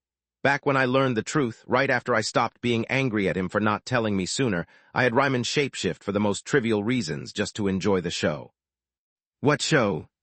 "First, I have to get naked. Second, it's quite a flashy process," Ryman replied, making both women blush. "Why do I keep painting myself like a pervert? I need to get out more," Celia thought. Gods, Celia is such a character. I wonder who seduced who exactly, but I had enough of hot details for one night. Camilla pondered if she could ever be as daring as the huntress. Celia handed her the drink while Lith held her hand, making Camilla wonder if the transformation process was so ghastly that it required such care, or if her earlier fainting had scared them to death. "I'm ready," Camilla said, leaving the drink on the table, to not spill it in case of shock but still at arm's length in case of need. The transformation was so fast and seamless that she had just the time to emit a single yelp. Protector's body was now covered in a flaming red fur. His head had turned into that of a wolf with fangs instead of teeth. Yet neither his eyes or voice had changed. They were still calm and wise. "To see the rest, you have to get outside." Protector started to undress since the transformation had gotten rid of the embarrassing bits. Once out of the fence, Protector turned into his full skull form while emitting a pillar of light, as if his body held a small sun. His shoulder height reached 2.5 meters, 83, with a flaming red fur with shades of white and yellow. His whole body was enveloped in a deep blue flame that erupted more intensely from his neck, almost looking like a mane. Protector now had 2 curved horns coming out of his forehead, right in front of his ears. Eagle-like feathered wings came out from his back, and his tail was made out of dancing flames. "It's amazing," Camilla said in awe, not feeling intimidated by the feral apparition. Her hands ran on his soft fur, starting from the head and then moving towards the wings. "Can you fly with these?" "Yes, but it took me practice since I wasn't born with them. Also, I'd like to remind you that despite my appearance, I'm not a pet." he said while Camilla was playing with his big ears, making her blush. Hands off the merchandise, sister.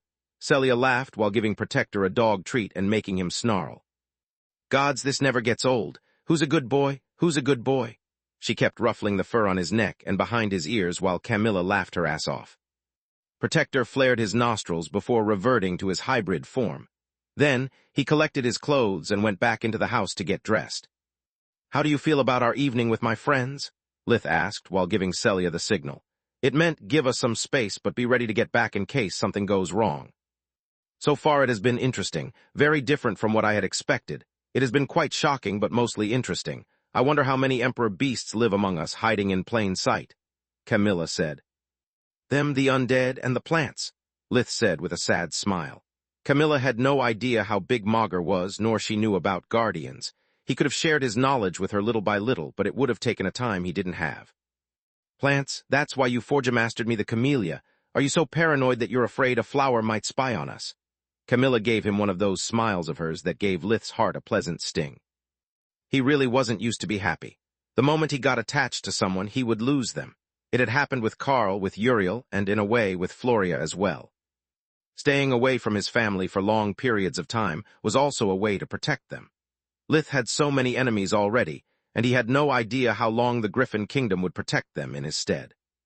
He kept worrying, planning, and getting stronger to seize control of his own life, but he knew it was just an illusion. No matter how strong he was or how far he planned, good and bad things would still happen, like the woman he was embracing. Lith hadn't planned on getting this attached to Camilla, and yet. Then the next time that a dryad hits on me, I assume you'll not be jealous if I accept her offer, right? Come again, did you really meet a dryad and she hit on you? Suddenly she didn't find the idea of sentient plants funny anymore. I met 2 of them, but only one hit on me, twice. Lith materialized the dryad's hologram between his palms, doing his best to depict her properly. Okay, seriously, why there are so many hotties around you? There's Freya, that strange woman a few days ago, Constable Griffin, and now even dryads. The woman in the picture was so gorgeous that she could cause a traffic jam simply by crossing the street. First, dryad aside, none of them hit on me. Second, you're the one I choose to stay with, so there's no reason to be jealous, Lith replied while hugging her. Camilla returned the embrace, making him wish for the best. Do you know why I wanted you to meet Protector so badly? He asked, receiving a shook of her head in reply. Not only is he one of my oldest friends, but there's a deep bond between us. At those words, Camilla started to fear that Ryman was actually Lith's uncle, but the truth sounded much worse than that to her. He told her the rest of his story, of how saving Protector had crippled his life force and given the Emperor Beast part of his memories. Are you serious? Is your life really going to end prematurely? Camilla was on the verge of tears. I could live another 100 years or maybe just 20 more, I don't know. He couldn't explain to her about awakening without sending Camilla into a nervous breakdown. There was only so much information a human brain could handle. Chapter 766, Moment of Truth Part 2. Except for Manohar, of course. The mad professor would probably just look at those revelations as a means for his research. He was beyond morality, if not even beyond sanity. So you brought me here to show me the life you've saved, to not make me angry when I discovered why you're going to leave me. Camilla pushed him away, her eyes watery and her voice hurt. Leaving you? Lith asked. Well, if you're going to die, you can't waste your time with me. I'm older than you, I've yet to build my career and make a name for myself. I know that I'm just. No, you got it all wrong. Lith gently shut her up, placing his forefinger on Camilla's lips to get the opportunity to explain. I brought you here because I don't want you to waste your time with me without knowing that if my line of work doesn't kill me, my past could at any moment. Because I wanted to be honest with you before moving forward with our relationship. Otherwise, all we might build together would have lies and omissions as foundations. Due to the exchange of life forces, Protector knows almost everything about me, yet he accepted me nonetheless. It makes him one of the very few people I've been completely honest with, and I think you deserve to know the truth as well. Lith told her about his first tribulation in Candria, how things had started to change, both inside and outside of himself, and how those changes had become deeper over time. So not only do you have a crippled life force, but you're also inhuman, she asked, pacing in circles, trying to match the speed with which Magur was spinning around her head. Some say a dragon, others a demon, but they all agree on the term hybrid. Lith nodded, without trying to get close to her. Show me. She stopped abruptly, facing Lith with her hands clenched so hard that her nails pierced her skin, making Camilla bleed. "Are you sure? It's kind of unsettling." "Just do it." She cut him short, hoping that his story was just a convoluted, sadistic way to break up with her. Yet it was all true. Just like Protector's, Lith's shapeshifting was so fluid that one blink was enough to miss it.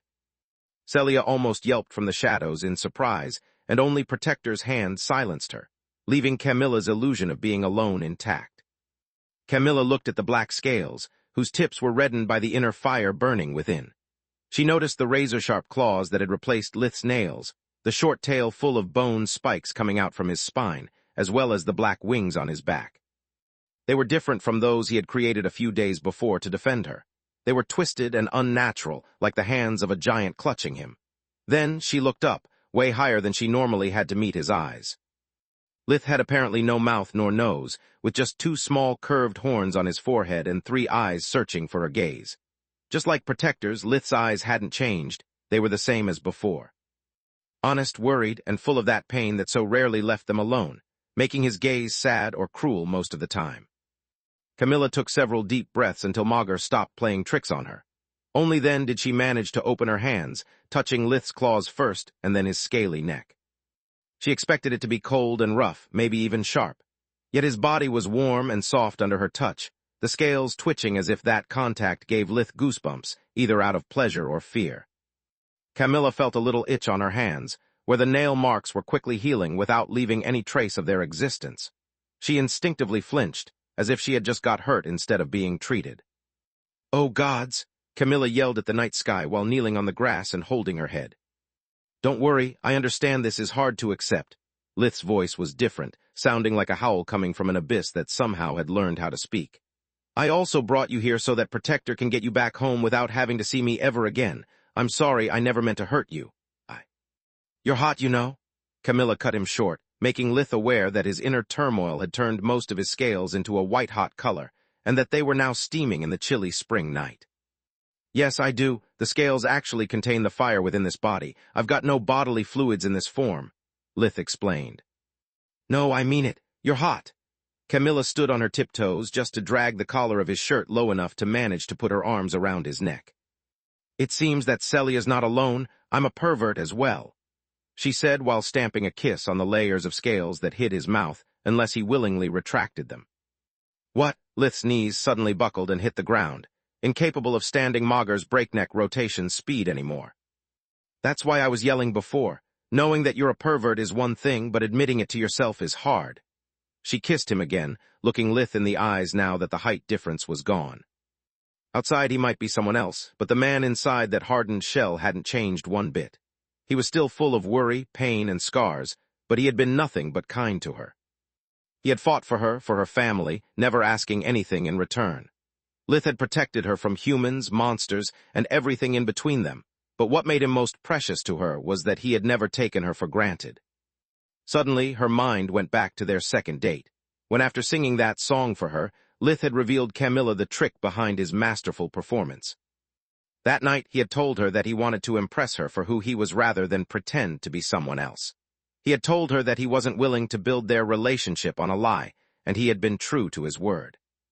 Lith had risked so much by sharing with her the truth about Protector and about himself, yet he had done it anyway. He had done it for her with no strings attached. Lith's hybrid form started to fall apart in patches, slowly reverting him into his human body, and bringing him so low that Camilla had to kneel to not lose eye contact. "It will take you more than a few scales and bad breath to get rid of me, Lith Verhen." Even though the scale mask had remained closed the entire time, the pungent stench of brimstone was still in the air. Camilla held him tight, and soon Lith returned her embrace. He clung to her as if she was a lifeboat in the eternal storm that his life was, still incapable of finding his balance or even to believe his own ears. "Are you sure? Wouldn't it better for you to find someone normal, someone who can offer you a boring, peaceful life?" Lith asked while listening to the steady rhythm of Camilla's heart. She wasn't afraid of him, nor was she lying. All of her body gave off a feeling of tenderness and affection. "I'm more than sure," Camilla said before kissing him with the same passion they shared the first night they spent together. Chapter 767, Opening Act Part 1. 767, Opening Act Part 1. "And that's our cue." Protector whispered, even though he and Celia were already enveloped in a hush spell while dragging his wife toward the back door. Come on, they're just making out and on our lawn at that. There's nothing wrong with making sure that things between them are okay, she whined. According to what you have taught me, that's being a peeping Tom, Protector rebuked her. Come inside. While Lith explains everything in detail to her, I can do the same to you now. Celia nodded and followed him back home. She was very curious about Lith's hybrid form since she had never seen a dragon before, and so was Camilla. After both Lith's and her heart had stopped quivering, she pushed him away gently, full of questions that needed to be answered. Is this the reason why the army holds you in such high regard? The army doesn't know, nor does the Mage Association and the Royals, Lith replied. So I guess I can't tell Zinnia, right? She asked. Right, only 4 people you included know about it, and I'd like to keep things that way. There were actually 5 people, but talking about Salus was still out of the question. Just 4, Protector and I are 2, who are the other 2? Your parents? Camilla felt flattered, and the idea of being the first person he had ever shared his secret with. Protector knew about it only because they had exchanged their life forces, and his parents because there was no way they hadn't noticed. No, no one in my family knows. They would probably accept me as I am, but I don't want to pointlessly complicate their life. For them knowing or not changes nothing, whereas you had the right to decide about your life. Lith's words made sense. Aside from making his relatives worry about giving birth to more hybrids and make them paranoid about protecting Lith's secret, telling them wouldn't do any good to them, nor would alter their relationship. Yet it made Camilla furrow her brows. Don't tell me that. She knew she wasn't Lith's first girlfriend, so the answer to her own question was now quite obvious. Yes, Floria knows. I told her as well when things seemed to be getting serious, Lith replied. Fine, Camilla snorted, feeling jealous for not being the first person Lith had opened his heart to. Who's the last one? Lith perceived more than a tinge of rage in her voice, but lying would have been pointless. Quilla. What the fuck? Did you sleep with her too? Did it happen before or after the academy? Even though Lith had an enhanced skin and wore a skinwalker armor, he could still feel her nails stinging at his flesh, such was Camilla's barely bridled fury. What? No, who do you take me for? I never slept with Quilla, nor did I voluntarily tell her. It happened while we were in Culla. Lith told Camilla the truth about the fight with the Odi and how he couldn't always control his transformation. Camilla sighed loudly in relief. Let me get this straight. I'm the 4th to know, but the second you opened up with, correct?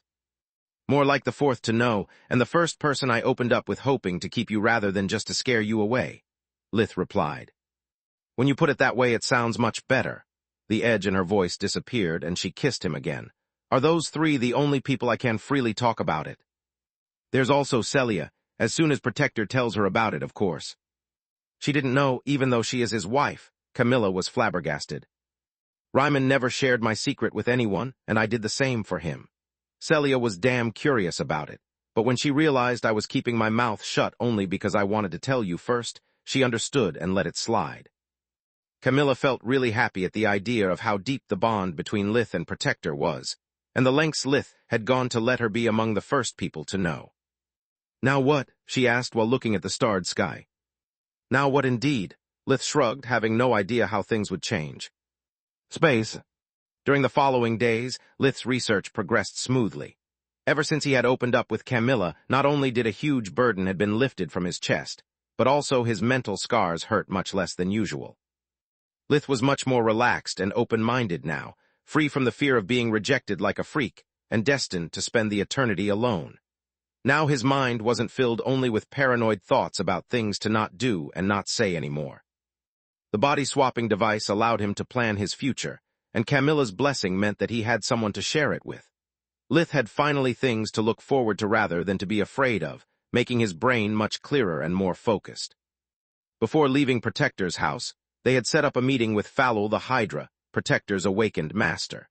Lith aimed to use Falul's connection with the council to understand if they had something to offer to him and maybe learn from her about runes. Depending on how our meeting goes, I might even ask to join the Emperor Beast side of the council. Some of them are good, like Kala, while others are mad, like Gadorf the Wyvern, whereas humans look like a bunch of psychos. They cannot be trusted, Lith thought. What about your little adventure with your academy friends? Do you think you'll make it this time? Solus asked. Well, yeah, Quilla seems to be much calmer now in my presence. It almost makes me feel guilty for not telling Freya. I mean that way when Camilla joins us for dinner or lunch, there would be no secrets at the table. Lith replied. True, but since it's a leisure trip, there's no point making things awkward again like it happened with Quilla. Solus pondered while checking their surroundings. Lith had started traveling only by using warp gates to make his position known. After meeting Athung, he had hoped that the council would find a way to communicate with him in a civilized manner, but their prolonged silence didn't bode well. Even though to his eyes it was a largely useless and incompetent organization, the council was still a force to be reckoned with. Hence Lith made sure that they knew where he was, to prevent them from targeting others to get his attention. Being predictable was a two-edged sword since they would know where to find him, but at the same time, Lith could easily predict the most convenient spots for an ambush and prepare accordingly. After all, the council was pretty limited in its choice of approach. Attacking the Erna's mansion was suicidal, and Lith's home was heavily guarded. To avoid exposing their existence, the Awakened couldn't risk triggering a full-scale war with the army or the association, so they would target Lith unless they were forced otherwise. Lith warped always to the same places to go from Dirio's to his own house, pretending to have let his guard down, whereas his path was intended to lead his unknown enemies to take action exactly where he wanted them to. Chapter 768, Opening Act Part 2. 768, Opening Act Part 2. Garin Rogias was an ambitious man. Even though he had not inherited a magical legacy nor made any important discovery in any field of magic, he was one of the youngest and most powerful members of the council. He had spent his youth training in the art of magic and developing his mana core until he had struck the ceiling that stopped most Awakened, the bright blue mana core. Being just 50 years old when it happened, he hadn't let it get in the way of his ambition. Quite the contrary. He had stopped practicing magical theory and had joined the enforcers of the council, the Hand of Fate. It served the purpose to put into practice all the things he had learned and to make the elders indebted to him. They all possessed a purple core, since it was one of the two only requirements needed to be considered an elder, with the other requirement being a major breakthrough in any magical discipline. Garin was certain that once he had acquired a purple core, things would have gone smoothly for him, like they always had in the past. As rewards for his achievements, he only asked for their advice about how to further develop his mana core, but to no avail. No matter how many meditation techniques he learned or magical philosophies he practiced, nothing seemed to work. So, after wasting another 50 years as a dog of the council, he had started developing his political power both inside and outside the Awakened community. He had hoped that such power would give him access to the knowledge he needed. Countless Awakened of all races throughout history had achieved a purple core, and some humans would even naturally develop it. It was just the matter of finding the answer to his question, so he searched both the royal library and those of all Awakened whose status was below his own. Or so he thought. Even now that he was 300 years old, he was still stuck at the blue core. He had gone from being considered a genius to being treated like any other average Awakened. Building influence, especially in the human world, took time and effort, so all the energy he poured in politics was drained from what he was supposed to use in developing his magical abilities. Garin was one of the richest and most influential Awakened, yet no one of the elders dignified him with a second look. Money could only bring an Awakened so far, and most of them were hermits, so they didn't care about society. In their eyes, he was just wasting his time with trivial matters, so there wasn't even one of them who considered Garin a worthy candidate to inherit their legacy. At the same time, however, young Awakened considered him a role model. Most of them struggled to make a living and to survive their breakthroughs without submitting to a master. While the council ignored them, Garin was always glad to help and train them, be it with his connections or knowledge. Little did they know that he was just using them as guinea pigs for his theories about mana cores, and that the only reason he founded them was to have access to their research.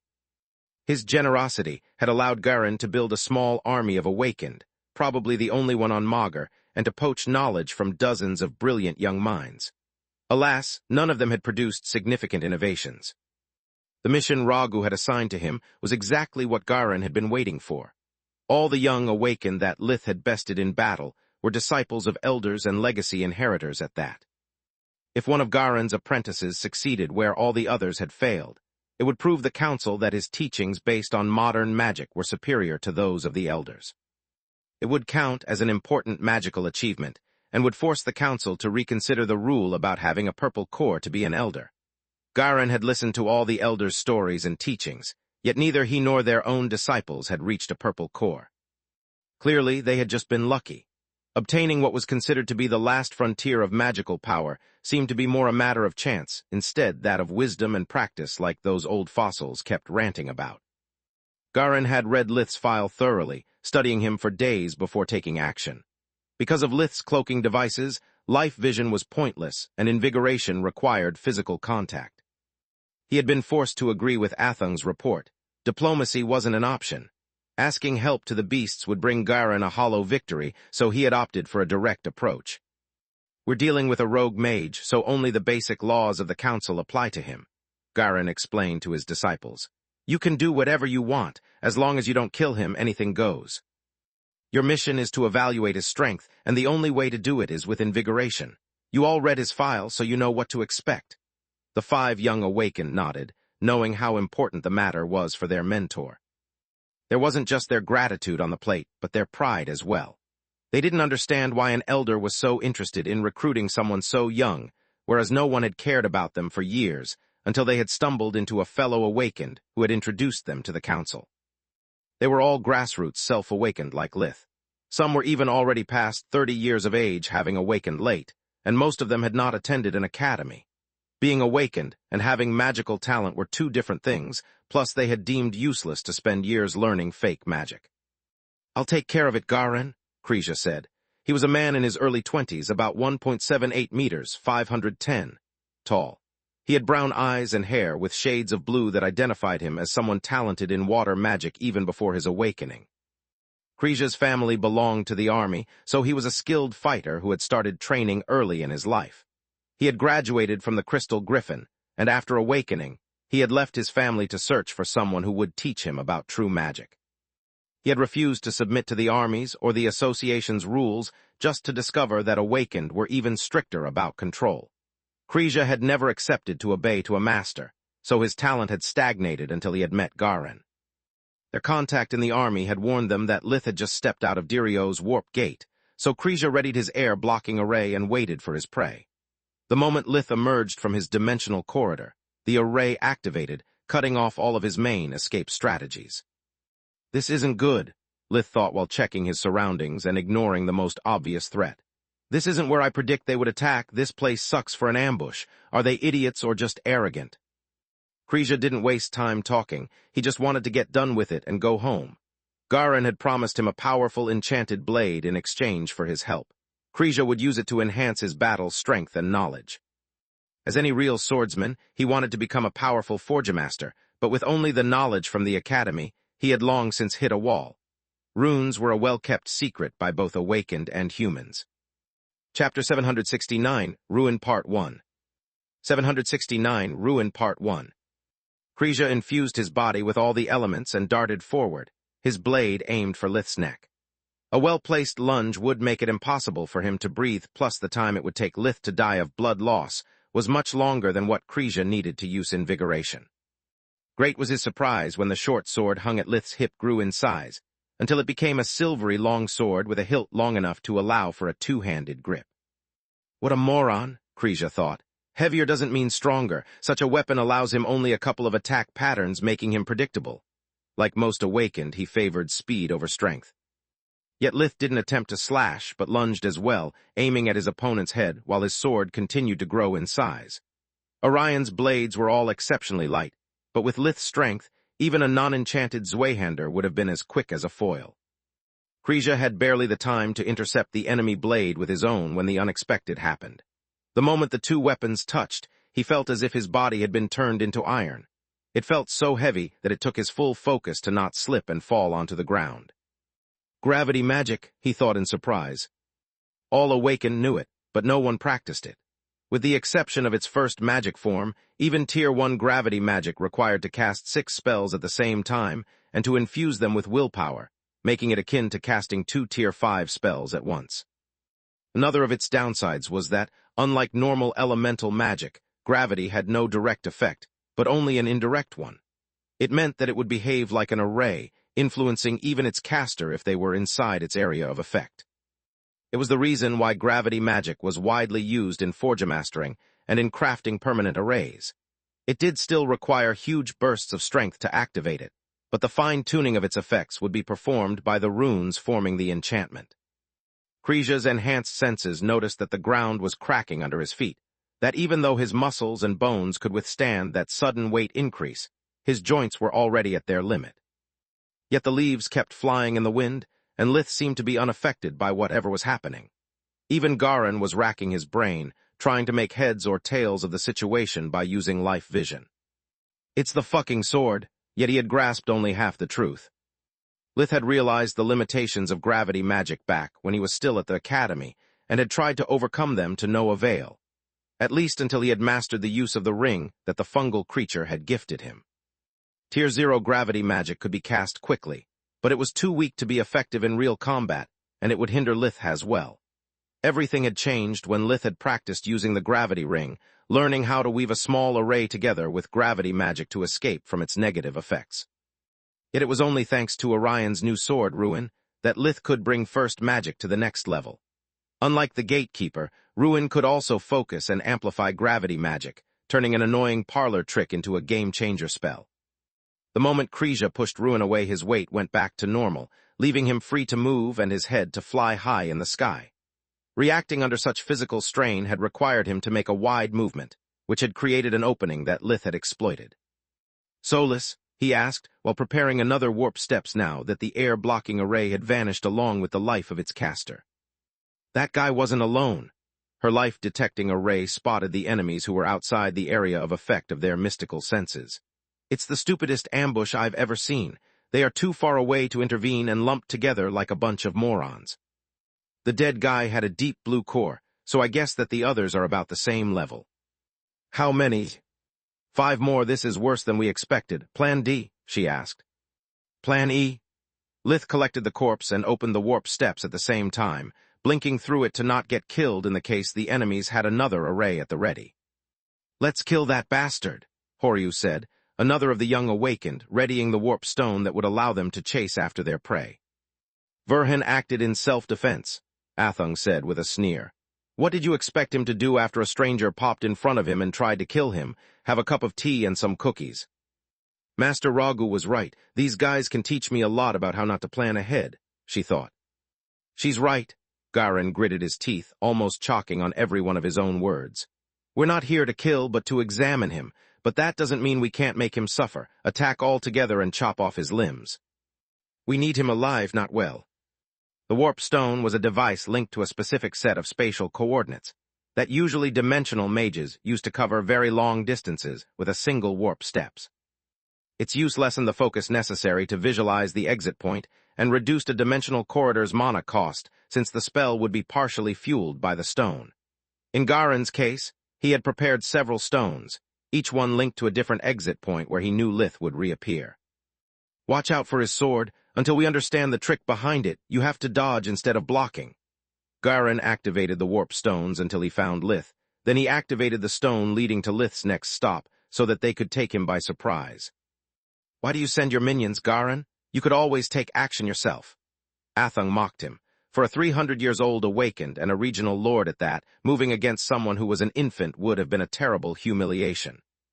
It would mean that he was incapable of nurturing even one worthy vassal, and that his claims to the council would be forever dismissed as a joke. To make matters worse, in case he needed to intervene, anything but a crushing victory was unacceptable. "Shut up, you're here only as an observer. Don't you dare mess with my plans, little girl." Garin's words only made Athung smile. "He really is a tool. I wonder how such a small body can contain such a bloated ego," she thought. Meanwhile, Lith had reached his destination. When he came out of his warp steps, the 4 awakened had surrounded him, but he was ready for them. The blue aura from Full Guard covered 5 meters, 16 feet, around him, and the 4 pseudo-wings from Death Call coming out of his back flapped furiously, forcing them to scatter or be engulfed by the impending darkness. An overly handsome guy wielding a war hammer threw his weapon at Lith while flying back to avoid the wings, and so did a stunning redhead with her twin battle axes. At the same time, their allies turned the area surrounding Lith into a quicksand, to restrict his movements and leave him no other choice than blinking. They were all using life vision, so they only needed to exploit the split-second Lith was helpless while stepping through a dimensional door to turn him into a pinhole. Chapter 770, Ruin Part 2. 770, Ruin Part 2. Lith knew by the positioning of his enemies that even though his current situation was dangerous, it had to be a setup for something even worse. If not for Death Call's darkness constructs, the two awakened near his exit point would have already maimed him, but the fact that the other two mages were keeping their distance was what really troubled him. With enough preparation, there was no telling what a true mage could cook up. Blocking the hammer with a spell was impossible. The enemy had already seized control of the ground, and Lith was facing too many threats at the same time to engage two mages sitting at a safe distance in a battle of willpower. Having no idea what kind of spells the enemy weapons might have been imbued with, blocking was not an option, and so was blinking. They made so that I can't block nor dodge to force me to use dimensional magic, he thought. Too bad for them that I had time to prepare as well. Lith snapped his fingers, unleashing several fireballs at the same time, each one aimed at himself. Flames composed of his own mana couldn't hurt him, while the shockwaves generated by his spells deflected the incoming weapons and freed his legs from the quicksand restraining him. Lith then tried to use spirit magic to capture the battle hammer and the axes, just to discover that they had been enchanted so that they would always return to their owners. What a clever spell! This way not only can't its owner be disarmed, but I can't also store their weapons inside my pocket dimension until I kill them, yet this gives me another opportunity. Lith thought while a huge smile appeared on his face. With the magical sand flying around, all the Awakened's life visions were blinded, but Lith didn't need to see his enemies to find them. He used spirit magic to grab at the battle hammer and used it as a compass to find its master. The four Awakened had scattered around the area, bombarding Lith's last known position with explosive spells, while looking around for the exit point of the blink spell that they assumed was his only way out from their combined onslaught. When Horyu saw Lith hitching a ride on his own hammer, it was already too late. Lith had used a combination of air magic cantrips and a flight spell to turn the returning weapon into a homing missile. Horyu had to interrupt his spellcasting and focus all of his willpower on the enchantment controlling his hammer's movements, to prevent it from swatting him like a fly. The hammer was imprinted with his energy signature, so none of his enchanted protections would react to it. Moreover, Lith was boosting the makeshift projectile's speed non-stop, making it was so fast that even altering the hammer's trajectory by a little margin required a lot of energy. Damn it, the hammer is too fast to stop it in time, and even if I did, I would have no means to defend against that bastard. I've only one choice left, Horyu thought. He cancelled the returning spell and blinked away. It was better to have his own weapon stolen than letting it kill him. What none of the Awakened could have predicted was that Lith would exploit the opening by blinking as well. The two identical spells had been cast with a split-second difference in timing, making it impossible to know which belonged to who. Life vision could show them the position of the exit points, but the time they had to react was too short to hesitate. One exit point had been placed near Arya, one of the long-range attackers, while the other exit point was located at a safe distance in the middle of their formation. Arya released one of her best Tier 5 spells, Great Flood, on the person coming from the exit point near her while stabbing at them multiple times with her estoc.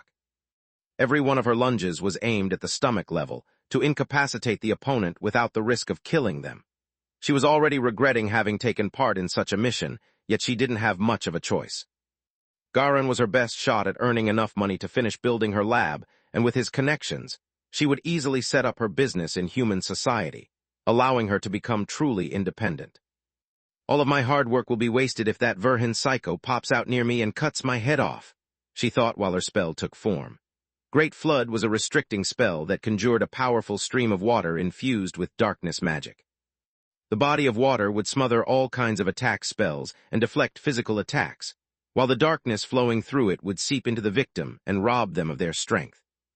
Arya enveloped herself with the spell, giving it the shape of a gray-colored water dragon. The remaining two Awakened decided to follow her lead and take precautions. They pointed their hands at the remaining exit point and released all the Tier 3 spells they had at the ready. Yet due to Blink's speed, even faltering for a second was a second too long. While Arya mercilessly stabbed and weakened Horyu, Lith had wrapped himself with Death Call, reshaping his darkness wings into a thick cocoon that weakened the incoming spells enough for the Skinwalker armor boosted by his mana to easily repel them. Ormer, a young man who had awakened before his growth spurt and had become as tall as Lith was, decided to take the kid gloves off and go all out. A blue aura erupted from his body as he activated his Battle Mage Tier 5 spell, God of Darkness. Now the bastard is so close that all he needs is a well-placed dimensional spell to use one of us as a meat shield against incoming attacks. The best way to put him down is to go mano a mano. Even if our mana cores and physical bodies have similar power, he's no battle mage. It took me years to master the Elemental God book, time that Verhin spent forge-mastering trinkets. Even if we are both awakened, my skill set as a warrior exceeds everything he can do, Ormer thought while darting towards Lith. A black armor made of living shadows now covered his body, and 4 black spheres appeared behind his back, spinning so fast that they would appear like a circle. It would need him but a thought to using the spheres to replicate any Tier 4 or lower darkness spell, without the need of casting them. Note to self, I must learn that stuff, Lith thought, regretting to not have asked Morok why he had never heard of those spells before. The spells composing the Elemental God book were something the academies taught only to rank S Battle Mage students, or in Ormer's case, that awakened elders taught to their pupils to test their loyalty. Ormer had failed his test, becoming so drunk on power that he had challenged his master and had been kicked out in the result. He had learned the hard way that the only reason such powerful spells had been bestowed upon him so easily was that might without wisdom was an empty threat. Chapter 771, Spirit Magic Spells Part 1. Lith's cocoon opened, and the wings shapeshifted into 4 huge arms. Each one of them grabbed one of Ormer's spheres, wrapping them like a shroud and making them useless. Ormer turned the spheres into a combination of blades and projectiles made out of darkness element. Lith's shrouds twisted and deformed under the spell's pressure, but they didn't break. Ormer was flabbergasted. He had no idea that a darkness spell could physically interact with another, something that Lith had learned while fighting against Thrud Griffin. Ormer tested Lith's defenses with a series of quick jabs, only for his left arm to be trapped in the vice that Lith's grip was. Ormer didn't even try to break free. Being his body shrouded in darkness magic, the longer Lith touched him, the weaker he would become. Ormer exploited the hold to throw a powerful right at Lith while pulling his own left back, to not give the enemy the opportunity to dodge. Too bad that Solus's darkness-infused glove protected Lith from the enemy armor, making it possible for him to crush Ormer's wrist simply by going all out as well. Lith twisted and pulled Ormer's arm, breaking his ulna and dislocating his shoulder at the same time. The Awakened felt only a sting thanks to darkness fusion, but his body was dragged along nonetheless. Ormer's fist missed, whereas Lith's found his target. It crushed the young Awakened's trachea, piercing through the neck until it pulverized the spine. Ormer had made 2 huge mistakes. He had challenged Lith with confidence because he had mastered the God of Darkness spell, but Lith had long practiced the darkness element itself, not just a single spell. As a healer, Lith used darkness as much as he used the light element. One of his favorite quotes from Professor Marth was, "He who knows how to heal also knows how to destroy." The second mistake had been assuming that since their build was similar, so it had to be their physical strength. Thanks to his last body refinement, Lith was now in between veteran magical beasts and Emperor Beast's prowess, whereas his opponent would have struggled even against an adult magical beast. Ormer was older than Lith, but the latter could still overpower him like an adult with a teenager. A snap of Lith's fingers conjured a small fireball that blasted Ormer's neck to pieces, making any attempt to heal him pointless. The 3 remaining Awakened, of which only 2 were still able to fight since Horyu was still using invigoration to recover from the friendly fire, decided that a dishonorable escape was better than an honorable death and blinked away to safety. Lith begged to differ, exploiting their temporary blindness to kill them one by one. He blinked where the stunning redhead, the one with the weakest protections, would appear as his checkmate spear's spell surrounded the other 2 exit points. Lith appeared right behind the young woman's blind spot, and Ruin made short work of her armor as well as of her heart, leaving a gaping hole where the pulsing organ had been until a second before. The ice spears struck the 2 Awakened from every side, piercing their bodies. The onslaught made them lose their focus and all the spells they kept at the ready, leaving them helpless while the barrage of icicles ripped them to shreds. After freeing Ruin from its meat scabbard, Lith performed a horizontal slash to decapitate the woman. Awakened were much sturdier than humans, needing but a breath to fully recover from a mortal wound. Alas, Garin stopped Ruin with his frostbound blade, and conjured 2 emerald green barriers made of pure mana around the other 2 awakened, saving their lives. "Good gods, this guy has a bright blue core," Solus warned Lith. "Fuck me sideways, that's a spirit magic spell." The mana materialized around those 2 instead of spreading out of his body like usual. "Solus, focus on the spell's matrix. I can't allow taking this guy alive to interrogate him later," Lith asked Solus. Even though Garin couldn't read their minds, he was utterly offended by Lith's behavior. Garin was going all out right off the bat, spreading a bright blue aura much bigger than Lith's, yet the child was unfazed by his appearance. Without a cloaking device, Lith was supposed to notice the arsenal the old mage had at his disposal, but he still acted as if it was all an annoyance. Garin tried to strike at Lith's neck, but the blades were glued together by Ruin's gravity field. The increased weight also put enough strain on Garin's body to put him on his back foot. "Don't blink, fly, you fools!" he yelled while using his other hand to regenerate the redhead enough to allow her to complete the job herself with invigoration. He had moved the moment Ormer had died, yet it had almost not been fast enough. Dimensional magic was too dangerous, not allowing him to distinguish friend from foe, whereas if his pupils flew, he could easily recognize them from their energy signature. Being their swords locked and Garin's focus split, Lith pushed his advantage further. He emitted an inhuman roar that made the Tron woods fell silent for kilometers while kicking with all of his strength at the enemy. Garin's equipment was made of orichalcum and was among the best pieces that money could buy in the awakened community, yet he felt as if a horse had kicked him in the chest. Lith hadn't struck him in the nuts because with darkness fusion pain wasn't a factor in their fight, while aiming for the head would have exposed him to a counter. The chest, instead, was the source of breathing and a major weak point in a battle between awakened. The air in Garin's lungs was squeezed out as a web of cracks appeared on his ribs. "What the heck? A physical attack shouldn't be able to inflict this kind of damage upon me." Since darkness fusion negated the pain, most veteran awakened kept a self-diagnostic spell always active in battle. The lack of pain meant the inability of noticing potentially lethal wounds, like ruptured organs or punctured lungs. Lith's kick had caused no pain, but it had still caused his opponent to lose a good chunk of his stamina. Pain is just a symptom of the damage a body sustains, just like fever is of infection. Lith grinned, noticing that his enemy had refused to give up on the sword, allowing his kick to hit deep. The other 3 awakened took each a deep breath with invigoration before flying away at breakneck speed, but he didn't mind. All the pieces of the chessboard were already in place. He only needed to get rid of the king to end that nonsense.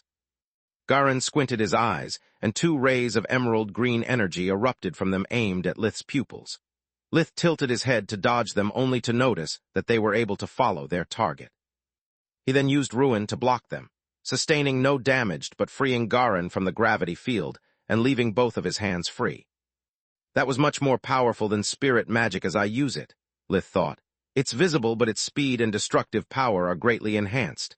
Emerald green energy, huh?" Lith had mixed feelings about his situation. On one hand, not only had the madman in front of him a stronger mana core, but he was also able to use an unknown kind of magic. Chapter 772, Spirit Magic Spells Part 2. On the other hand, however, with each spell Garin used, he gave Lith more clues about spirit magic's real potential. Spirit magic was one of the Awaken's hidden talents, so the Academy had taught him nothing about it. Solus didn't share one bit of his excitement and focused solely on analyzing the enemy. While Lith's senses were aimed at his enemy's visible movements, her mystical senses scanned the invisible, collecting all the data she could get. She was studying the pseudo-cores of Garin's equipment to notice which one was being activated to warn Lith in time, while also studying the mana flow of the enemy to predict the kind of spell he would employ and how dangerous it would be. "Earth from below," she thought as Garin adjusted his grip on the frostbound blade and made the ground erupt in the form of a giant stone fist right under Lith's feet. Lith had just the time to take flight and reduce the strength of the impact when a mass of yellow flames surrounded him. "Air and fire all around us for 15 meters, 50 feet, Solus warned him. It was Garin's War Mage Tier 5 spell, Electrified. The flames were actually bright blue, the overbearing yellow derived from the streams of electricity flowing through them. It was a sure-kill spell that would paralyze its victim while the flames burned them to a crisp. Lith recalled his black wings, shaping them into a cocoon again to buy some time. Garin laughed at his naivety. Such a puny amount of darkness magic can only make his agony last longer. Sorry, kid, I have to break you to not turn this mission into a failure, he thought. Surrender now and... Garin was cut short by a mass of flesh and metal dropping on him at breakneck speed from above. The impact made the awakened fall face first onto the ground and opened a few meters deep crater. The cocoon had never been a defense. It was just a smokescreen to prevent Garin from seeing Lith blink. After shape-shifting Death Call, Lith had left it behind, making the dimensional gate invisible to Garin's life vision. The third spell's energy was indistinguishable from that of the other two overlapping spells. Lith had reappeared as high as he could, combining gravity magic, his best flight spell, and the mana-boosted orichalcum skinwalker armor to turn himself into a living meteor. He had achieved such a speed that, without a full guard to protect him, Garin's enhanced senses had perceived the threat only when it was too late. To make matters worse, Lith had spun on himself and shape-shifted his lower body into his hybrid form. The metal-coated talons on his feet drilled through Garin's protections and flesh, while the amplified weight of Lith's body crushed his bones. Garin coughed out a mouthful of blood as his focus, and all the spells he had at the ready were lost. Unluckily for Lith, Garin's equipment was nothing to scoff at. Defensive amulet and detonating glove. Everything was happening so fast that even their mind link couldn't keep up. Solus used as few words as she could, conjuring an image depicting her prediction of the events in Lith's mind to help him understand what she meant. The moment they had made contact, the amulet at Garin's neck had enveloped its master into a barrier while activating a powerful healing spell. Usually, it would have been pointless since mending such deep wounds would have left Garin exhausted.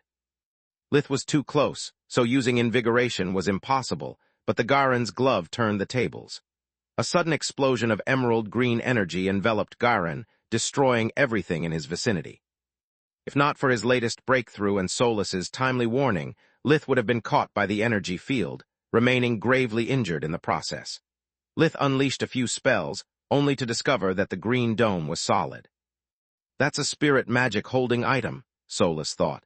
It's an excellent means to force the enemy to back away and buy time to use invigoration. Together with the amulet, it forms a perfect combo. Sounds more like a last-ditch trick to me, Lith replied. I've lost the effect of surprise, but if I'm right, I still have the upper hand. Athung was watching everything from a safe distance in envy. Spirit magic, the seventh element, wasn't taught even to legacy heirs. It was deemed too powerful for someone so young and only imparted before the master's death. Garin had learned it only thanks to his centuries of loyal service to the council and through relentless practice. Yet he appeared to be losing. And I thought to be a good fighter, she sighed. Athung was able to notice the web of feints both mages were weaving along with their spells only because she was far away and relaxed. That's why I told you it would have been a great learning opportunity. A fighter is like metal. It needs to be tempered in the fires of the battlefield over and over. No one is a genius from the start, and practice alone crumbles in front of the real deal. Ragu commented while watching through the communication amulet. I must say I'm disappointed in this Lith Verhin, Ragu sighed. If Garin's minions weren't cowards, they would get back and fight beside him, making this fight end in a matter of seconds. They are not cowards, Athung replied. I know them and I have personally worked with them. Their knowledge is lacking due to not having ever had an awakened master, but none of them is so stupid that they could miss this chance. Where are they then? At this point they should be back at full strength, yet they are nowhere to be seen.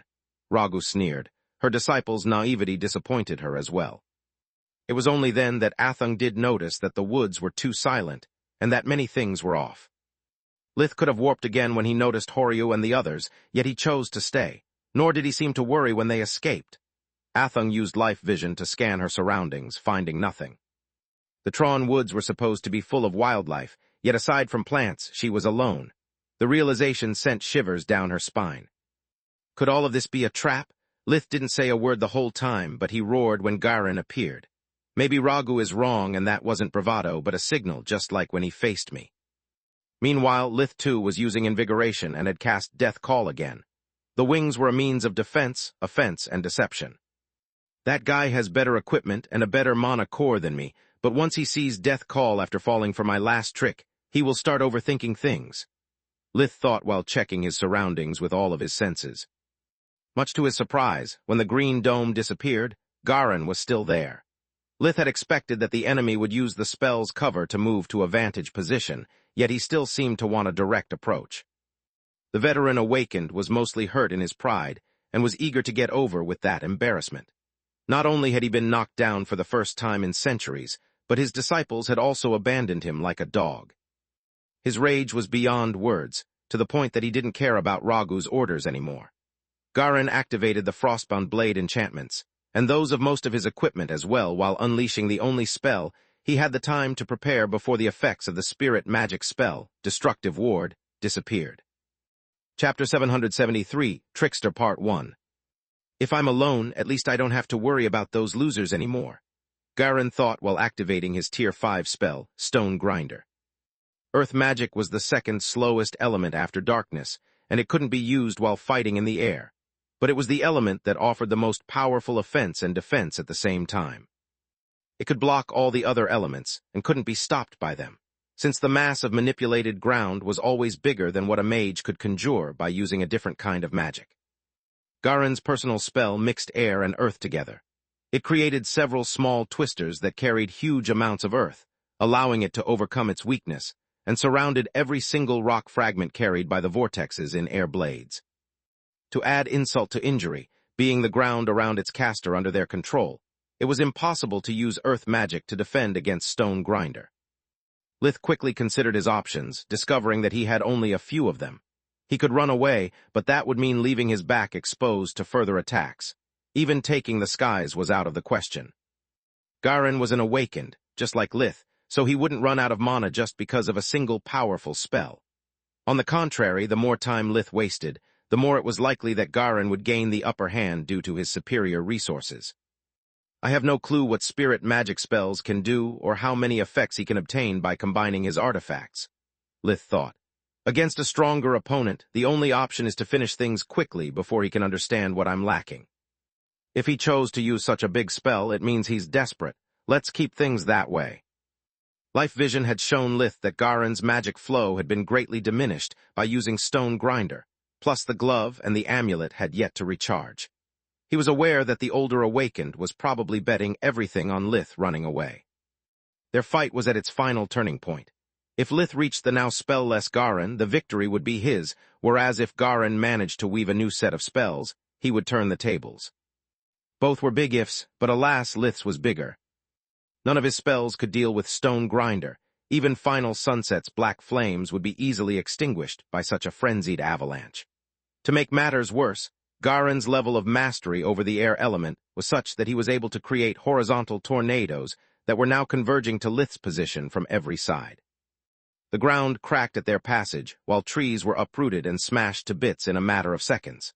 Lith was just a dozen meters away from his enemy, but with such a powerful barrier between them, it was akin to being oceans apart. Lith took flight to go above the horizontal tornado in front of himself, but Garin made it grow even bigger, to the point that it resembled an ocean wave. Lith then had Death Call's wings envelope him like a shroud, and then darted inside Stone Grinder. It was a suicidal, pointless move that made Garin grit his teeth in frustration. Does he really think I'm so stupid that I would fall twice for the same trick? He thought. Sure, I don't have full guard, but I still have my own fucking eyes. Garin raised a stone slab behind his back to not have blind spots, looking up left and right to search for the exit point he knew that would appear soon. He saw the space getting bent on his far left side and sent the vortexes he had kept close to himself against it. Garin didn't let his guard down nor allowed himself to smile until the noise coming from the exit point proved to him that his spell had hit something. He was about to dispel the vortexes, to check if Lith was still alive when another noise caught his attention. Lith had emerged from the giant horizontal tornado and was darting towards him. Such a feat had only made it possible by Garin making the tornado grow so big. No matter how violent the external storm was, the eye of a cyclone was always a safe zone. Once Lith had determined that there was enough space for him, he had used the cover provided by the enemy spell to blink, having the space he needed to cross, and then had executed a double switch spell.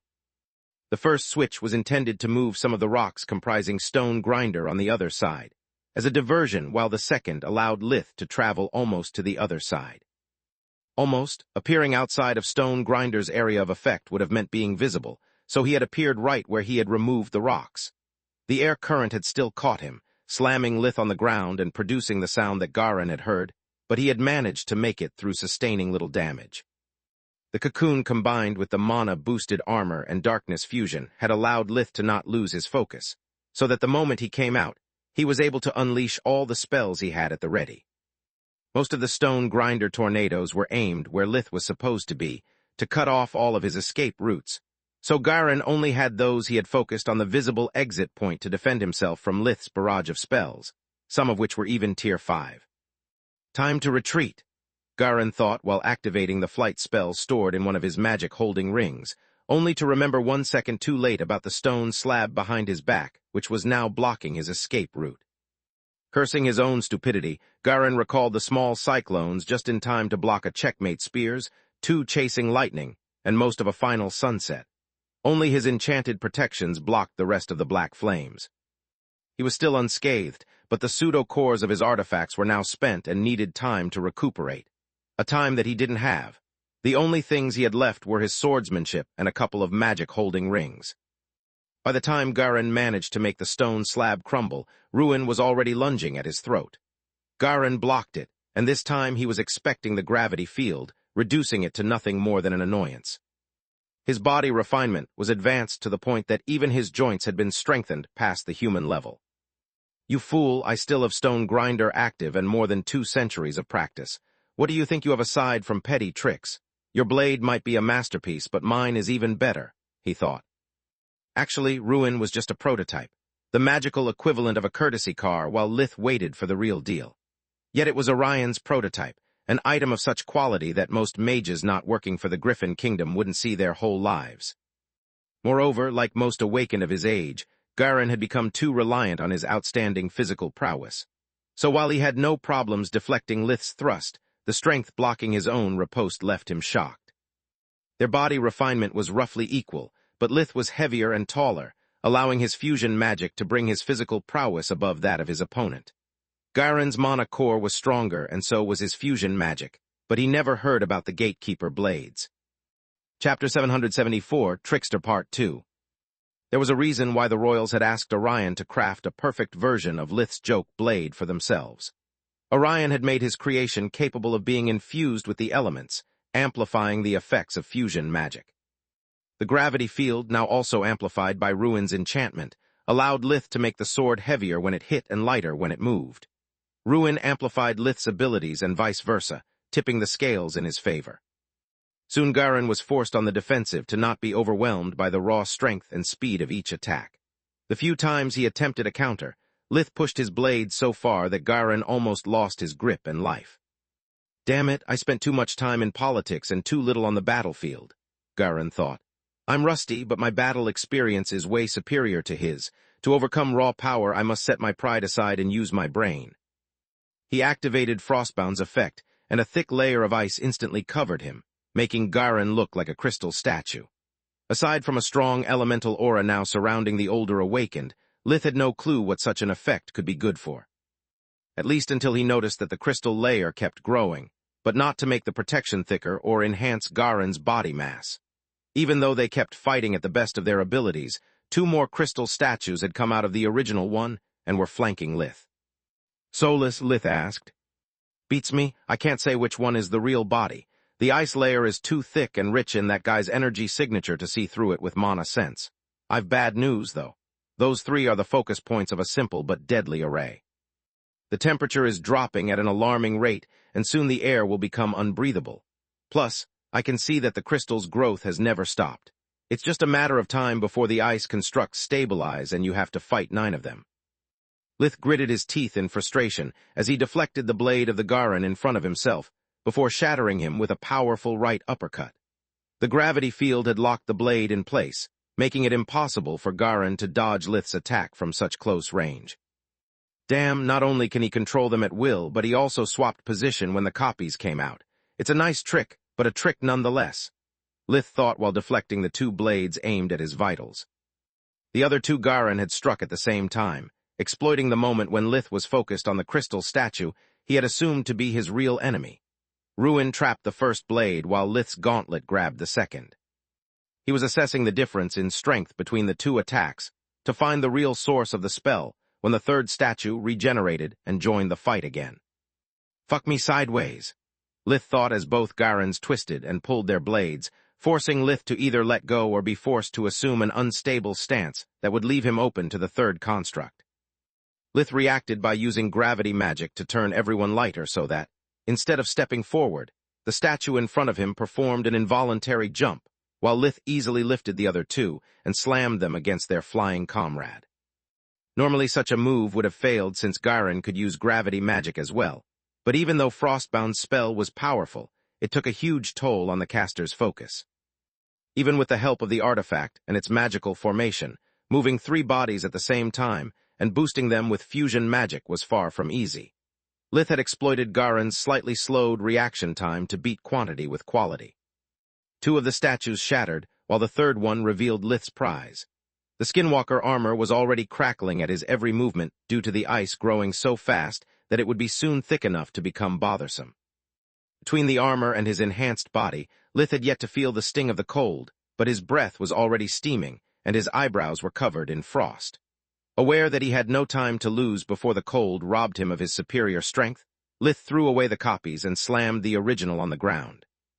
Garen released the last spells in his rings, but Lith simply tanked them with the boosted orichalcum and slashed down with ruin. Garen managed to defend despite his awkward position, but a huge wound still opened on his chest. In a last-ditch effort, Garen threw his pride to the wind and activated a mind link with Lith by using a tendril of spirit magic to connect both their cores. There was no time for words, and he had the distinct impression that Lith wouldn't believe to anything he might say. Thoughts instead could not lie. "Wait, I'm not after your life. I'm here on behalf of the council," he thought as Lith slashed again, making Frostbound fly out of Garen's hands. "Tell me something I don't know." Lith mind sneered, intrigued by the interference enough to reply but not enough to stay his hand. "The moron had enough. Go rescue him." Ragu ordered Athung, whose attempt to blink was blocked by the sudden appearance of Silverwing's hexagram. "Not so fast, kid," Sentinel the Garmer said while appearing from behind a nearby tree. Her brown-red fur was still bloodstained from her last victim, and her flaming red eyes were staring at Athung in hatred. All 4 of them. The beast looked like a wolf, with a height at the withers that reached 1.7 meters, 57. Its red fur was comprised of hairs so thick that they resembled spikes, and her tail looked like a thorned whip, cracking the ground at its every movement. Reaper and Lifebringer joined her, completing the encirclement and leaving Athung no way out. "Well, this explains why those 3 never returned nor called for help." Ragu was mildly amused by the sudden turn of events. Lith's orders were clear. He had asked the Emperor Beasts to not interfere unless he asked for help, like he had done when the 3 Awakened had attempted to escape. Once they had been dealt with, the Emperor Beasts had focused their attention on the last remaining intruder. Athung looked at them with life vision. Their mana cores were cloaked, appearing barely stronger than a squirrel's, whereas their vitality was overbearing and resembled that of her own master. "I can't fight them by myself and save Garen at the same time," Athung said while taking out her staff. One of the hexagram's weak points was that it couldn't block enchanted items. Pseudo-cores had a different mana flow than mana cores, and the magical formation was incapable of allowing its users to perceive it. "Point taken," Ragu replied. Red runes appeared all over Athung's council amulet, connecting her position with the gate in the Elder's office and allowing Ragu to cross the distance separating them in 1 step. "I'm the human representative of the council and I'm here on official business. Step aside," Ragu ordered. "What's the council?" Sentinel asked, receiving from the other kings of the woods a shrug in reply. "Gods, that's why I hate country bumpkins." Ragu could see that the Emperor Beasts were completely oblivious of the meaning of her words. Her title bore no significance to them. Chapter 775, Powerhouse Part 1. Ragu had no time to waste, and fighting 3 Emperor Beasts while under the hexagram was suicidal, so she grabbed her disciple and ran like the wind. The situation was spiraling out of her control, forcing her to take action before it was too late. Ragu's purple core and her mastery over fusion magic allowed her to escape the encirclement before the kings of the woods could react. They immediately gave chase, even though they were well aware that the newcomer was beyond their level. Strength wasn't everything when things had been long since planned out. Besides, no creature willing to back down so easily would have earned the title of king. They started weaving both spells and arrays while emitting a powerful roar to warn Lith of the impending danger. Meanwhile, Garin was on his literal last leg. Lith had wasted no time talking, removing one by one the limbs that the opponent had used as shields to prolong his existence. "If you kill me, you'll anger the elder who sent me here. You should stop if you value your family." Those words were his last mistake. Lith usually obeyed the laws of the Griffin Kingdom because it was the place his parents loved, their birthplace. The kingdom had done him no favors, but it hadn't tried to blackmail him either. "If your council is willing to sink so low that they would threaten normal humans, maybe you guys need your own Balker," was Lith's reply as Ruin cut Garin asunder. The moment he died, the self-destruct mechanism of his equipment activated, turning them into dust. Lith would have liked to keep the Awakened alive longer, to squeeze from him more spirit magic spells, but after hearing Reaper's warning, he knew he had no time to waste. He started to use Invigoration and broke the second seal in his pocket. The first had been shattered after meeting the group of Awakened, so that the kings would meet him at the agreed-upon location and put his Plan D in action. Yet now the 4 of them might not be enough. Someone capable of scaring Reaper couldn't be underestimated. When Ragu appeared in front of him, Lith regretted not to have the means for a Plan F. She looked like a woman in her late 50s, but she had lived for over 5 centuries. Her long black hair had partially turned into a silvery white color and was held up in a chignon.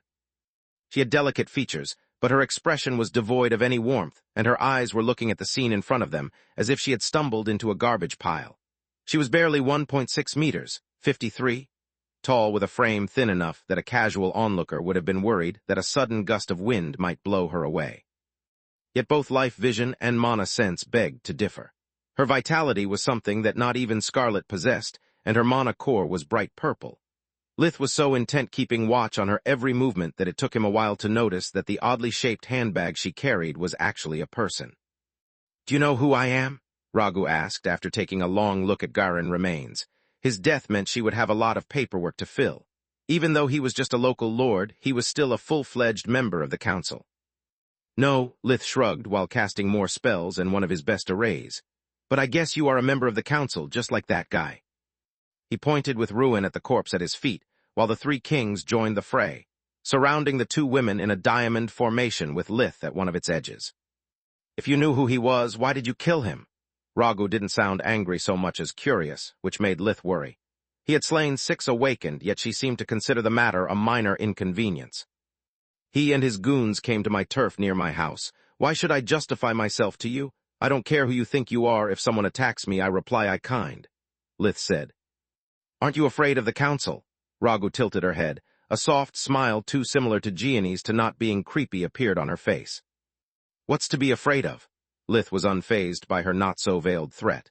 "You are just a bunch of people who never did squat for me when I needed help, and now you dare to send people to tell me what I can or I can't do.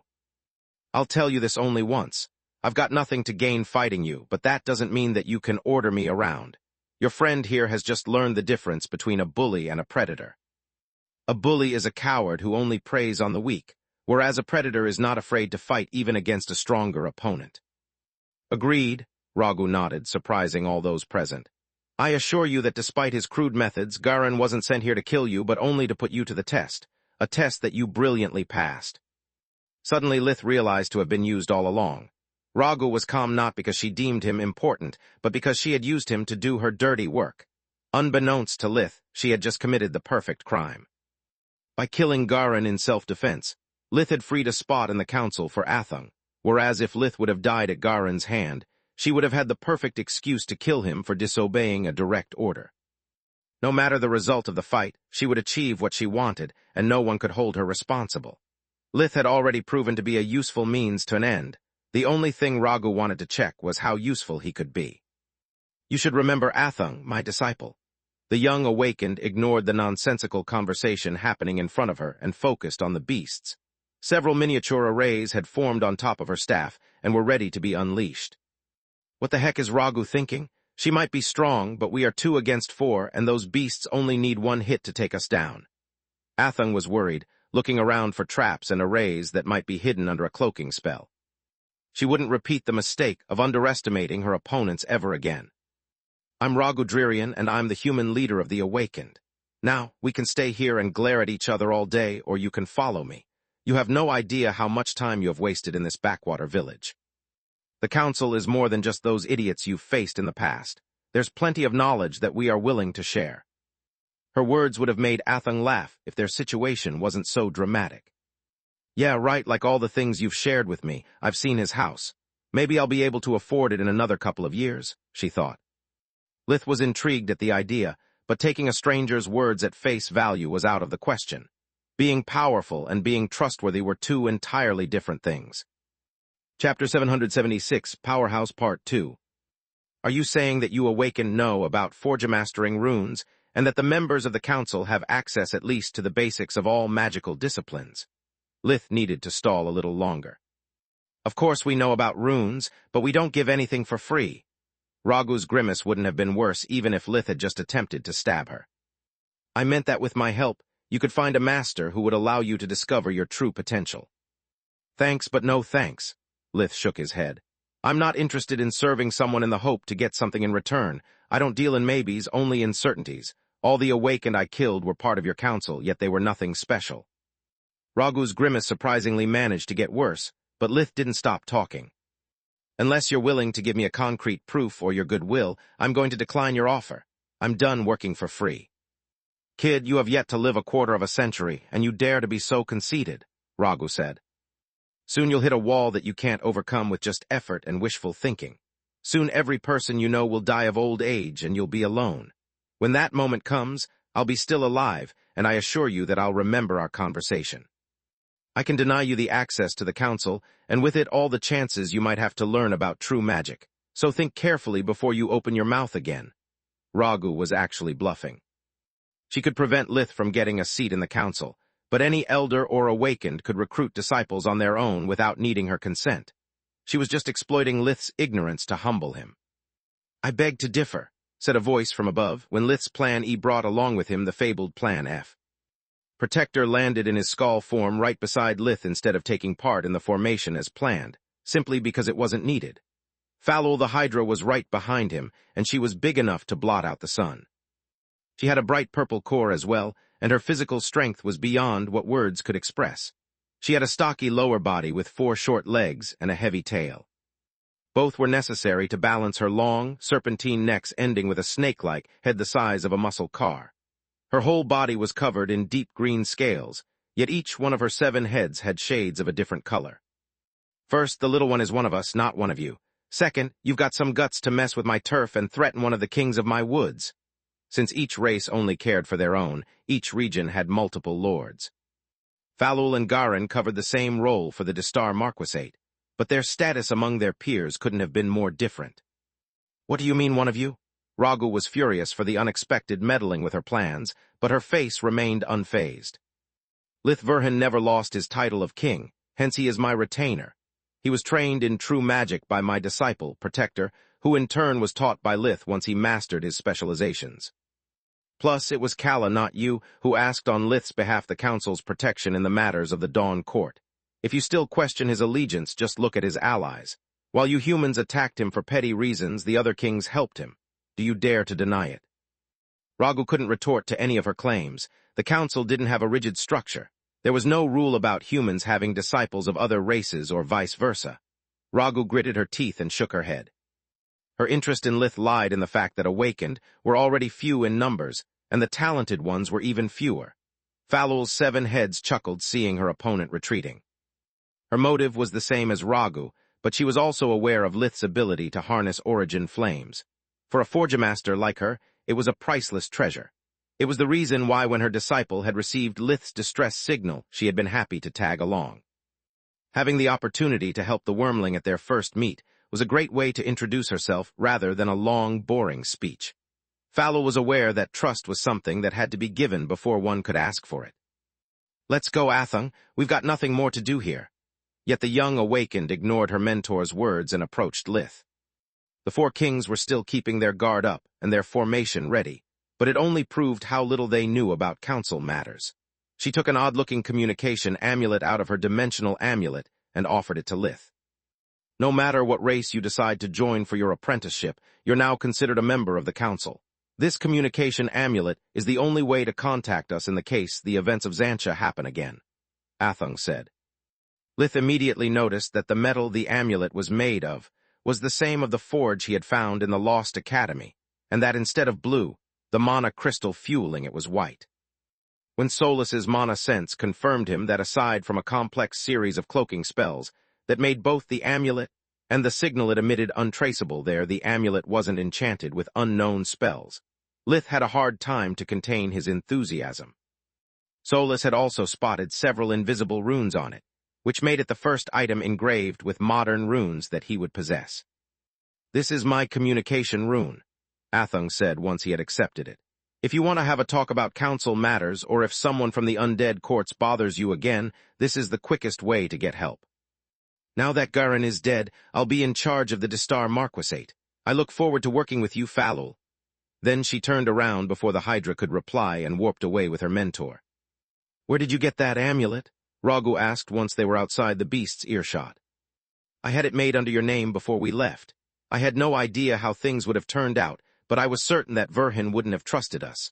I also knew that no grassroots awakened Forgemaster would have turned down a runed artifact. This way, I'm his only contact in the Human Council, and whoever wants to get in touch with him has to go through me," she smirked. Athung had learned a lot from that experience and gained even more. A seat in the council, a land to call her own, and the opportunity to make business with someone who had aroused the interest of two awakened races. It was an event rare enough to make some noise, and she had more than one idea of how turning it to her advantage. Meanwhile, Lith made sure that the awakened women had really gone before handing the amulet to Falul. He had yet to even imprint it. "Is it safe? No tracking device or something?" He had accepted the runes, but he was far from trusting the present of a stranger. Chapter 777, Secrets and Ignorance, Part 1. A pillar of light emerged from Falul's body as she shrunk into her human form. She placed one hand on the amulet and used invigoration to study it for a split second before returning it.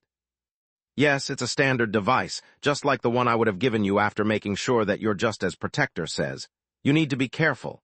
If the humans discover that you've awakened so many people, they will get pissed," she said while pointing at the other kings.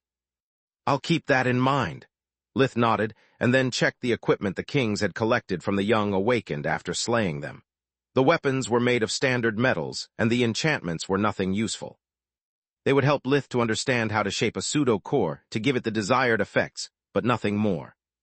"How did you know it was me?" he asked once he realized that not even Protector knew about it, and he trusted the kings to keep it secret. "Just like I know that Protector was awakened by Scarlet without the need to ask him, because of the breathing technique he uses. When someone awakens, they always make up their own method unless they are taught. There are no two identical techniques, so the moment I noticed that the four of you breathed in unison, I understood why the kings of the Tron Woods are so loyal to you." Lith inwardly cursed but appreciated her kindness. If Falul had noticed it, then Ragu had probably done the same. "Do you mind if we go to my place? I'm sure that you have a lot to ask, and so do I. I've never met a hybrid like you before, and there are a few things I'd like to try out," Falul asked with a dazzling smile. Those words triggered Lith's paranoia, making him realize that he had no reason to lower his guard. Because of her relationship with Protector, Falul knew too much, yet between the help she had provided him and her appearance she had managed to make him relax. Falul now looked like a young woman in her mid-20s, about 1.7 meters, 57, tall.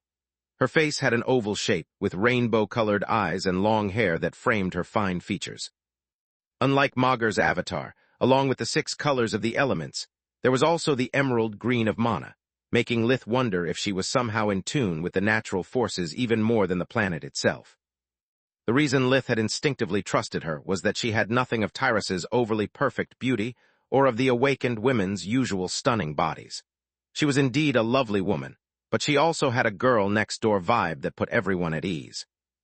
Nothing in her face or curves screamed, "Look at me." Lith had met plenty of regular girls as pretty as she was, yet she could be easily called a perfectly imperfect beauty. The simple grace of her slender body seemed to be perfectly attuned with her demeanor, making the final result much more stunning than the sum of the single parts. Lith's attention was drawn more to her eyes and smile rather than her figure, while her voice sounded reassuring like that of an old friend. Even her oddly colored hair was easy on the eyes rather than look like something out of a comic-con. She was wearing a pink shirt that left her arms exposed and tight pants that Lith could swear were jeans. The contrasts with her Emperor Beast form was so great that Lith had a hard time remembering that she was always the same person. "Not at all care to join us?" Lith asked Protector. One moment of weakness was one too many for him. He needed his friend's presence to make sure that the Hydra didn't play any more tricks on him, and because otherwise he wouldn't believe a word she said. Protector would ensure both his safety and her sincerity. Yet the Skull whined loudly. Between Celia, the kids, and his apprenticeship, it was the first occasion in years he had to reconnect with his old pack and friends. After exchanging his contact rune with the Kings of the Woods, he followed them through the warp steps Falul had opened. The moment Lith stepped inside, he was almost blinded by the shine of all the gold and rare metals amassed in her lair. The Hydra's home was nothing like its master's human form. It was a tacky mess of invaluable items piled up like a child's toys. Only her Forgemastered creations were orderly displayed behind glass cases, creating an impressive and classy museum. Lith held the desire to inspect them one by one and patted Protector's neck, apparently as a thank you. He was actually letting Solus hide in his fur. The Hydra was likely to use invigoration on him at some point, and Lith wasn't willing to let her learn about Solus's existence. Sure, beasts had turned out to be better than humans on average, but they had also proved to be greedy and prideful. If the story about Menadian was true, if Solus really was the key to the ruler of the Flames Tower, then a Forgemaster like Falul would treasure her much more than an oddity like Lith was. "How did you make so much money?" Lith asked. "First, I'm older than I look," she said with a lovely chuckle. "Second, I don't live under a rock. Part of these riches I inherited from my ancestors, the rest I earned them through war, my services as Forgemaster to the Council, and my investments in the human society." "I beg your pardon.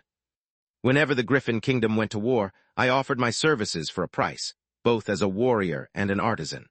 Also, as you already know, being a Forgemaster requires a lot of money. I can't just sleep on my treasure or I would be broke in a few decades. All that you can see here is just a memento. The rest is invested in merchant guilds and magical shops. Now, if I've satisfied your curiosity, I'd like you to satisfy mine. Please show me your other face," Falul said. Lith had a hard time not immediately complying with her request.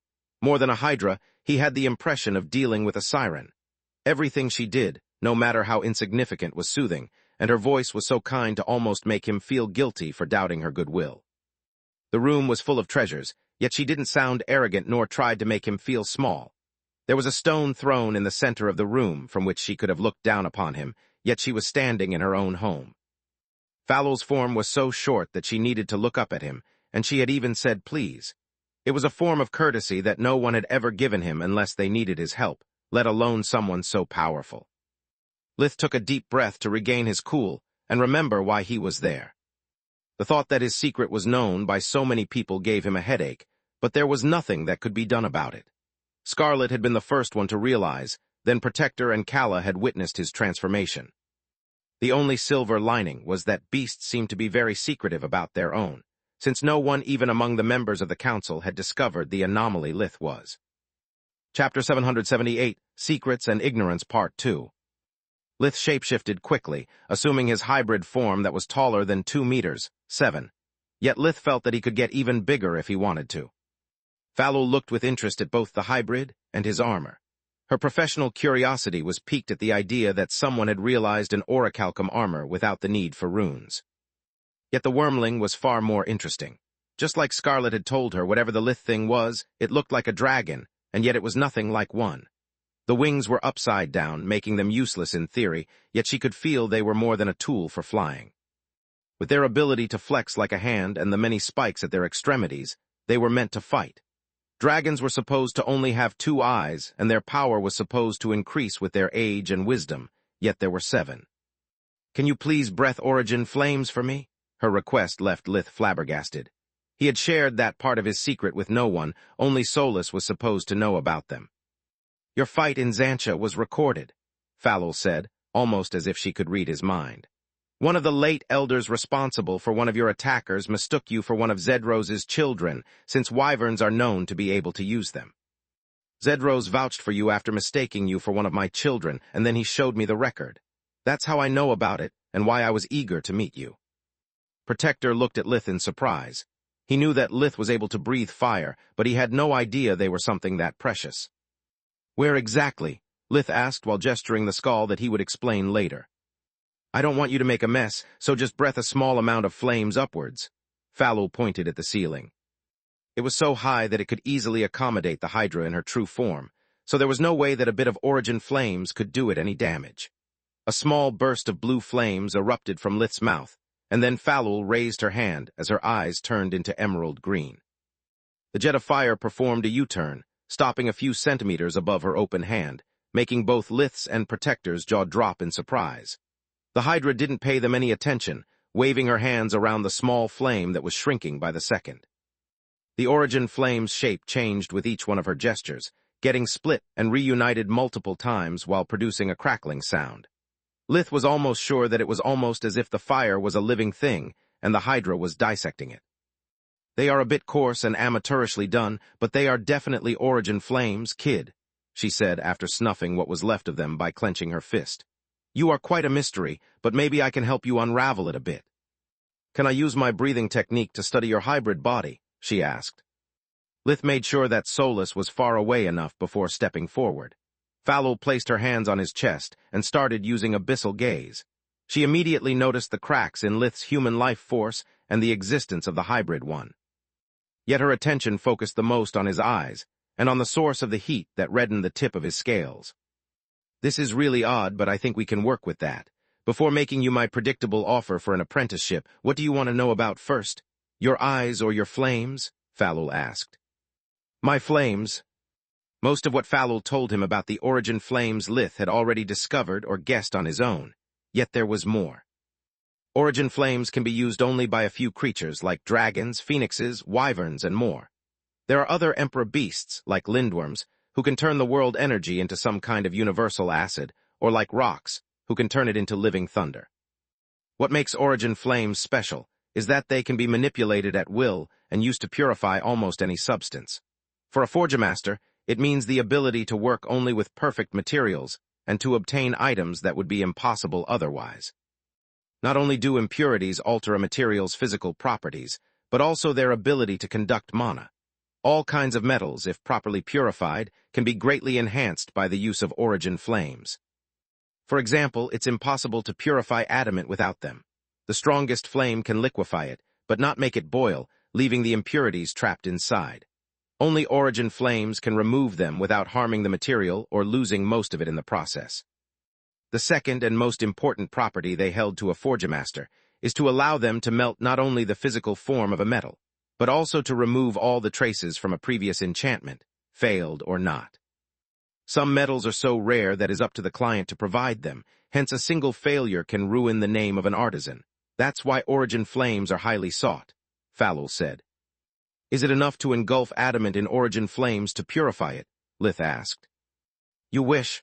That way you only risk to evaporate it. What you need to do is to use your breathing technique to spot the impurities that you want to cleanse, and then manipulate the flames to attack them.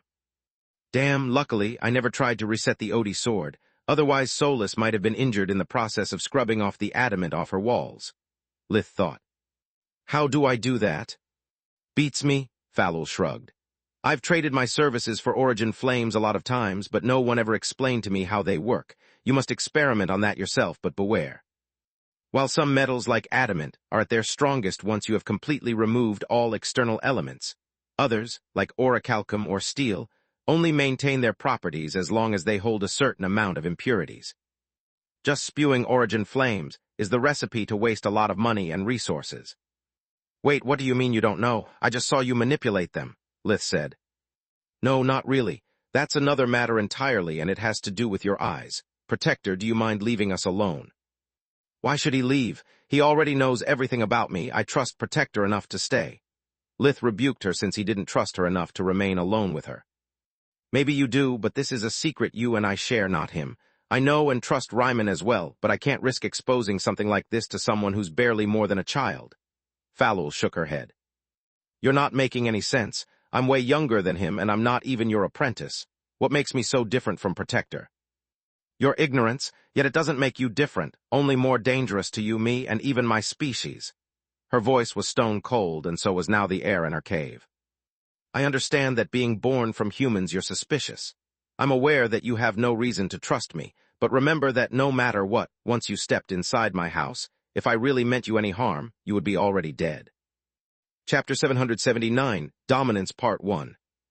Lith didn't want Protector to leave, but he hadn't much of a choice. What Falul said was true, plus she was willing to explain to him the secret behind his 7 eyes, no strings attached. Or at least so she said. Even if she were to refuse to teach him about runes, even if she placed unacceptable conditions for his apprenticeship, between what he had learned about origin flames and what he was about to learn, it was more than he could have ever asked. I don't like this, but since Solus will leave together with Protector, our secret is safe. Moreover, if things go south, I can always use our mind link to ask them both for help, he thought. After Protector left, Lith also cut off his mind link with Solus, in the case that the Hydra had some way to notice it. Both Scarlet and Garen had somehow established a mind link with him. If Awakened knew how to form them with anyone, maybe they also had a detection technique. Lith had to play it by ear, and caution had always been his strong suit. Please sit, Falul said as she materialized a simple round stone table and 2 padded armchairs. A transparent crystal bottle of wine appeared at the center of the table, along with 2 silvery cups and several plates of food. I thought you were supposed to teach me, not to invite me to a date. Lith snarled, not sure about what was happening. Your hunger is annoying, she replied a split second before Lith's stomach grumbled. Killing 6 Awakened had made him work quite an appetite, but due to his stress, he had failed to notice. Falul poured herself a glass of wine before starting her explanation. Do you know why people and beast alike have shades of different colors in their hair? She asked. It's supposed to be the blessing of the 6 gods of magic, Lith replied between mouthfuls. After a simple spell had confirmed to him that the food was just food, he had helped himself. It means that a person is talented in a specific element. That's partially true, but there are no such things as gods of magic. It's just the way mortals refer to the first 6 guardians, but I suppose you've no interest in lore. I'll go straight to the point. Thanks to mana cores, anyone can use magic, but if you paid attention during your academy years, you should have noticed that there are actually 3 levels of magic. The first is the simple use, something that any fake or true mage can do. No matter if you need a formula or a series of thoughts, you still mix your mana with world energy and obtain an effect, Falul said, and Lith nodded for her to continue. Then there is the mastery over the elements. It's what Lakra Silverwing taught to all races who didn't know about true magic. It's the ability to infuse them with your willpower, evolving them from a simple tool to an extension of yourself. Lith nodded again. The most advanced spellcasting required to manipulate the elements. Conjuring them wasn't enough. He had spent quite a bit of time trying to infuse even his low-tier spells with willpower to improve their versatility in combat. Last but not least, there is dominance over the elements. This is something that not everyone can do, and even those who can are limited to an extent, since it requires an innate affinity towards the elements. Dominance is the ability to take control of someone else's spell and make it your own. Talented geniuses can even absorb them. Her words reminded Lith of both Urdu the Bike and Thrud's weapon. The former had managed to feed upon Lith's plague arrow, something that he had never managed to explain before. The latter, instead, could do the same thanks to Arthan's sword, a replica of the royal sword, making her nigh invincible. Are you saying that? Lith almost dropped his fork in surprise. Indeed I am. The shades in someone's hair are the indicator of what elements you're attuned with and that you can achieve mastery over. You should have noticed that some people have more than one shade. She twirled her multicolored hair with a playful smile on her face. Wait, my mother has red shades but a pitiful red core. How is she supposed to have mastery over the fire element? Lith asked. What does a red core mean to someone who can awaken, aside from good luck? Falul rose her eyebrow. If your mother were to awaken, you'd find out that she's a great fire mage. Damn, this means that the advantage that women have over men in the field of magic is even bigger than I thought. It also explains why even after awakening I didn't get any shades. Wait a minute. Lith's thoughts suddenly froze. Nailed it in one, Falul said as if she could read his mind, whereas she had just read his expression. Humans usually only have one shade due to their egotism. Your kind can rarely empathize with the needs of Magur, which limits them greatly.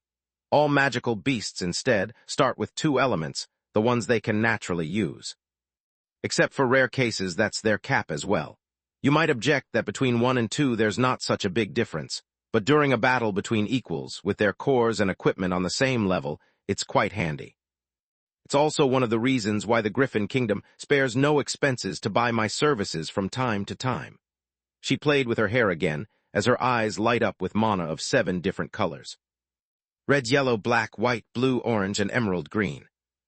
Lith still remembered from their first encounter how Scarlet's fur had shades of all those colors but green and orange. Based on what Falul said, the creature's potential was amazing. What exactly does the emerald green stands for? Lith asked. Pure mana, how do you call this? Falul used tendrils of spirit magic to move the bottle and refill both their cups. Spirit magic, Lith replied. We Hydras call it mind magic instead.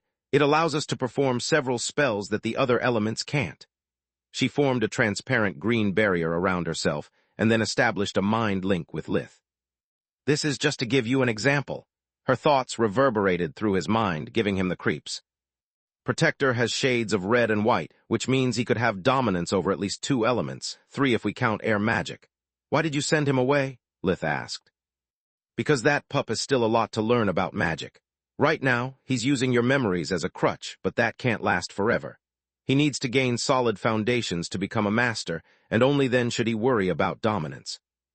Any other path would only be a waste of time and energies. I'll be honest, I don't like teaching you about dominance either. You're too damn young and you don't even know about spirit spells. Falul sighed. Then why are we having this conversation? Gods, that's why I hate kids. Have you been listening to me earlier? Because dominance is a secret between awakened, just as awakening is a secret among humans. You have 7 eyes, in case you failed to notice, and 3 of them are already active. I'm willing to teach you how to control them only to prevent others from finding them out. That or I might just kill you. Chapter 780, Dominance, Part 2. Those words almost made Lith choke on his food, just like the killing intent that was suddenly filling the cave. Falul found his distress amusing and started giggling like a little girl. Yet now he didn't find her adorable anymore. I'm just joking. I've already told you that I'd like to have you as my disciple and that I could really use a constant supply of origin flames. If I wanted to kill you, I wouldn't have wasted my breath for this long. Before I continue, do you have any questions? Falul asked. Fuck me sideways. This woman is making my head spin right round like a record. She goes from girl next door to killer queen in a split second. I wish Solus was here, Lith thought. He then told her about both his fights with Urdu and Thrud, to understand what had actually happened to his spells. Urdu was clearly a rare genius. Usually only Emperor Beasts develop dominance. To achieve that while he was just a bike is impressive beyond reason. Too bad he was also a psycho. I would have loved to have him as a disciple as well. Falul sighed. As for Thrud Griffin, she's another anomaly on a league of her own, just like you. She has a rainbow core, something as fabled as the legendary white core of immortality. Whoa, hold that thought. Lith cut her short with a timeout gesture that confused Falul, but also earned him another of her smiles that would make almost any straight man ask her for a date. Almost. I thought that her rainbow core was due to the failed expulsion of her impurities since she isn't an awakened. Are you saying I was wrong? Also, white core of immortality. You keep surprising me, Lith. Not only did you survive the encounter with 2 geniuses of such caliber, but you also had the time to use invigoration on Thrud to see her core. That's simply amazing. Falul's words made Lith want to bite his tongue. What she had suggested was obviously an impossible feat. He only knew about Thrud's core thanks to Solus's mana sense. Solus was a secret that he had to defend at all costs, and not just because of her abilities. Lith's feelings for her were as messed up as those he still had for Floria, something that he would never admit, even to himself. As long as she was at his finger, it would mean to risk hurting her. Yet the memory of almost losing Solus in Kula still hurt Lith badly, allowing him to put on his best poker face. Pain was an old friend to Lith and a great motivator. Thanks for your kind words, but my bravado almost cost me my life. If not for my team and invigoration, I would not be here today. Lith replied, blushing on cue to fake his embarrassment. Don't worry, luck is part of someone's talent, Falul replied, toasting to luck. Little she knew that aside from meeting Solus, luck had played a little role in Lith's life. To answer your question, yes, you are right. Thrud's rainbow core is the result of Arthan's madness, but that doesn't make it any less special. It proves that forbidden magic can actually recreate awakening. She obtained an immortal body and a magical power that has yet to be fully put to the test. Some say she is weaker than a purple core, others say she is stronger. More importantly, what if she actually awakens? She might be the first being to ever achieve a white core, something that not even the awakened undead ever accomplished, not even after millennia. Okay, but what is a white core? Lith asked. Mostly a legend, Falul replied. According to such lore, a white core grants its master an eternal life and a power second only to guardians. Some even say that you can force your way into guardianhood with it, but I call bullcrap. My grandfather told me more than once the tale of when he witnessed a guardian's fall from grace, and according to his words, the poor girl had fewer chances of survival than a snowball has against a fireball. She lost her powers and turned into dust so fast that he could barely catch a glimpse of her appearance. Hence I doubt you can strong-arm Magur into doing anything. Is your grandfather still alive? Lith's curiosity was piqued. Of course he is. Hydras have a very long lifespan and awakened Hydras live even longer. Falul nodded. By the way, why undead would be interested in a white core? They are already immortal and have infinite time to practice magic. It doesn't make much sense. Since this was one of the few occasions Lith had to gain real knowledge about awakened, he was willing to let the chatty Hydra go wild. You really are curious like a little kid, huh? First, just because someone lives long, it doesn't mean that they can achieve everything. The blue core you possess now is the cap for most awakened. Not everyone reaches the purple core. Second, undead awakened have a much harder time compared to the living to refine their cores. On one hand, their immortal bodies make it impossible for them to die during a breakthrough, but on the other hand, blood cores are faulty. They absorb most of the light element, so undead need a damn long time for accumulation to do its job. Third and last, according to legends, an undead with a white core can revert at will into his original race with no negative side effects, achieving the best of both worlds. A power above purple cores and escaping all the side effects undeath has. It seems too good to be true. Lith's disbelief was strong, but the idea was juicy enough for him to put undeath from the no way into the maybe pile. As I was saying, not only Thrud Griffin possesses a mana core that might be even stronger than a purple core, but she also has access to a precious piece of equipment that allows her to exert dominance over all elements. Alas, Falul was back on track, messing with Lith's plans. All of them, even mana. Lith suddenly felt very lucky to still be alive. Yes, to make matter worse, she knows about awakening, she simply has no idea how it works. I believe it's only a matter of time before she finds a way to join our ranks. Believe it or not, the Human Council is hunting her down from a lot, but she has slaughtered all those who managed to find her. How exactly dominance works? Lith wasn't interested in Thrud, she was none of his business. I'll make it simple. As you should have noticed and practiced by using spirit or high-tiered magic, world energy is susceptible to mana, and in turn mana is susceptible to willpower. Dominance is nothing more than the ability to force your will into someone else's spell, Falul said. That's it, I can already do that. Lith was suddenly underwhelmed. All that speech had turned out to be a huge waste of time. Really? Then send this back at me. Falul threw a Tier 1 lightning at Lith, who only needed a wave of his hand to make it strike the Hydra instead, who remained unfazed as if it was a breeze rather than electricity. Chapter 781 Loyalty, or Wisdom Part 1. Just as I thought, you know squat, that was simple mastery, something that even fake mages know how to do. Hit me, Falul said. Lith flicked his finger, sending a small shard of ice against her. Falul's eyes turned blue, and the shard went through her as if she was a ghost before turning around and hitting Lith's forehead with enough strength to make him bleed. What the fuck, he blurted out. Dominance is the ability to not only take control of a spell, but also of its mana, Falul explained. With dominance, I can return the spells sent against me to their casters, killing them on the spot. Most mages are so used to be immune to their own mana that they don't even bother defending against it.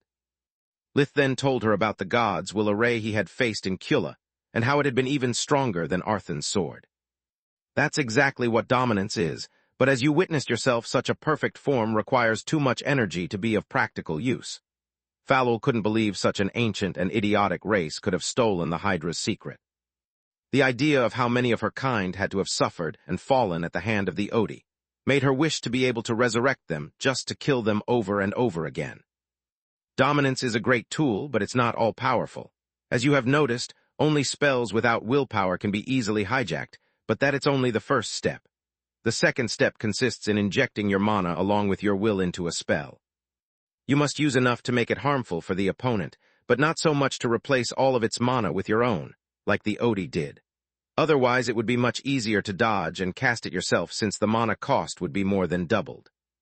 Another thing that you must consider is that dominance can rarely be used to affect spells imbued with willpower. That's because just like the Odi, you would need to inject it not only with mana, but also with enough will of your own to overwrite that imprinted in the spell. Since most Tier 5 spells are as fast as they are lethal, standing still is not a wise move, unless you're suicidal, of course. Lith had experienced the fear of losing control of his own spells against Thrud and the Odi, so he immediately realized how powerful dominance was. Tier 5 spells were uncommon, and most of them could be used solely if certain prerequisites were met.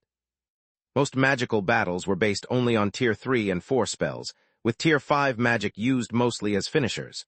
Dominance could easily turn the tide of a battle. "So are you going to teach me dominance?" Lith asked. "Yes and no.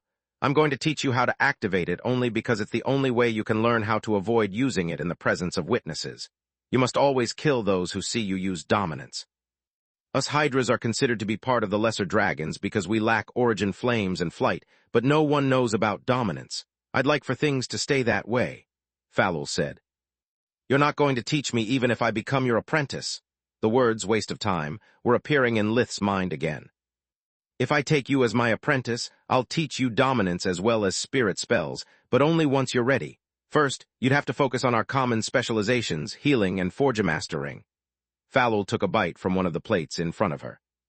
Such was her grace that even the simple act of eating was a pleasure to watch. Yet what all of her beauty managed to do was to make him miss Camilla more with each second. After the night at Protector's house, every positive emotion he felt reminded him of her. "Our specializations?" Lith asked. "Your memories had a great effect on Protector's mind. He sought my help because I'm a master healer and forgemaster. There's a reason why legends say that Hydras can regenerate 2 heads if one gets cut off." She giggled. "Your offer is very alluring, but as long as I'm serving my time in the army, I can't spend much time here. Moreover, I doubt you would do it for free," Lith said, obtaining a nod in reply. "One more thing before discussing my apprenticeship. Why do you say when I'm ready? Are dominance and spirit spells that hard?" "Very hard," Falul nodded. "They are both techniques that are mostly situational and require an outstanding amount of focus. More importantly, they both require you to do everything without the help of the world energy.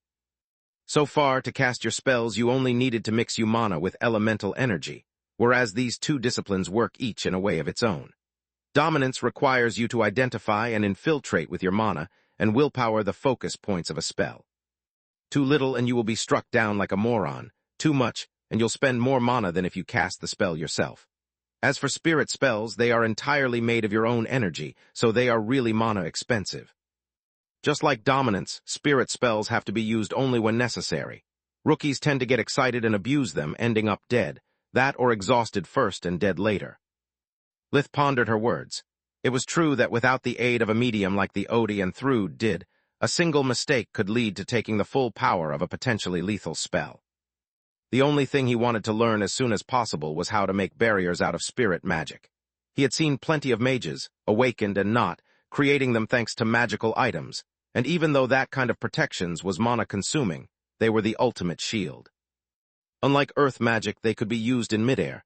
They couldn't be pierced by heavy objects like happened to air barriers, and they blocked the entirety of the damage, whereas darkness magic could only weaken incoming attacks. "Let's start with dominance," Falul said. "I noticed that in your hybrid form your eyes are always burning with elemental energy, which is good if you have to use dominance and terrible if you need to hide it. Try to shut them down." Lith remained in his human form, making his eyes turn red, then black, and lastly blue, to remember the feeling of controlling the elemental energy. After Floria had pointed out to him that his eyes sometimes remained lit, he had practiced controlling the phenomenon, at least for his human form.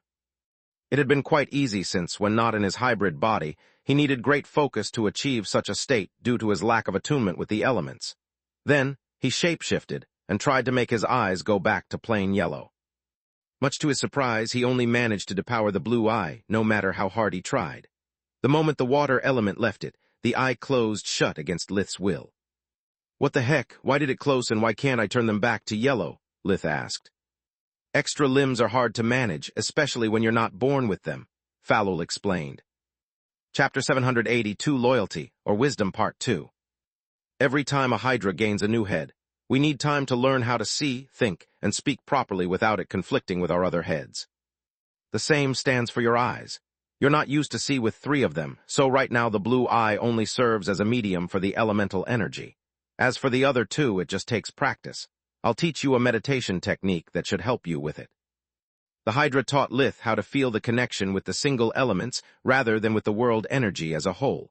Once he grasped the basics, Falul had him revert to his human form. Are you really not going to teach me how to dominate spells? Lith asked. Don't you have enough on your plate already to venture into a new field of magic? Falul rebuked him. We'll think about that later. Now I'm more interested in listening to your answer. My answer to what? To my predictable offer for an apprenticeship, of course, she said with a warm smile. It depends on many things, like do I have to take your tests like Protector did? How much do you know about runes and how long would my apprenticeship last? Since I'm offering to take you under my care, there would be no admittance tests, but plenty of assignments to prove your mettle.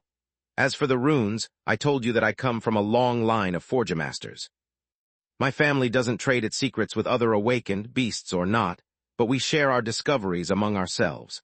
Our legacy is better than that of Royal Forgemaster, but unlike them, don't expect me to share it completely with you.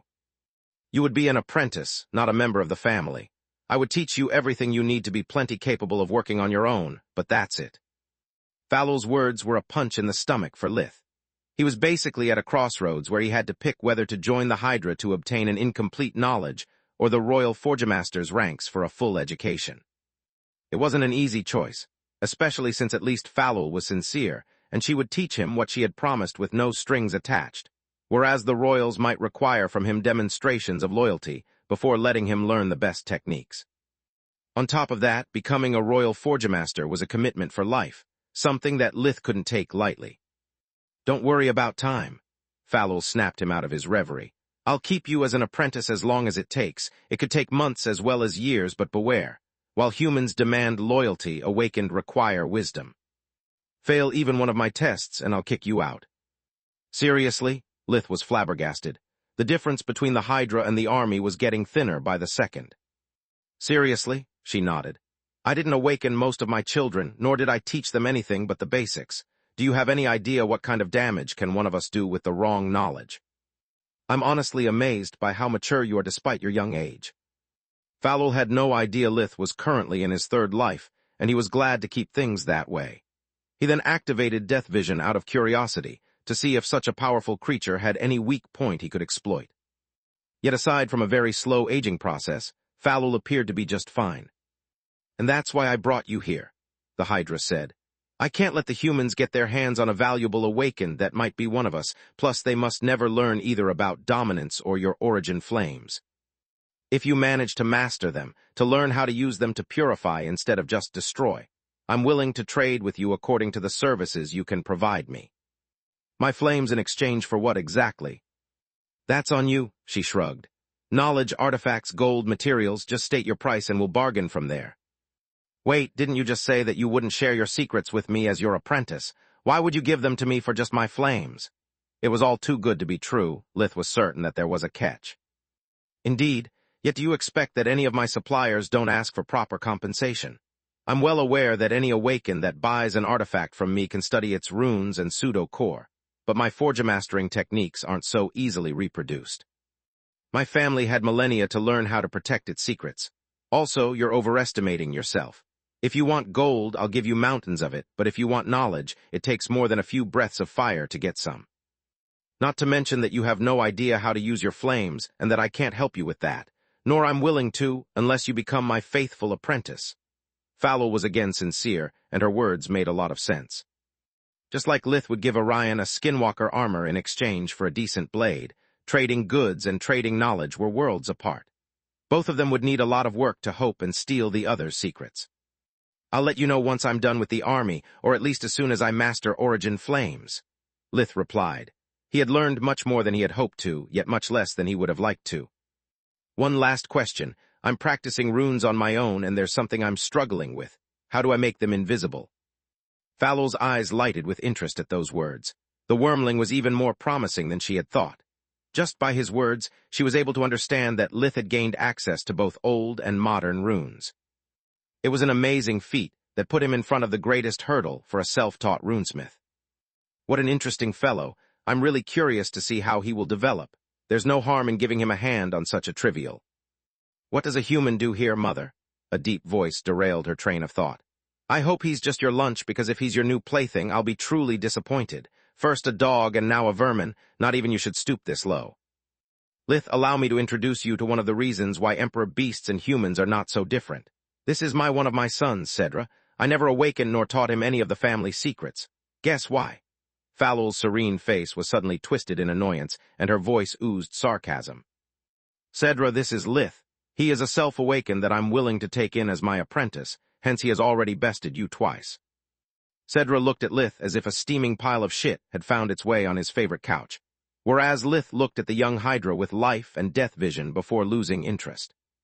The pleasure is all yours, Cedra. Can you answer my question, please? Lith asked. You have no idea how to engrave runes, correct? Fallow ignored her son as well, focusing on how deep Lith's ignorance was about the art of runesmithing. Chapter 783 Gifts and Knowledge Part 1. I've received no training about runesmithing, but I've found enough relics to use as learning tools. My only problem is that I've no access to modern runes, so. Cedra couldn't understand how so many powerful creatures could favor weaklings rather than their own flesh and blood. He was young, but he had already witnessed several of his siblings and friends die. All because their parents, the very same people who had given them life, had refused to give them the knowledge that was rightfully theirs. In his eyes, the source of the Awakened's decline wasn't due to the progress made by fake mages. He believed that the old fossils who had power clung to it, and refused to share their knowledge with the young because they were afraid to lose their privileged position. I won't stand being ignored, Cedra roared, stomping his foot toward his mother. Fallow's eyes burned with power as she said, Be quiet. Her voice was calm, and yet it carried so much power that Cedra found himself kneeling with his head on the floor. Lith was surprised noticing that she hadn't used magic but some kind of killing intent.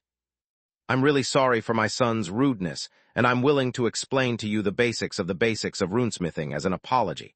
Do you know what's the main difference between warden magic and forgemastering? She asked. Lith could only shake his head and admit his ignorance. The question was apparently simple, yet its answer was bound to be far from obvious. Warden magic uses runes to create magical formations, just as forgemasters use them to bind a metal to their will. But that's as far as the analogy goes. A warden uses runes to hold their energy and create extraordinary effects, whereas a forgemaster uses them to alter the properties of a material.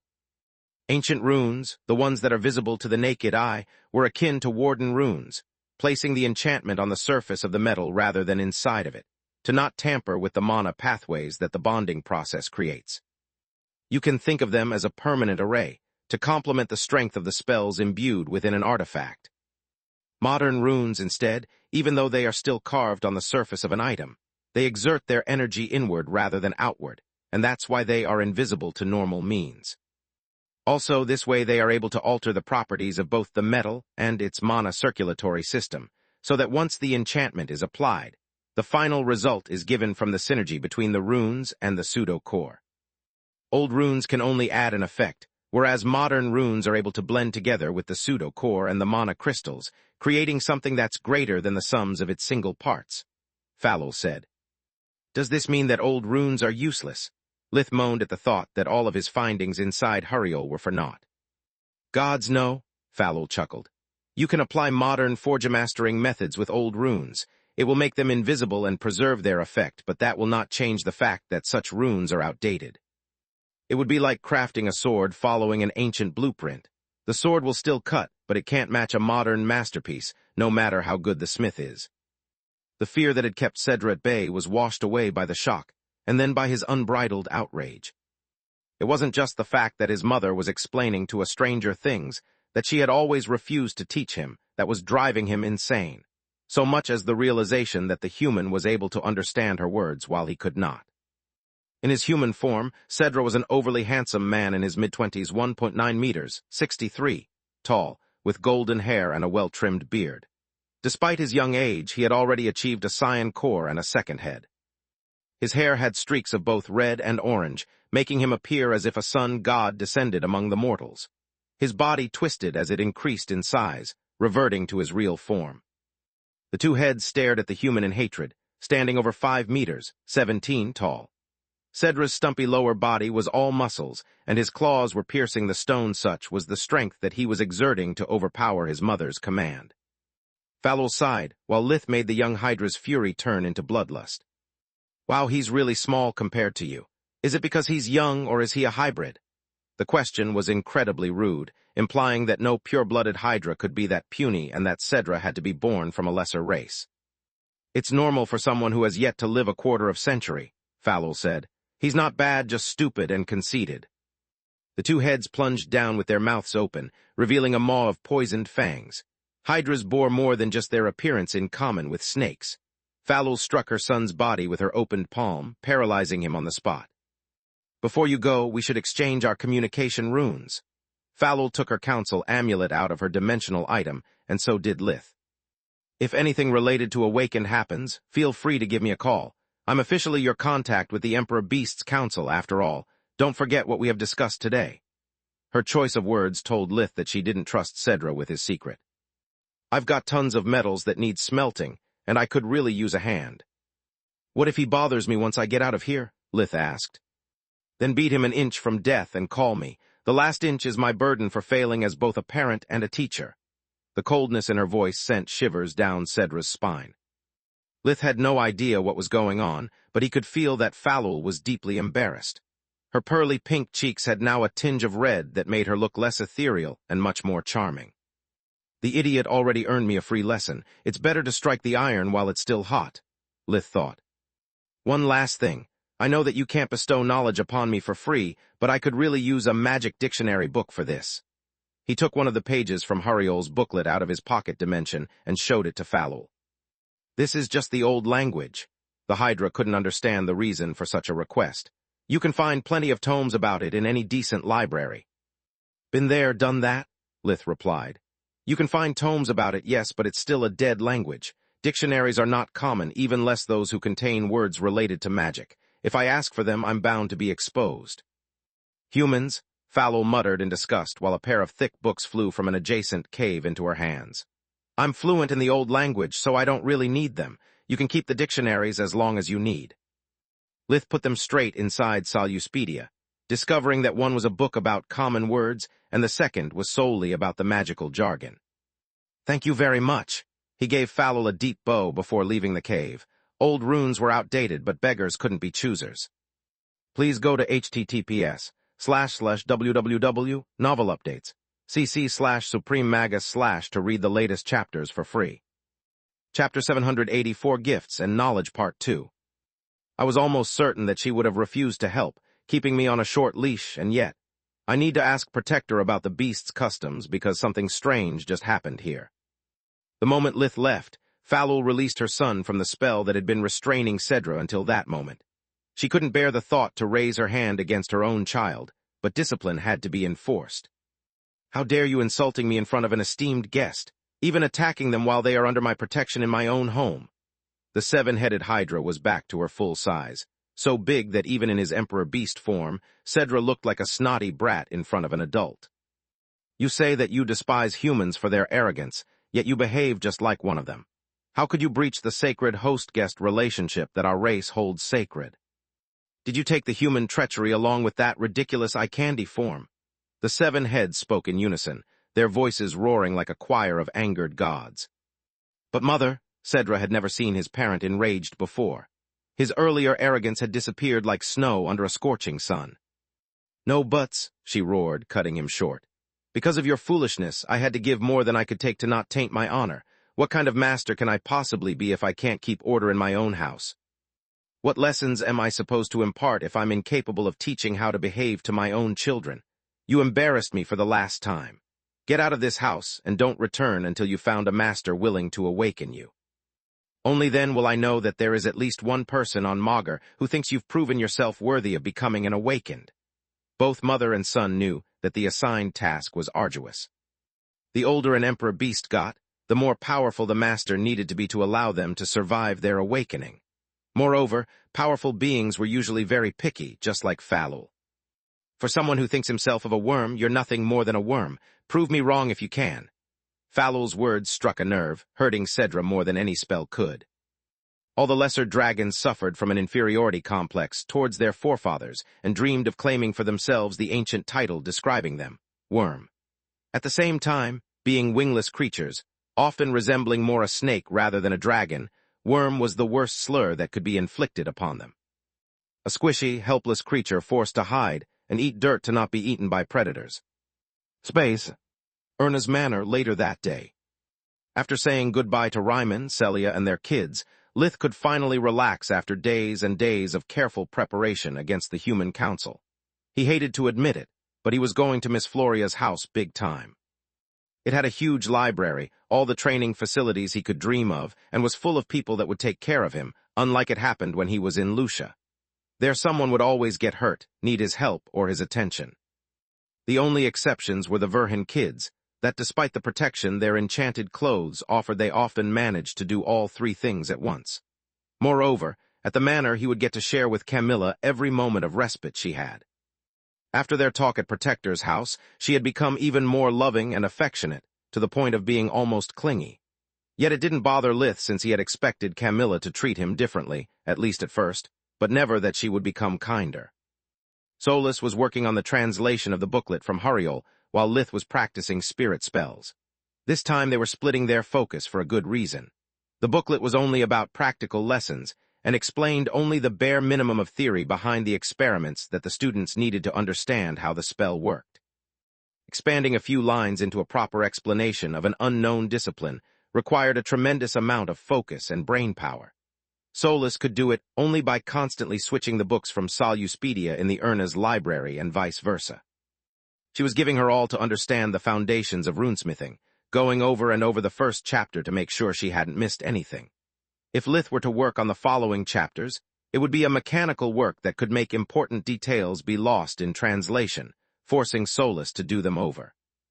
After reviewing his memories about spirit spells, Lith preferred to work on replicating those he had seen in action and then share his discoveries with Solus, just like she would do about runesmithing. No wonder Falul wasn't willing to teach me, this stuff is damn hard, Lith thought during a common break. Without the world energy, every part of the spell must be imbued with will and shaped with precision.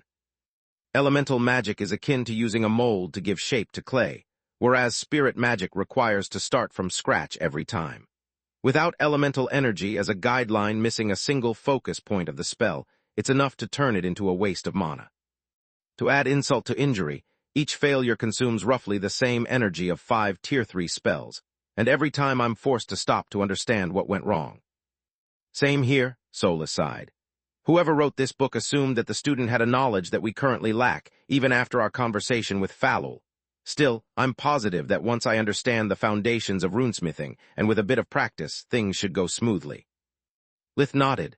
Their bigger obstacle wasn't engraving the runes so much as identifying their different patterns and their properties. Once they managed to do that, every time they met an opponent with a runed weapon, Solus's mana sense would allow them to learn its secrets.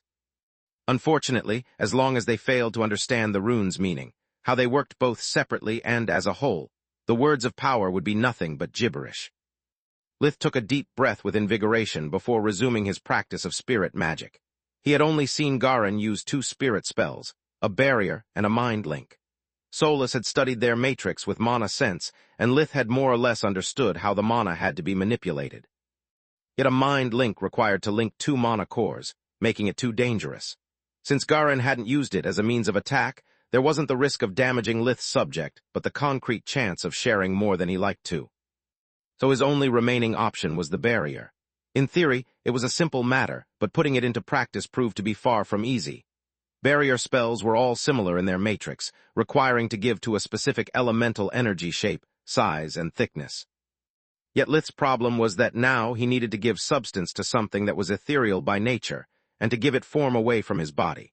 So far, all of his attempts that didn't use tendrils of mana to shape his creations had failed. Please go to https://www.novelupdates. cc/Supreme Magus/ to read the latest chapters for free. Chapter 785, Grudge Part 1. Baby steps, Lith thought, using his own fingers as a scaffolding for the spirit magic barrier. Soon his left hand was covered by a thin and eerie green glow. This stuff wouldn't block a pen stroke and is thinner than a hair, but it's still a barrier, he thought. Now let's try to move it away from my fingers. A sudden knocking on his door made him yelp and shattered the infant spirit spell. Nice job, Solus laughed. If we ever have to use it in battle, we must hope that our enemy is as silent as a mouse.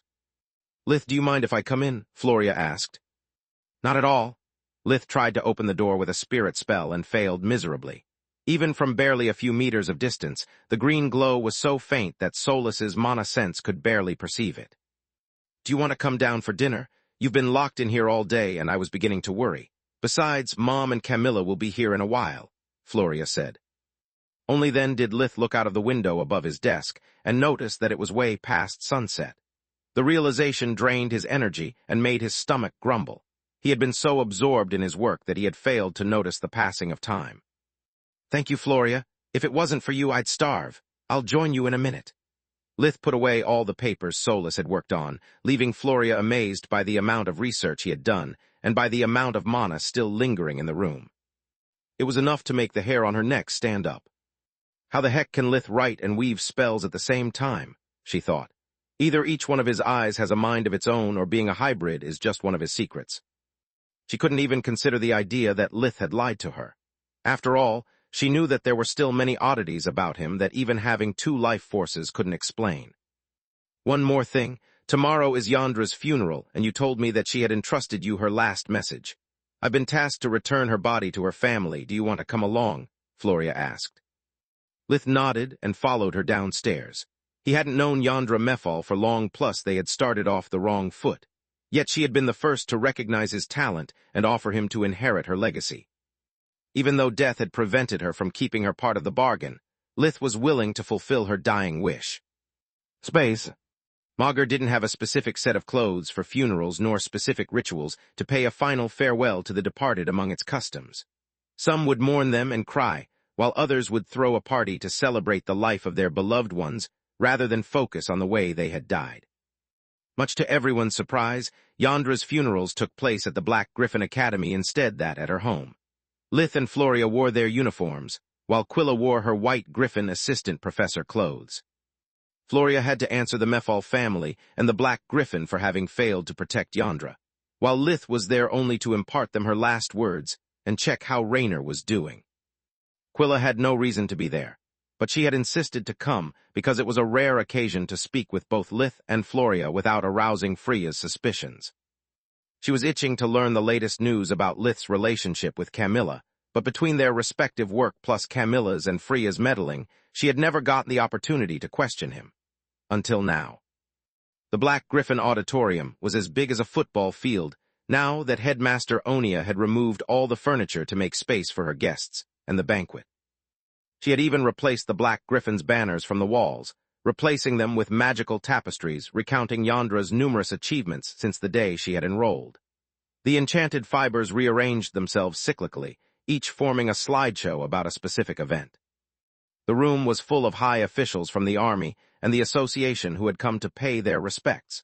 Due to the several professors who had met their fate during the expedition, only the faculty of the academy was truly grieving. Attending a funeral was a sad event, whereas attending 6 of them in as many days was mostly annoying. Floria had a stern look as she apologized and bowed to all of Yandra's friends. She didn't share her colleagues' attitude and had taken part in each memorial service as if it was the first one. Even though she was aware that predicting the survival of a mad civilization was impossible, it didn't make her feel any less guilty. So how did Camilla take the news? Quilla empathized with her sister's situation, but she had never been close to Yandra, and she had waited too long for her answers. Lith had never been fond of public displays of affection, so even if they lived under the same roof, Quilla had no idea how his relationship fared. Better and worse than I thought, Lith replied while Floria almost chocked on her drink in surprise.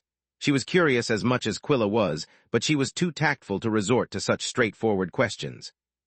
Better because she has decided to accept me. She never considered breaking up or taking a break. Worse, because she was royally pissed when she discovered that 3 more people knew about me and you were one of them. Lith watched Quilla in the eyes, managing to keep a straight face. What, she worried about me and not Floria? Why? Quilla was the one among the Erna's sisters who had the best relationship with Camilla, so she couldn't understand such a reaction. Exactly because of Floria. She assumed that you and I, bow chicka wow wow. We what? Quilla had no idea what Lith's tune meant. That the 2 of us at some time had shared a similar degree of affection. Lith tried to be as delicate as he could since the 3 of them were surrounded by a bunch of bored strangers. Gods, no. Quilla couldn't stop herself from laughing at the idea. Floria and I might not share the same blood, but that would be too messed up. Floria started chuckling as well, allowing herself to forget for a moment about her sad duty. Camilla really is a strong and wise woman, she thought. I guess that she has learned from her harsh past rather than just be scarred from it. A certain Verhin guy should follow her lead and stop being so afraid of. A loud tongue clicking made her blush in embarrassment. Headmaster Onia was staring at her in spite. Laughing at the memorial service of someone who died because of your incompetence is beyond tasteless, Captain Ernas. I guess that your household truly deserves the nickname of the Royal Branch family, if not even 6 dead professors from the great academies can put a dent into your brilliant career. Headmaster Marth told me many great things about you. Yet it turns out that the only thing you are good at is running away, even at the cost of paving your way out with dead bodies. Please go to https://www.novelupdates, cc/Supreme Magus/ to read the latest chapters for free. Chapter 786 Grudge Part 2. You have my word that we'll learn together how far your household's power goes, because I'll be damned before letting this matter slide. Headmaster Onia turned her back to Floria without giving her the opportunity to reply to the headmaster's allegations. But even if she didn't, Floria lacked the will to do so. Even though Constable Griffin had reassured Floria that her service record would not be affected by Kulla's failure, most headmasters didn't agree with Tyrus's decision. After their return, the assistants had told everything about their imprisonment. The part about how both professors and the members of the army hadn't hesitated 1 second to leave them behind during their escape attempts had caused quite a stir. Not only was Floria the officer in charge of the mission, but she was also alive and well. People were trying to pin all the blame on her since the professors were already dead, and no one wanted to taint their memory. I'm sorry, sis, this is all my fault, Quilla said, inwardly cursing her own stupid mouth. Don't worry, Quilla, she was just waiting for an excuse to spit her venom. This has nothing to do with you. At this point, I'm used to such treatment, Floria said with a sad smile. Lith saw past her stoic expression and noticed all the pain she was hiding. The thought that he had left her alone to face such an unfair treatment stung at him hard. While Lith had spent his days since his return only obsessing with how to deal with Camilla and Quilla, Floria had always been there for him. She had listened to all of his rants and worries, even making sure that he would eat properly. He had forgotten that, unlike him, Floria treasured her career. A lot of people resented Lith for the most disparate reasons, but he didn't care for it one bit since his job as a ranger was temporary. Floria, instead, had worked her whole life toward that goal, making countless sacrifices to prove herself to be more than just a spoiled girl who used her family name to rise the army ranks. Don't worry about Onia, Captain Ernas. She's always been an uptight prick, Lord Mefal said, taking everyone by surprise. Not only because they expected the widower to be angry, but also because he looked more bored than most people in the room. Yandra's husband was a man in his late 60s of average height, with grizzled hair and a well-trimmed beard. There was no trace of pain or rage in his chestnut eyes, only bitterness. You are not at fault. It's just that to cover the shame of losing their cream of the crop staff, the academies need a scapegoat. As for my wife, don't feel guilty about her fate. She died as she lived, working. His words were cold enough that they sounded cruel. Thank you, Lord Mefal, Floria said, pondering carefully her words. I want to assure you that Professor Yandra's contribution was. Save it for the memorial speech. Raynor told me about her final days, and that was more than enough for me, he replied before turning to Lith. Ranger Verhin, I presume, you were her last pet project. I hope she treated you well. At those words, a small group of people joined the conversation. They were all dressed with the colors of the Mefal household, and were looking at the 3 Kula veterans with an odd mix of envy and annoyance. Yandra's children were old enough to have children of their own, and along with the resemblance with their late mother, they all bore a stern expression. She did, Lith nodded. I'm here to pay my respects to Yandra and to pass on to you her final words. Nice, less than a month and you were already on a first-name basis, said a man in his late 40s while wrinkling his nose so much that Lith almost expected him to spit at any moment. Lord Mefal squeezed his eldest son's shoulder and forced him to shut up before asking Lith to proceed. Here, wouldn't it be better somewhere a little more private? Lith asked. Here is perfect, Lord Mefal said. Lith performed a series of hand gestures and gibberish before materializing in the middle of the circle of people, a hologram of Yandra's final moments, doing his best to imitate her voice. Please tell my children that I didn't abandon them and that my last thoughts, even this last caress, was for them. The hologram said, her voice kind and caring despite the pain from her deep wounds. Tell them that I'm sorry I could never be the mother they deserved. I wasted my life always giving priority to the wrong things. In the end, I let everyone down. My family, Raynor, even you. If only I could have one more. Lith did his best to express all of her honesty and regret, yet his audience seemed underwhelmed. Thank you, Ranger Verhin. Lord Mefal gave both Lith and Floria a small bow, quickly followed by the rest of the family. I can assure you that neither of you will have problems from us. Between our support and Raynor's testimony, you can rest assured that Onia will not be a problem. How can you all be so cold? Quilla was the only one moved to tears. You have literally seen her die, and yet you don't care about how she got wounded or if she was avenged. We know about you, Mage Ernas, said a woman in her late 30s while wiping Quilla's tears with a handkerchief. She was wearing a gentle smile and a motherly expression on her face. Even Lith was shocked seeing that Yandra's daughter was more touched by Quilla's words rather than those of her own mother. You're an orphan, so you probably assume that family is something sacred, but it's not. My mother died to me a long time ago, after I understood that she loved her students and long-lost civilizations more than me. She spent time with me only to force me to learn magic, losing interest as soon as she realized that I wasn't gifted. The opposite of love isn't hate, but indifference, and I've long since grown indifferent to my mother as much as she was to me. I'm not cold, child. It's just that I stopped grieving her years ago. Why do you think we're holding the funeral here? Lord Mefal asked. She spent more time at the Black Griffin than at our home, making these people her real family. I don't know if her regret was sincere, and honestly, I don't care. It's too little and too late for it to matter. Once Floria, Quilla, and Lith were alone again, they remained silent for a long time, each one of them lost in their thoughts. When I was little, I hated how Mom always tried to mess with my life, ordering me around and trying to force me to do what she considered to be the best thing for me, Floria said after a while. Now that I'm old enough, however, I finally understand why she always worked her ass off to dine with us and spent every moment of her free time badgering me. It was her twisted, manipulative, relentless way to be an important part of my life. Can we leave? Quilla asked. Suddenly I feel like hugging Mom and telling her I love her. Please go to https://www.novelupdates, cc/Supreme Magus/ to read the latest chapters for free. Chapter 787, Javok Part 1.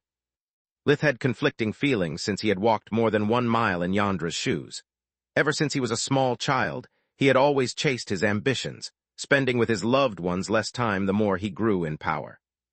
He was worried about making Yandra's same mistakes and waking up one day to realize how much he had lost only when it was too late. Ragu's words about how short-lived humans were compared to awakened echoed in his mind, making Lith II guess his path in life for the first time in years. After they returned home, Lith decided to take a bit of time off from his research and spend it with his family. His leave was about to end, and with all that had happened, he had put Camilla's first for too long. He wanted to make sure that his family knew how much they meant to him, even though it meant falling behind on his schedule. Space. A few days later, while they were having their afternoon tea in Quilla's quarters, Freya waltzed triumphantly in while holding a scroll in her right hand. It wasn't easy, but I finally did it. I found a place that satisfies everyone's requirements for our leisure trip. Due to spring, Rothar Caves have become a dungeon infested by a still unidentified race of monsters. And how is that relevant? Lith asked. Rothar Caves are near the trade city of Javok, which means we can sleep in a good hotel and that Camilla can come to us anytime she wants thanks to the city gate smartass. Freya replied. I get that part, Lith rebuked her. I mean why monsters and more importantly why us, can't they deal with it on their own? Of course they can, but that's not the point. Quilla wants to practice offensive magic under supervision. It's not like she can skulk on city roofs and hope for crimes to happen, nor she can wait for the next nutjob to take a swing at her. Monsters are the perfect practice target. They are strong, ugly, and you don't feel guilty when you kill them because they treat every living creature like we treat our dinner. I'm okay with it, Floria sighed. I need to vent quite a bit of frustration, and simply training won't do. I just got suspended from duty until further notice. You what? The others blurted out in unison. Headmaster Onia has been true to her word, Floria said. A special committee has been formed to evaluate the events in Kula and assess if there was something that could have been done differently. Until their investigation is over, I'm back being a civilian. I call bullshit, Lith said. A bunch of paper pushers can't judge a life or death situation by reading reports while drinking tea in the safety of their office. Yet that's exactly what is going to happen. Don't worry, sis, Quilla said while hugging her. I'm sure that Mom and Dad would rather kill them than let something bad happen to you. Plus, there's Constable Griffin on your side. Floria didn't reply. She was well aware of how influential the Erna's household was, but hoping that, despite the fact that so many important assets of the kingdom had been slaughtered like fish in a barrel, no one would be held accountable, for it was just naive thinking. Someone had to take responsibility for what had happened. Burian was too high in the chain of command, while her soldiers were just grunts. Hence Floria was the only living member of the expedition who could be reasonably pinned with the blame. Out of curiosity, what were the other requirements you had to fulfill? Lith asked Freya, to lighten the mood and not let Floria dwell too much on the bad news. Floria wanted a place rich of natural treasures for her forge-mastering experiments, and I wanted something that would look on the resume of my crystal shield guild, Freya said, while handing each one of them a mana stone shaped like a round shield. You're all recruited, by the way. When do we leave? Floria asked. Whenever we want, all in favor of moving out at dawn, Freya said. Her proposal was accepted unanimously, and then they resumed their business as usual. Lith went back to his research. Floria secluded herself inside Orion's forge to keep her mind busy. Quilla continued with her Tier 5 spells training schedule, and Freya started to make arrangements for their trip. Later that night, Lith discussed the last details of his plans with Camilla. They had just returned from Lucia, where they dined every other day with both their families, making everyone incredibly happy but Lith. He felt like the misunderstanding was getting worse, just like his mother's expectations were growing by the day, but there wasn't much he could do. He wanted to spend some time with his relatives, and since Zinnia was their neighbor, it would have been incredibly rude to keep the two sisters apart. Do you think you can make it to Javok without stressing yourself too much? Lith asked. You're already working a lot, and I don't want to burden you with another chore. You're not a chore, silly, she said while putting her arms around his neck and kissing him. Besides, as long as you're waiting for me on the other side, stepping out of the Ernaz's gate or Javok's is the same. Damn, I have yet to leave, and I miss you already, Lith said while running his hands on her back and then lower.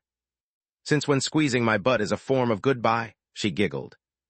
I miss it already as well, he replied, happy of how easily a skinwalker armor could be taken off. Space. The following morning, the group reached Javok and went to check in at their luxurious hotel. It's a waste of money, Lith grumbled, cursing for not having thought about it beforehand. Why don't we just commute from here and the Erna's household instead of staying in a hotel? It's not a waste of money, Freya rebuked him. If we go back and forth, it would be as if we never left, plus everyone here needs to unwind big time. Maybe you live our home as a free resort, but for us is a constant reminder of our duty, plus parents. Agreed, said the other two women in unison. They loved Gianni and Orion, but after spending so much time together, they were starting to feel like little girls again and itched for being treated as adults. Gods, it has been years since my last vacation. What about you guys? Floria said. I think it's my first, Quilla replied. Back when she was an orphan, survival was her priority, and once she had enrolled in the White Griffin Academy, she had never stopped practicing magic for more than a day. She had never traveled anywhere if not for work-related issues. Same, Lith said. Whenever he wasn't working for the army or his family, he had spent all of his free time inside his tower. All the more reason to not commute. You need to stay away from books and labs for a while. Just have fun, Freya said, leaving Lith flabbergasted. He had no idea how to have fun without a computer and some video games. Magur offered little entertainment for someone like him who had no interest in arts. Please go to https www, novel updates, cc/Supreme Magus/ to read the latest chapters for free. Chapter 788, Javok Part 2. Javok was an important city located in the southwest part of the Griffin Kingdom, only a few hundreds of kilometers from its borders with the Blood Desert. Freya had picked it because of its warm climate and abundance of natural resources. Also, it was far enough away from the borders to not have through customs inspections every time they needed a gate, and dimensional magic could be employed within the city borders. The lack of strict safety measures had allowed the city to grow over time, making it a blend of old and new architectures. Unlike most cities of the kingdom, Javok wasn't divided into rims but into districts. The trading district occupied the center of the city and extended all the way to the 4 city gates. Shops and their warehouses were usually adjacent, to allow the merchants to keep an eye on their supplies since dimensional items were a two-edged blade. Contrary to what one could expect, the slum district was right next to the market. The bustling activity and the constant noise made it a horrible place to live. Yet it also made the housing so cheap that daily workers would manage to easily pay the rent and need only a few steps to reach their workplace, killing 2 birds with 1 stone. The residential area was right past the slums, using parks as a buffer and to further reduce the interaction between social classes. Farmers lived outside the city, near the fields they worked on, and too far away for the stench their cattle made to affect the citizens. The numerous guards patrolling the walls and the beautiful sight offered by the luscious forest that surrounded Javok made the outer district the most expensive place to live. Lith's hotel, the Golden Dragon, was located in the outer district and occupied an entire 12 floors building. Freya had reserved the last floor of the hotel to enjoy the scenery and have an easier time moving by flight thanks to the rooftop doorway. "What the fuck does this mean?" Lith said when he noticed that there were only 4 rooms on the 12th floor. "A woman needs some space. You'll thank me once Camilla arrives. Poor girl, I bet you never brought her to a place this nice." Freya scoffed at Lith's cheapskate attitude.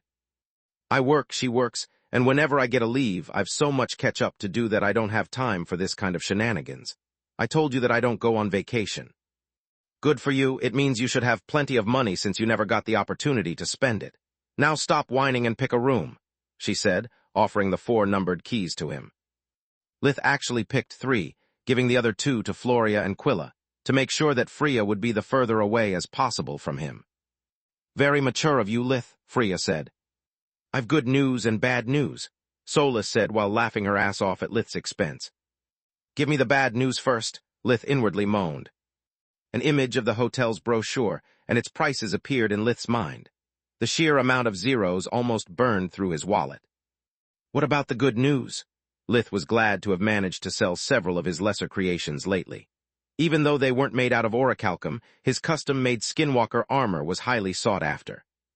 Meals are included, and the whole hotel is covered by an air blocking array. Your key makes so that you're the only one who can use dimensional magic or flight spells while in your room. It's enough to satisfy even your levels of paranoia. Also, the walls are soundproof. Meaning that once you engage Camilla in battle, you don't have to worry about collateral damage, Solus thought. Lith blushed at the remark. He already found awkward when Solus played third wheel, but the idea that Quilla, whose room was adjacent to his, could hear something had completely escaped his mind. Not knowing how to reply, he glossed over the matter and entered his room. It looked like a 5-room apartment with a hallway, a living room big enough to host a small party, a dining room, a sauna, a king-sized bedroom, and a bathroom. The walls were painted sunny yellow, and the glass wall provided lots of natural light.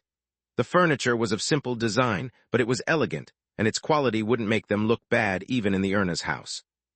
Every room was large, airy, and well-lit. It was the first time Lith was in a classy hotel, so he remained quite surprised noticing that there were small cabinets for toiletries and all the common items provided by the hotel but no wardrobes. Rich people had no need for them since they would store everything inside their own dimensional amulets. It left plenty of space to decorate the room and made them appear even larger than they were. Too bad there's no kitchen. I bet they aim to milk the customers with the room service, Lith thought after touring his room. He went back to the lobby, finding Quilla waiting alone in front of the floor's gate. The hotel had no elevator. It used a short-range dimensional device to allow people to move from a floor to another. "Hey Lith, how hard is clearing a dungeon?" Quilla asked. For me, it's mostly boring. You must forget all the crap about mystical rooms and treasures. It's just a place infested with monsters. The only traps you'll find are those the monsters laid, and the only loot you can earn belong to those who failed to clear the dungeon. That's not what I asked you. I'm not looking for profits or excitement, only for the experience. For you, the hardest part will be just not falling for traps, ambushes, and avoiding that your spells hit us as well as the monsters.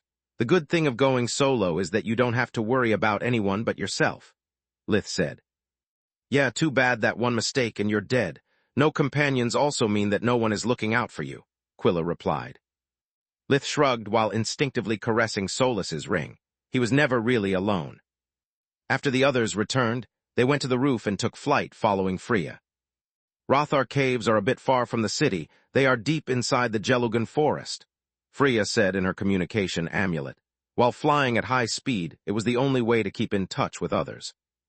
We'll have time to enjoy the scenery when we get back. Now focus solely on following me and memorizing the course.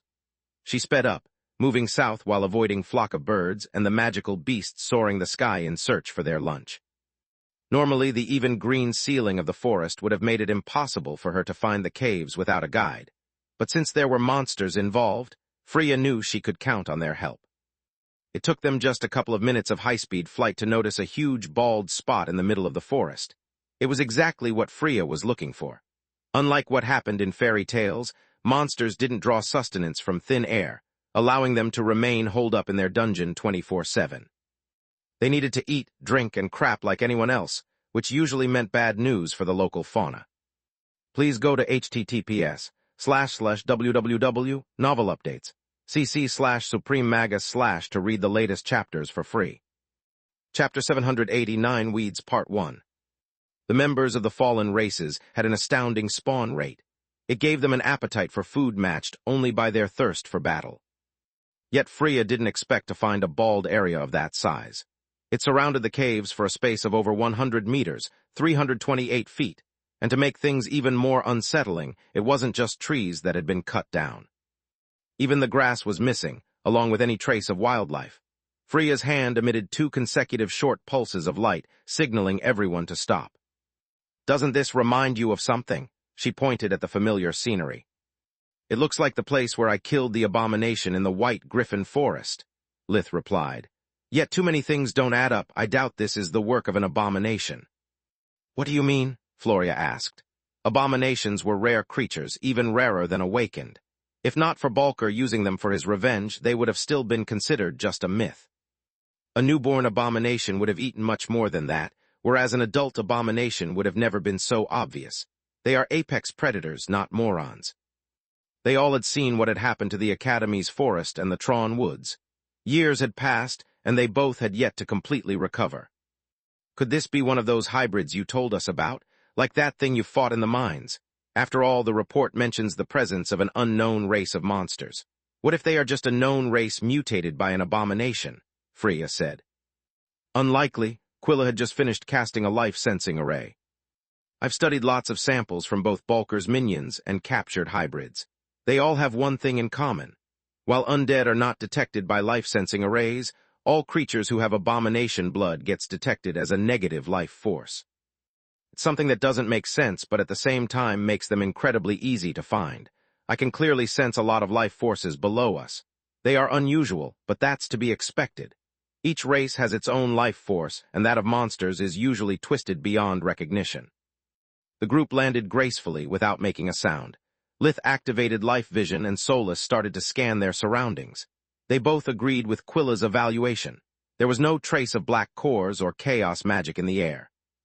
Also, if it really was the work of a hybrid abomination, Lith knew that it would have attempted to train its thralls to hasten its development, whereas the creatures he could spot through the ground had weak cores.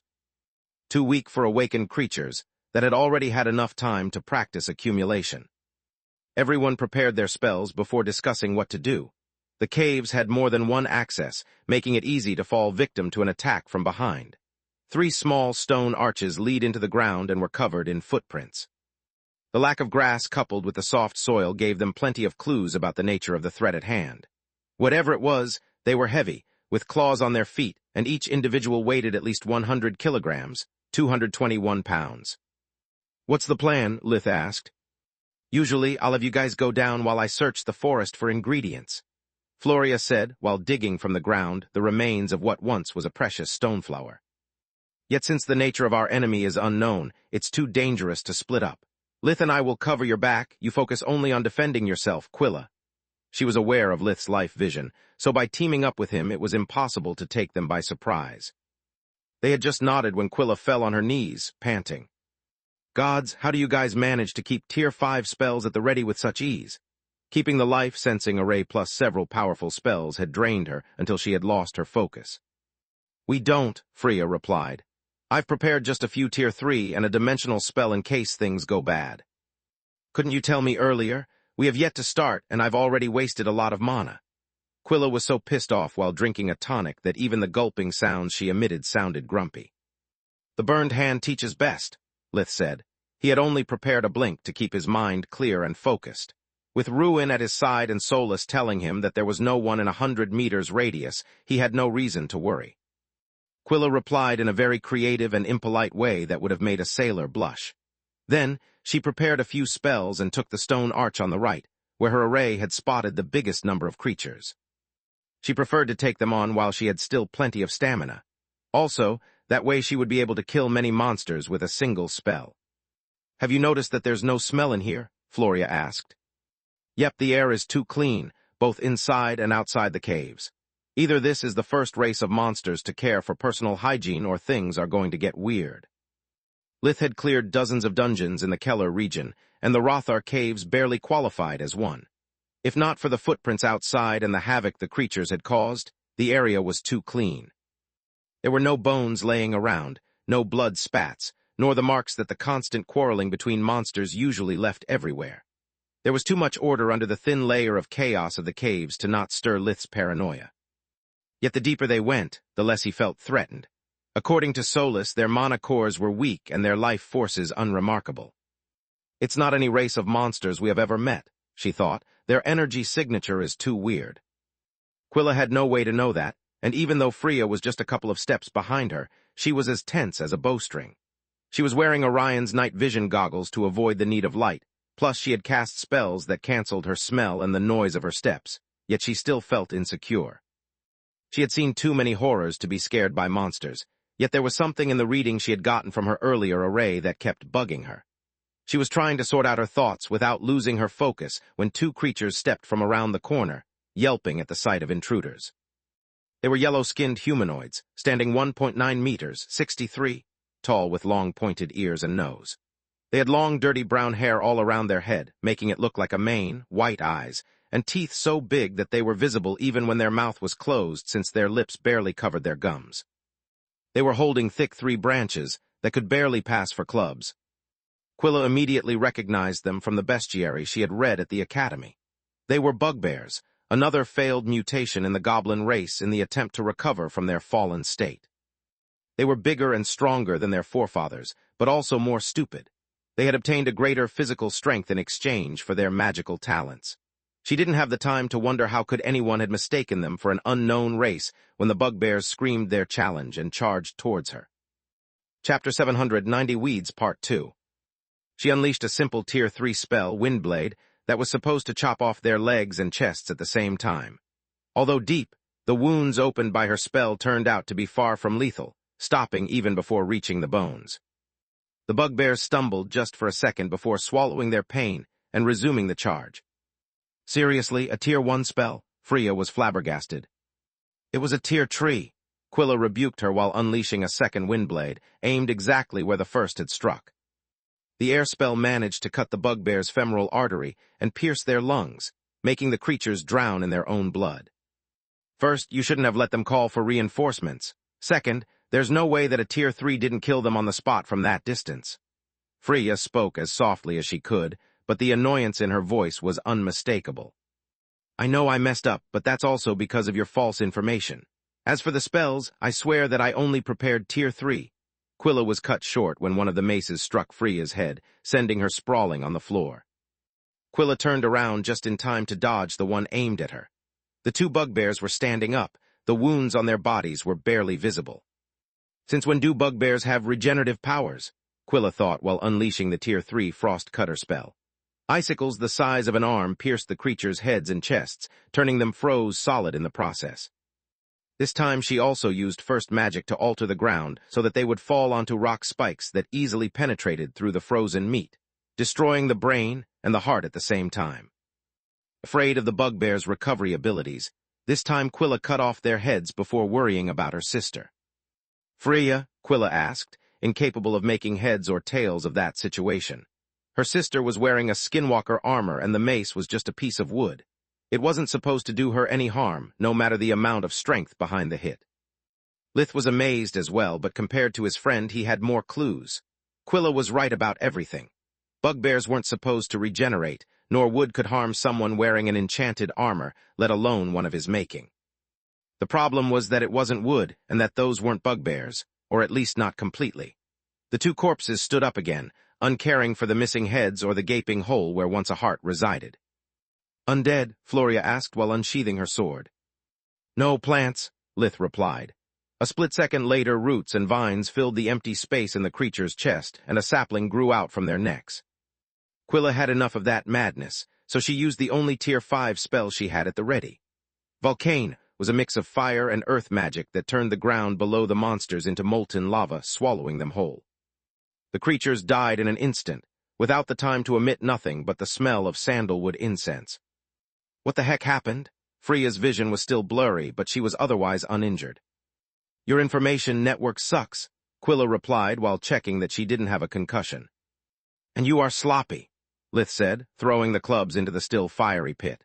The wood split and germinated into small tendrils that tried to escape death, but the lava turned them into cinders before they could reach the safety of the ceiling. The screeching sounds of agony cleared all doubts about how Freya had been stunned. Those things were not their weapons, but part of their bodies. Once you saw that we are not dealing with bugbears, but with some kind of parasite, you should have disposed of all the wood in sight. "What the heck?" the three women said in unison. "This doesn't make sense. Plants creatures are rare, and I've never heard about them being parasites. I work with them for years at the White Griffin. Some of them are my good friends." Quilla's brain felt as if it was burning. Why would plants damage vegetation, and how the heck did they took over the bugbears? "I have no idea." Even according to Lith's books, the entire situation was simply absurd. He had understood the nature of their enemy only because the clubs had the same life force and a mana flow that coursed under the monster's skin. "What do you want to do?" Lith asked Quilla. "This isn't a learning experience anymore, but a frigging mess." "Which makes it perfect as a learning experience," she replied. "Nothing ever goes according to plan, and not only must I learn how to handle high-level spells, but also how to keep my cool when the unexpected happens. The enemy has called for reinforcements, so we don't have much time. Remember that plants are not weak to fire like most people think, since they are not made of dried wood, but from living tissues rich in water. On top of that, they have an outstanding ability in manipulating both their bodies and earth magic. Their real weaknesses are water and darkness magic. The cold blocks their regenerative and shape-shifting abilities, so focus on that." Due to her job as assistant professor, Quilla knew a lot about plant creatures compared to her companions, Lith included. Knowing their real enemy and its weakness, it took the four of them just a few hours to kill all the infested bugbears. Quilla even made a few attempts to communicate whenever they isolated a single specimen, but they proved to be unwilling or incapable of explaining their reasons. By the time they were done, they had more questions than answers. Sentient plants had coexisted with Magus' other races for ages, and their existence was well documented. The appearance of a new species, and one so aggressive at that, was a bad sign. "We have to report this immediately," Floria said. "If they can take over bugbears, they might do the same with humans. We need to put people on alert before the phenomenon becomes widespread." "Yeah, too bad that we can't examine a body. It would greatly help me to understand what's going on," Quilla said. She had gained a lot of experience, and her learning rate was terrifying. After just a few tries, she had become able to use some Tier 5 spells in confined spaces without harming her allies. "What do you mean?" Lith had collected a few bodies precisely to study their altered physiology. "Sorry, I forgot to tell you earlier. Plants don't leave any corpse behind. The moment they die, they also wither, reverting to their original form. So if these things started out as flowers, you'll only get a flower. It's the reason why plants cannot be turned into undead," Quilla said. Fuck me sideways, I could have played a little with them and used invigoration instead of wasting time speaking. How was their core soulless? Lith thought. Sorry, I have no clue. By invading the bugbear's body in the form of vines, they also spread their core, making it invisible to my mana sense. It's the same thing that happened with the plant abomination. We needed to force it all in one place to see its core. What I can tell you for sure is that it couldn't be very strong, since if it wasn't for the animated clubs, their mana flow was perfectly eclipsed by their victim's weak-ass core. Finally, some good news, Lith inwardly sighed in relief. Luckily, we picked a city with a gate, so whatever this is, the kingdom can take care of it on its own. Chapter 790, One Ill Omen Part 1. Freya used her communication amulet to perform a conference call with the army, the association, and Javok's authorities. She was the guild master of the Crystal Shield, after all, and it was her guild that had taken the job and performed such an important discovery. Freya wanted to make sure that she would receive proper recognition, since in her line of work reputation was everything. I bet that the army's upper echelons now regret having suspended you, Lith said, trying to cheer Floria up. I wish it's still a small matter for someone of my rank, she replied. I'm more worried about them thinking that if you're feeling fine enough to do freelance work, then you're also good enough to resume duty. They could revoke your leave. Lith cussed. He hadn't thought about the possibility, otherwise he would have asked Freya to leave him out of her report. It's almost lunchtime. It's better we go back to the Golden Dragon. This is a vacation, and we are here to spend some quality time together, not to work, Freya said once the call was over. She wasn't happy at all about the recent developments. Sure, the mission had been a total success, but it also risked to kick a hornet nest. She was afraid that being the one who had reported the issue, she would also be tasked to investigate the matter. It was the first time in 4 years that she managed to spend more than a few hours together with her sisters and her best friend. Freya just wanted to sit back and relax. They warped back to the city and enjoyed a slow, pleasant meal like it hadn't happened in ages. Away from their parents, their commanding officers, and nothing to worry about, they could finally catch up with each other properly. The only sour note for Lith was that Camilla was working hard and she couldn't join them. She didn't even know if she could make it for dinner, since the more successful her investigation was, the busier she would get. What are our plans for the afternoon? Lith asked. I don't know you, but I'll take a long bath first, then a short nap. We can meet in a couple of hours to go back to the Rothar caves and search for Floria's ingredients, Freya said, while drinking way more wine than she would usually do. Yeah, there's no rush, Floria sighed. Natural treasures are very hard to find. We're likely to just have a long stroll in the woods and find nothing to bring back home. I always use ingredients as an excuse when I want to stay alone for a while. Well, that's because very few people know where to look, Quilla giggled. What do you mean? I've excellent senses, yet even at the academy I never found anything, Lith said. Well, of course you didn't.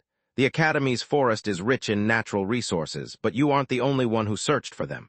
There were the other students, the academy staff, the magical beasts, and even outsiders. Even if you stumbled into a good spot, since it was likely to be close to the academy, it had been already cleaned out of everything useful. The same stands for the forest outside Javok. If we go where everyone goes, we're bound to find nothing. What makes you so confident about your skills? Floria asked. In all of her strolls, she had found a couple of semi-precious herbs, but nothing more. If not for the fact that natural treasures were available on the market, she would think they were just a myth. As I told you earlier, I'm friends with some of the plant folk who live in the Academy's forest. They taught me everything I know. Quilla put down the silverware inside her plate for the waiter to collect it. She would have liked to eat more, but now that her growth spurt was over, she had to watch her weight. Eating recklessly would now make her grow larger instead of taller. Natural treasures only grow in places abundant with world energy, similar to what happens with mana crystals. If you find a flower still blooming past its season, it's likely to be evolving into a natural treasure. World energy seeps out from the ground, so the most magically talented plants can absorb it along with their nourishment. If they are talented and lucky enough, they can even gain consciousness. Wait, so every time someone picks a natural treasure, they are potentially killing a plant folk? Freya was flabbergasted, looking at the salad in her side dishes with an almost guilty look. Yes, just like every time one eats a chicken, it might have become a powerful magical beast, Quilla shrugged. Don't sweat it. Plants themselves don't care about it. Who do you think supplies the Academy of the most precious ingredients? They all remembered how the Dryad had given Lith plenty of natural treasures to save her sister, so Quilla's words actually made sense. Too bad that she gave me top-grade ingredients when I was still an apprentice. I still have to find something worth using them. I can't waste the opportunity of a lifetime for a crappy item. Luckily for me, as long as they are inside my pocket dimension, they can't rot, Lith thought. The fight for survival is gruesome even for plants. It's just that it happens so slowly that us humans don't notice it, Quilla said. They have to fight among themselves for sunlight, water, and nutrients, not to mention parasites, fungi, and insects. Some plants even feed upon each other, which even once they evolve makes them psychopaths, at least according to human standards. They are really interesting fellows. Have they ever told you about crystal folks? After all, they follow the same principle. I've always wondered if mana crystals can gain sentience too, Lith asked. No, they didn't, but I never asked. I don't think it's possible. Plants are alive to start with, whereas crystals are just solidified energy masses. If it was possible, I think miners would have met crystal folks and we would have studied them at the academy, like all the other races, Quilla replied. Even though it was a logical conclusion, her answer didn't convince Lith. Quilla was unaware of the existence of mana cores, nor she knew that powerful crystals acted exactly like one. There were too many secrets the Griffin Kingdom covered, and the Academy's teachings were incomplete. Undead were considered just monsters, while Fallow had told him that they were full members of the Council. I guess that if sentient crystals were awakened, they would be part of the Council, so either crystals can't awaken or they are simply objects, Lith thought. Everyone followed Freya's lead, washing away their fatigue from the morning before taking some well-deserved rest. This is so boring, Lith thought once he was finished bathing. Solus was mind glaring at him just because he was using accumulation and had already prevented him from taking his notes out of their pocket dimension. Rest, not work, she ordered. Camilla's rune was offline, so she wasn't available to talk, leaving him with very few options. Lith spent the rest of the time using accumulation and playing with Solus at the most disparate games while talking about trivial things like their favorite books. He ended up enjoying it, especially once he realized that even though they knew each other so well, because of their mind link they rarely talked about anything but work. Chapter 792, Ill Omen Part 2. Lith relied too much on their shared feelings and memories to appreciate little things like the sound of Solus's voice, which was getting more human with each passing day from his last breakthrough. Time flew so fast that, when Quilla knocked at his door, he almost flinched in surprise. Once they warped back to the Rothar caves, Quilla took the lead of the group and shared her knowledge with them. She didn't make them walk, preferring to fly barely above the tree line and landing from time to check their surroundings. Cairo, a treantling I know, explained to me that the best place to search for natural treasures is where the green is more luscious. We must look for a spot where the flowers have vibrant colors or where there's a spring. Her words reminded Lith of mana geysers, but Solus confirmed to him that they had yet to spot a single geyser. It took them a few tries to find the right place. One could have missed it at a first glance, but Quilla pointed out the presence of a young but majestic tree and many colorful bellflowers growing in its proximity. Why didn't we notice it, Solus? Lith asked. There is no mana geyser here, just a fluctuation in the world energy, she explained. Now that we're close enough, I can tell you that there's a small stream of world energy converging on the tree as if it's conjuring it.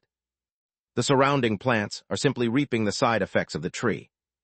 I'm starting to wonder if natural treasures really are plant folks in the making, or just a strategy that they employ to ensure their survival.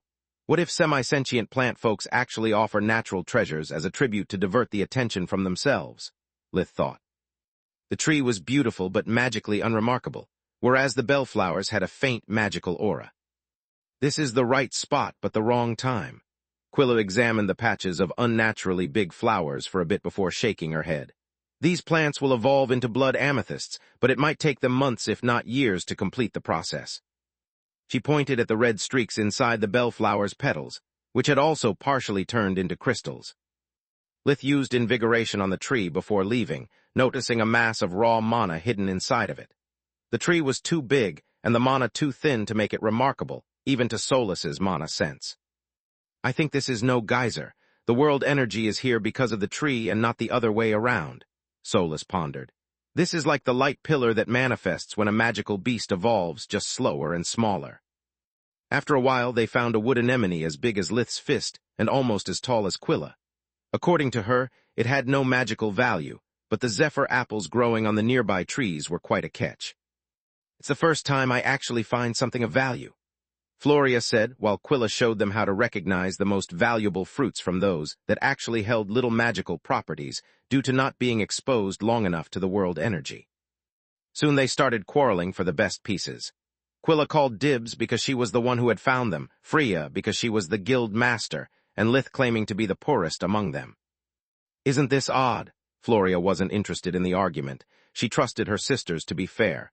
"How come in none of the places we visited there was any sign of wildlife?" Lith was aware of it as well, but he had avoided mentioning it to not ruin the mood and to not get further involved. Whatever was happening, it was none of his business. Quilla shushed the others and listened. Aside from the rustling of leaves when the wind blew, the forest was silent. Lith confirmed with life vision that there was no threat nearby, but the situation was still creepy. They collected their prize and resumed to move, searching for clues and natural treasures. They didn't spot a single animal during their flight, and soon things got worse. The deeper they went into the forest, the more numerous were the bald spots they found. Each area was small, barely a few meters large. Yet whoever did it had taken care to not touch the trees, so that from above the damage was nigh invisible. "Fuck me sideways," Lith said when they found a withered area recent enough for him to catch the scent of the culprit. Life vision revealed to him that the ground was enveloped in a black aura so thick that it was unmistakable. "This is the work of undead," he said while pointing at a young sapling that somehow had become fossilized. Its bark had become as black as coal after having its life force completely drained. "Undead in a forest? It's ridiculous," Freya said. "Magical beasts would kill them and plant folks would be glad to help them. Yet we have not found a single one of them." Each word Lith said made the forest look eerier. None of those present was afraid of a vagrant undead, but to cause that amount of devastation to drive the wildlife away, it couldn't be the work of a normal undead. Even worse, it could be lots of them. "We better leave," Floria said while looking at the sun that was dangerously close to the tree line. Spring had just begun and the days were still short. They might still be nearby. "Yeah, I'm starting to think that whoever did this didn't touch the trees not to remain hidden from onlookers, but from the sunlight," Quilla said. /U003, see not so fast, sweetie. /U003, E said a raspy voice in an unknown language. A rotten figure stumbled out of a patch of woods. The creature had glowing red eyes that burned with a hunger that had been denied for too long. The exit point of a blink spell appeared in the middle of the group, and Ruin cleaved the dimensional door in half along with its caster, leaving both undead as flabbergasted as they were angry. "We got company," Lith yelled as he could see several dimensional doors opening, too many for him to cover them by himself. Not with the creature at his feet still undead, and the one in front of them rushing in as fast as a bullet. The group of undead had sniffed them the moment they had found the first bald spot in the forest, and had been tracking them ever since. Their shabby appearance wasn't caused by the damage they had sustained while moving during the day so much as from starvation. On Magur, undead could feast on any life force, no matter its source. Yet only the life force of a member of the race they were part of when they were still alive could properly feed them. Every single kind of undead needed a specific source of vitality. Feeding on another prevented them from dying, but it tasted like shit. Also, it would require an enormous amount of wrong food to satiate their hunger. The little group of undead was composed of humanoids, so the smell of young and fresh bodies represented an allure so great that they were willing to risk the sun turning them into ashes rather than miss a full-course meal. Chapter 793, Ill Omen Part 3. Lith cut the head of the cleaved ghoul, yet its flesh reattached to its neck, and so did the two halves of its body. Ghouls had regenerative abilities on par with trolls, and just like their living cousins, healing from their wounds didn't make them weaker, only hungrier. How the heck do you kill a ghoul? Lith thought. Either you destroy its heart, or you pulverize its body with darkness magic. Solus replied, hoping to remember it right. Soluspedia was still stuffed with the material about runes and spirit magic, so there was no space for bestiaries. Lith struck where the heart was supposed to be, but Ruin only hit the ground as the undead was swallowed by the earth as if it was a ghost. Meanwhile, his warning coupled with the failed ambush had given the others enough time to react. Each one of them had studied the different species of undead back at the White Griffin Academy. Freya and Floria had actually slain a few of them during their respective missions. Alas, this time they had no clue what they were facing. All of their opponents looked almost the same due to starvation. The undead had decaying gray-green skin and skeletal bodies that emphasized their long, clawed fingers. They seemed to coordinate their actions, but no one in Lith's group could understand a single word they said. Floria quickly activated full guard to foil any other attempt to blink in her blind spot, while Quilla unleashed a stream of lightning from one of her rings. She was aware that it would buy her a split second at best, but she needed time to prepare a suitable spell since her close combat abilities were non-existent. The creature bolting toward them was actually a vampire, but he was so emaciated that only his ability to talk made it possible to distinguish him from a mindless zombie. The vampire, once a noble among his race, took the full force of the spell, but not because he relied on the natural resistance undead had against all elements. He simply couldn't dodge it with the little strength he had left. The bolt of lightning made him trip and fall, yet the creature turned the motion into a roll, managing to stand up with inhuman grace without ever slowing down. Freya blinked behind him, stabbing at his heart while one of her rings released a pulse of darkness magic that blew his chest apart. Darkness magic was the bane of the undead, and the vampire's debilitated state had made him an easy prey for Freya's spell, amplifying its effects. Meanwhile, since the ghoul kept hiding, Lith struck at two more undead while infusing ruin with darkness magic. The creatures had spent the last of their energies for the surprise attack, but their plan had failed on all levels. None of their alleged victims had been paralyzed by fear, and Lith could see their bluff for what it was. To Solas's mana sense, their blood cores were almost pitch black, making Lith wonder why they had not succumbed to their hunger and attacked the trees as well. One of the undead fell to its knees as the darkness Lith had injected inside his blade ravaged the little strength it had left, but ruin went through the other one without doing so much of a scratch. The second undead's body dispersed on contact, like a dense cloud of smoke struck by a sudden gust of wind. Lith performed a barrage of quick spells, yet none of them, not even those darkness-based, had any effect on the undead. Its body would just let them through before reassembling itself. "Please tell me that you remember what the heck this is," Lith thought in frustration. "A wraith, maybe?" Solas shared with him all she remembered, but it wasn't much. They already had to remember hundreds of spells, true and fake, the people they had met, the lies that they had told, and countless other things. Remembering every single creature that existed on Magur was impossible, especially those they had never met before. Usually Saluspedia would cover that subject, but even though their dimensional library had never stopped expanding over time, the number of tomes they had collected grew even faster. The wraith kept swinging its claws at its prey, avoiding to use magic to not waste precious food, while Lith was forced on the defensive while keeping an eye on the still underground ghoul. Floria's full guard allowed her to keep up with her enemies' inhuman speed, but barely. Even blocking their attacks with her conjured tower shield took all the energy she had. Gods, if it wasn't for my monstrous strength that scared so many of my suitors in the past, the undead would have already overpowered me. Fighting with no potions and defending Quilla at the same time is too much, she thought. Luckily for her, the awakening process that was endangering her life had also removed the biggest impurities in her body and brought them near her core. Ever since she had left her academy, Floria's physical abilities had slowly improved past human limits thanks to her strict training schedule.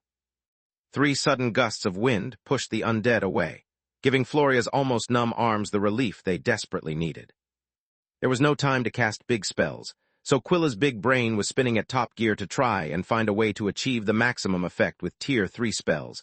But unlike Solas, she had to worry about her own life as well as about Floria's. Those damn trees are too high, and the sun is too low to just blow away a few treetops and hope to get enough light to kill them. If only darkness and earth magic weren't so slow. She was barely able to follow the undead with her eyes, and only when Floria blocked their attacks. The rest of the time it was all a blur, making any spell slower than a bolt of lightning just a waste of mana. If only I could understand what the heck they are, I could exploit one of their weaknesses, but these things all look like zombies on drugs. Working in an academy, and with Balker's threat still lingering over her students, Quilla had thoroughly studied the undead race. Yet until they used no spell or special ability, she was in Lith's same boat. "On my mark," Floria said, drawing both of her sisters' attention. Mark, the moment the two undead charged at her again, she unleashed one of her personal Mage Knight spells, Gravity Blast. Like Blast Guard, it generated a small flaming sphere that affected everything in her surroundings except for the space within a meter, 3.3 feet, from her body. By mixing Tier 0 gravity magic with it, however, the spell would also lower the weight of all those in its area of effect, sending them flying like leaves. Normal mages wouldn't develop such spells, since they could just blink to safety, whereas a mage knight's duty was to protect their allies and to create openings for them to attack. The explosion caused an updraft that lifted the undead from the ground, taking away their mobility. Quilla shot all the darkness spells she had prepared against one of them, leaving the others to Freya. Unfortunately, the creature just blinked behind Floria's back, who only managed to avoid a fatal injury thanks to full guard and her orichalcum armor. Freya activated her rapier's enchantments and went for the kill. Chapter 794, Ill Omen Part 4. The third undead snarled and blinked as well, only to discover that aside from its coordinates, nothing had changed. Master of Space, jackass, Freya thought while her weapon easily pierced through the enemy's tough skin and released a blast of darkness magic. She had used one of her personal spells, Lock. Unlike normal dimensional magic, it didn't lock on spatial coordinates, but on energy signatures, allowing her to follow her mark and making blink useless. The creature was stronger than the others, so even though it had suffered quite some damage, it was still able to fight. Yet all Freya had to do was pump more mana into Dreadnought to release one energy blast after another, until the undead started to turn into ashes. Orion had enchanted the rapier so that it could emit all the 6 elements, even light, so to give his daughter the greatest versatility in battle. She could even use it to heal her allies or to stab and heal her target at the same time, so to more easily capture them alive. Floria's failed attack gave Lith an idea. He blinked away to buy himself enough time to weave a simple spell. Then, when the wraith was upon him again, Lith slashed at the creature so fast that all of its body became immaterial at once. Lith smirked as a Tier 2 vortex erupted from his left hand, sucking in the smoke while it shot upwards, quickly reaching above the treetops. The remaining sunlight was weak, but more than enough to make short work of the still ethereal undead. The black smoke was set ablaze, and an inhuman scream of pain accompanied its demise. Now where's that ghoul, he thought. Now that 2 of her opponents were gone, Floria could finally focus on the offense. Her conjured tower shield blocked all the incoming attacks and limited the enemy's field of vision while her estoc was getting closer to its target at every exchange. Her left hand was free to cast the hand signs for one mage knight's spell after the other, coordinating sword and magic to pressure her enemy as if it was fighting 2 against 1. The undead shot a ray of consented darkness magic at point-blank range, exploiting its superior speed, but the shield stopped the spell with ease while the estoc almost took away the undead's life. Its instincts warned the creature to not let the blade touch it. While dodging the lunge, the undead stepped on a small wisp of light that exploded with enough power to blast away its foot. The creature stumbled, creating an opening that only someone blind, dumb, and deaf could miss. The undead cursed the human and quickly formed the hand signs for a blink. Unfortunately, its right hand touched another small wisp of light. The resulting detonation wasn't enough to kill, but it maimed the hand, making the spell fail and blinded the creature long enough for Fang to find its mark. The estoc pierced through the undead's chest, releasing all the kinetic energy accumulated with each swing and block Floria had performed. The effect of the hit was akin to being run over by a speeding train. The creature exploded due to the force of the impact and turned into shreds. "What was that?" Freya asked, referring to the odd spell her sister had used to seal her opponent's movements. It wasn't a dimensional spell nor anything she had ever seen before. It was Floria's personal Tier 5 Mage Knight spell, Blast Field. It used air and fire magic to create and compress dozens of fireballs, making each one of them not bigger than a firefly while even enhancing their destructive power. They would scatter all around Floria and remain stable until someone touched them. In case of need, she could even trigger them all at once, causing a chain reaction that would serve as a perfect means of offense and defense thanks to her own mana being harmless to her. "There's still one enemy around," Floria replied. Even in the heat of the battle, she had counted the death throes, so she was aware of the missing ghoul. Soulless, Lith thought, hoping her mana sense would accomplish what his life vision was failing at. "It must have run away after its companions started to fall like flies," she replied. Quilla used the protection her group granted her to cast an undead sensing array, which came out negative as well. We're alone, but since the sun is setting, it won't be for long, she said. Way ahead of you? Freya opened a warp steps that brought them directly back at the hotel's reception, where she had left one of her warp stones, allowing her to cover the distance with only one spell. This is an awful mess. Our vacation is as good as ruined, Freya whined during dinner. She had reported everything to the local authorities before going back to her room and prepare for the evening. I guess Lady Ernest is right. Someone here really is bad luck, Camilla chuckled, poking at Lith with her elbow. She knew how that particular rumor about him irked her boyfriend, but it was an in-joke between them linked to the first mission they had taken together, so it made him laugh as well. She had reached Javok soon after their return, and after taking a quick shower with Lith, they had joined the others for dinner. Please don't call Mom Lady Ernest, Quilla said. Gianni is fine. It's not like she's here to reproach you, and hearing someone calling Mom by her title always sounds weird. It didn't take long to bring Camilla up to speed, since there wasn't much to tell, except for all the oddities they had encountered. It doesn't make sense, Freya said. Parasite plants capable of possessing monsters that took down a good piece of the forest and a bunch of wandering undead, all in the same place.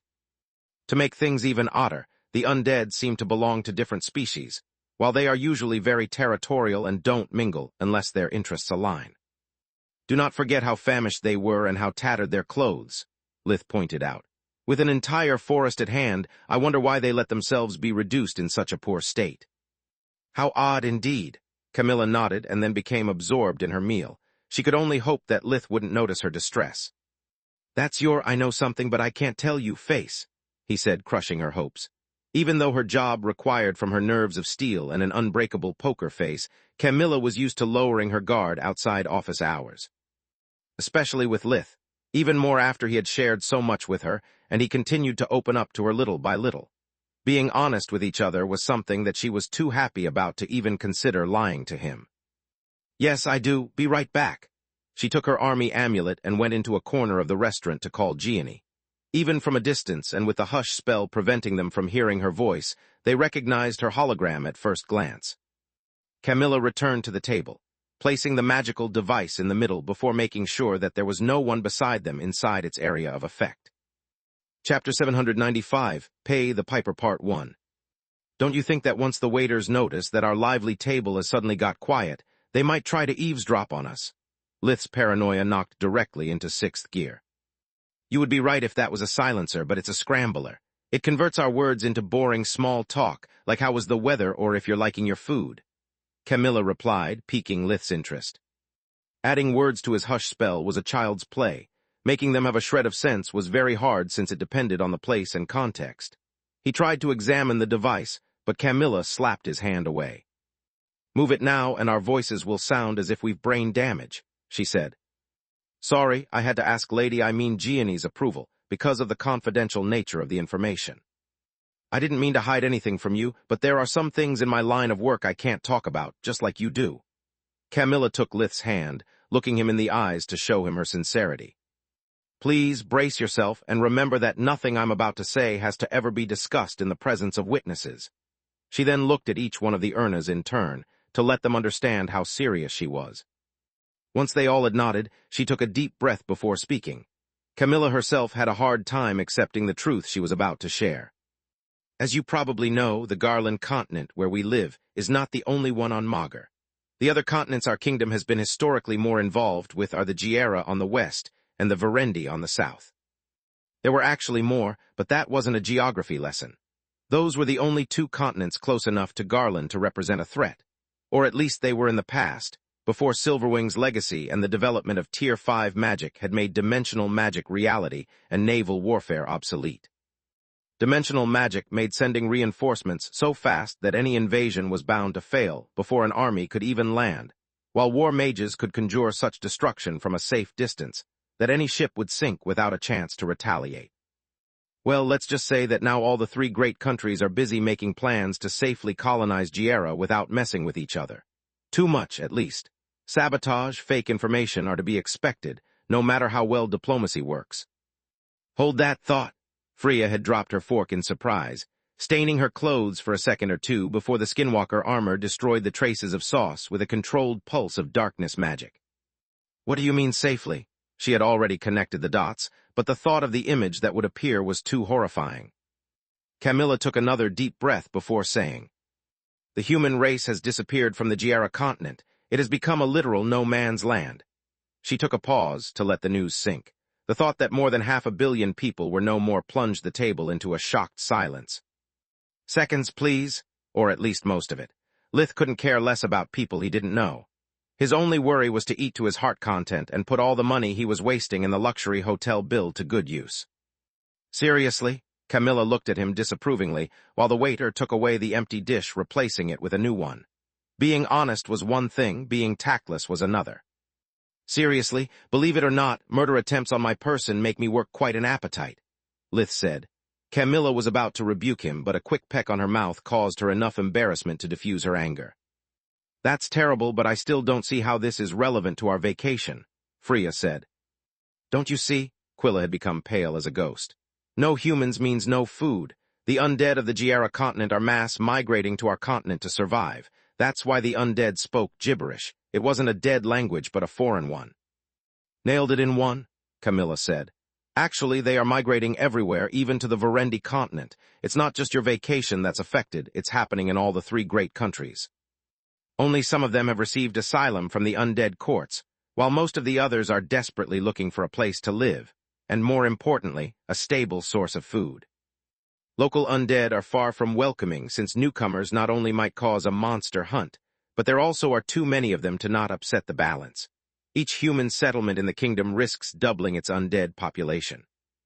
Back when Feniger, the Leviathan Guardian, had informed Ligaen of the effects that the man-made plague had inflicted upon his continent, he had done so to warn Ligaen not only about the living, of which Milia had taken care of, but also about the dead. The bored lick had resurfaced and threatened the Gorgon Empire because he couldn't miss the opportunity that having an undead army at his disposal presented. At least not when it came knocking on her door without her having to do nothing more than feeding them and point them to a target. "This explains everything," Floria pondered. "They were probably recovering from a battle with other undead, and they couldn't feed properly upon the forest without giving away their position. What about the plants?"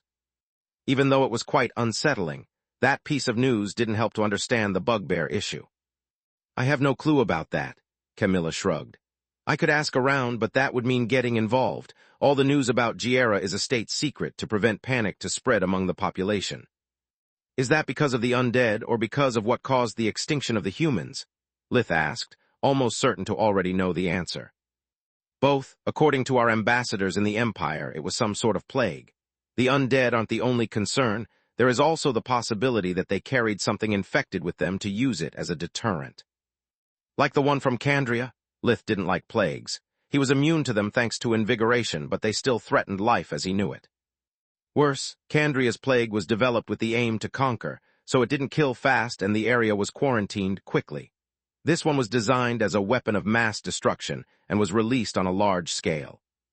"Wait, ambassadors and not spies?" Quilla had no clue how the Empire could know so much, even less about why they willingly shared such information. "Yes, the Empress warned us on time and even provided us with the cure. Otherwise, our colonization plan wouldn't have even started, nor would we be in such friendly terms for sharing Giera. Don't ask me why she did it. She's either the kindest or the shrewdest person alive." Both Camilla's hypotheses were wrong. The plague was of magical nature, so no vaccine could be synthesized, only a cure. If the plague spread without her neighbors knowing about its existence, every single traveler would be a ticking bomb. Moreover, to plan her invasion of Giera, she needed a cure. Ligaen had accepted to help her, but only at the condition that it would be shared. Chapter 796, Pay the Piper Part 2. Melia had promptly accepted. Not only because she had many friends in all the 3 great countries, but also for her own survival. If the kingdom and the desert disappeared, undead and abominations from 2 entire continents would have only one source of food. The Gorgon Empire, her empire. She already had her plate full dealing with the Lick's army, the rogue hybrid abominations, and the minions of the Master raiding the Empire's crystal mines for resources. She knew that she would never manage to deal with all the undead courts by herself. Not without Ligaen direct intervention, but he had already given her an ultimatum. Milia had not been chosen by the father of all dragons as his apprentice for her strength, nor her talent, but for her wisdom. It allowed her to handle all the power the Guardian bestowed upon her, without getting drunk on it. Camilla clicked on the holographic pad of her army amulet, showing to the healers in the group the spell for the cure. What looked like just a bunch of gibberish to a layman was actually a description of how the Giera's plague worked and how to counter it. Each magic word and sign was a command with a specific effect, just like a line of code while programming a software. An expert healer could never be fooled into using a harmful spell, because they knew what every one of their actions would cause. "Good gods," Quilla blurted out. "This thing is real, thanks for showing us, Camilla." "It was the least I could do. If the undead you met really came from the Giera continent, then there is a risk of infection. Now enough with work, please. This is my free time and I would like to enjoy it instead of worrying. Do we have plans?" They already had dessert, yet no one but Lith had appreciated its taste. "Bad news aside, our day has been pretty light and we've already rested a bit," Freya said. "I was thinking about touring Javok on foot, maybe visiting the market. Do you guys feel like it, or are you too tired?" "Of course we're up for some evening shopping." The motion was unanimously approved, making Lith almost choke on his last spoonful. Shopping was his nemesis. It implied walking for hours, looking at goods he didn't care for, giving opinions that would be required but not listened to, and lastly spending money. He was about to make up an excuse to avoid the impending torture when his eyes fell on Camilla. She was beaming with joy, not for the shopping, but at the idea of spending some time together. Between Quilla, his research, and all of his plotting, it had been too long since the last time they had done something together outside the bedroom. So he smiled her back and sucked it up. Unlike the cities in the north who followed the rising and setting of the sun, Javok was sleepless. The shops were still open and the streets bustling with people. Luckily for Lith, the market proved to be interesting even for him. The stores weren't grouped up based on their products, so he could find a magical shop right beside a bags shop. He and Solus checked everywhere, hoping to find some forgotten artifact among the common goods, but with no luck. Bookstores, instead, were a nice surprise. He found some old runes dictionaries for wardens that had likely been thrown away from an academy due to being obsolete, and even a few books with a faint magical aura. The former would help him with updating the spells from Huriol's Forgemastering booklet, while the latter was a gamble he could afford. "Don't leave Camilla alone. Pay her some attention, damn it," Solus scolded him. Lith had been so engrossed in his findings that even though they were just a few meters away, it was like they were on different planets. Lith inwardly scolded himself as well and followed Solus' advice. Camilla's mood improved even more when instead of monosyllabic words, he started to use a proper phrasing to express his opinions. And soon, while browsing through the store, she started to unburden herself with him about her day. She had dreamed all her life becoming a royal constable, yet now she was second-guessing her career choice. It wasn't the long hours or the heavy responsibilities that troubled her so much as all the horrible things she had to witness on a daily basis. As a handler and a data analyst, she was used to reading reports about the most heinous crimes, but seeing them with her own eyes, having to deal with the human-faced monsters who committed them, was eating at her. There was nothing Lith could do about it, nor she was asking for him to fix her problems. It was her life and her choice to make. Camilla just wanted to share her worries with someone who was able to understand her without worrying about being judged or pitied. Lith listened to her and expressed his compassion from time to time, while also noticing how different was the approach to shopping the members of the group had. While Freya and Floria would just buy whatever caught their eye, Quilla and Camilla would mostly window shopping, always looking at the price before putting most of the goods back on the shelves. But while for Quilla, one of her sisters would quickly buy them for her and ignore Quilla's complaints about not needing or really wanting them, Camilla had bought only a small handbag and a shirt. Their price was insignificant even by Lith's standard, leaving him flabbergasted. "Stop making that face," she giggled. "Not all of us are born nobles, and I've yet to repay the medical loan for Zinya's operation. Luckily, your skinwalker armor mimics the clothes I store within it as if they are brand new, because I'll be stuck with second-hand goods until I manage to save enough money in case of more rainy days." Lith didn't know whether to find more disheartening the fact that she could smile while saying such a thing, or that he had never noticed, until that moment, that she always wore the same things. He inwardly cursed and followed Freya's lead, backtracking Camilla's picks and buying them for her. He had enough of that attitude when he was back on Earth, and his brother Carl had to watch every penny they spent until he had got his first job after graduating from college. Stop it, that's a lot of stuff, and I don't need your money. Camilla felt guilty for having mindlessly spoken about her money issues. It made her feel like a beggar. I know, I'm not buying them because you asked me to, but only because they would look good on you, and as your boyfriend, I've got the right to get you a present from time to time, he replied. But the money... I might be stingy, but all of this stuff costs way less than a single one of my failed experiments. Lith cut her short, making the merchant's eyes shine like stars at the idea of having caught a whale. Camilla opened her mouth to reply, but no words came out. She had lived for so long relying only on herself that asking for help was hard, but accepting someone's kindness was even harder. Thank you, she said while hugging him. She wasn't big on public displays of affection, but this time she couldn't stop herself. Chapter 797, The Root of the Problem, Part 1. After the shopping spree, they went for a romantic night walk in one of Javok's many parks.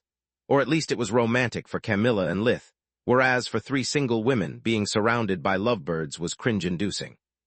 Despite the late hour, there were lots of young couples, making the three Erna's mages regret their choice. They had yet to finish visiting the park when suddenly something that resembled a warp gate, but wasn't one, appeared on a nearby tree.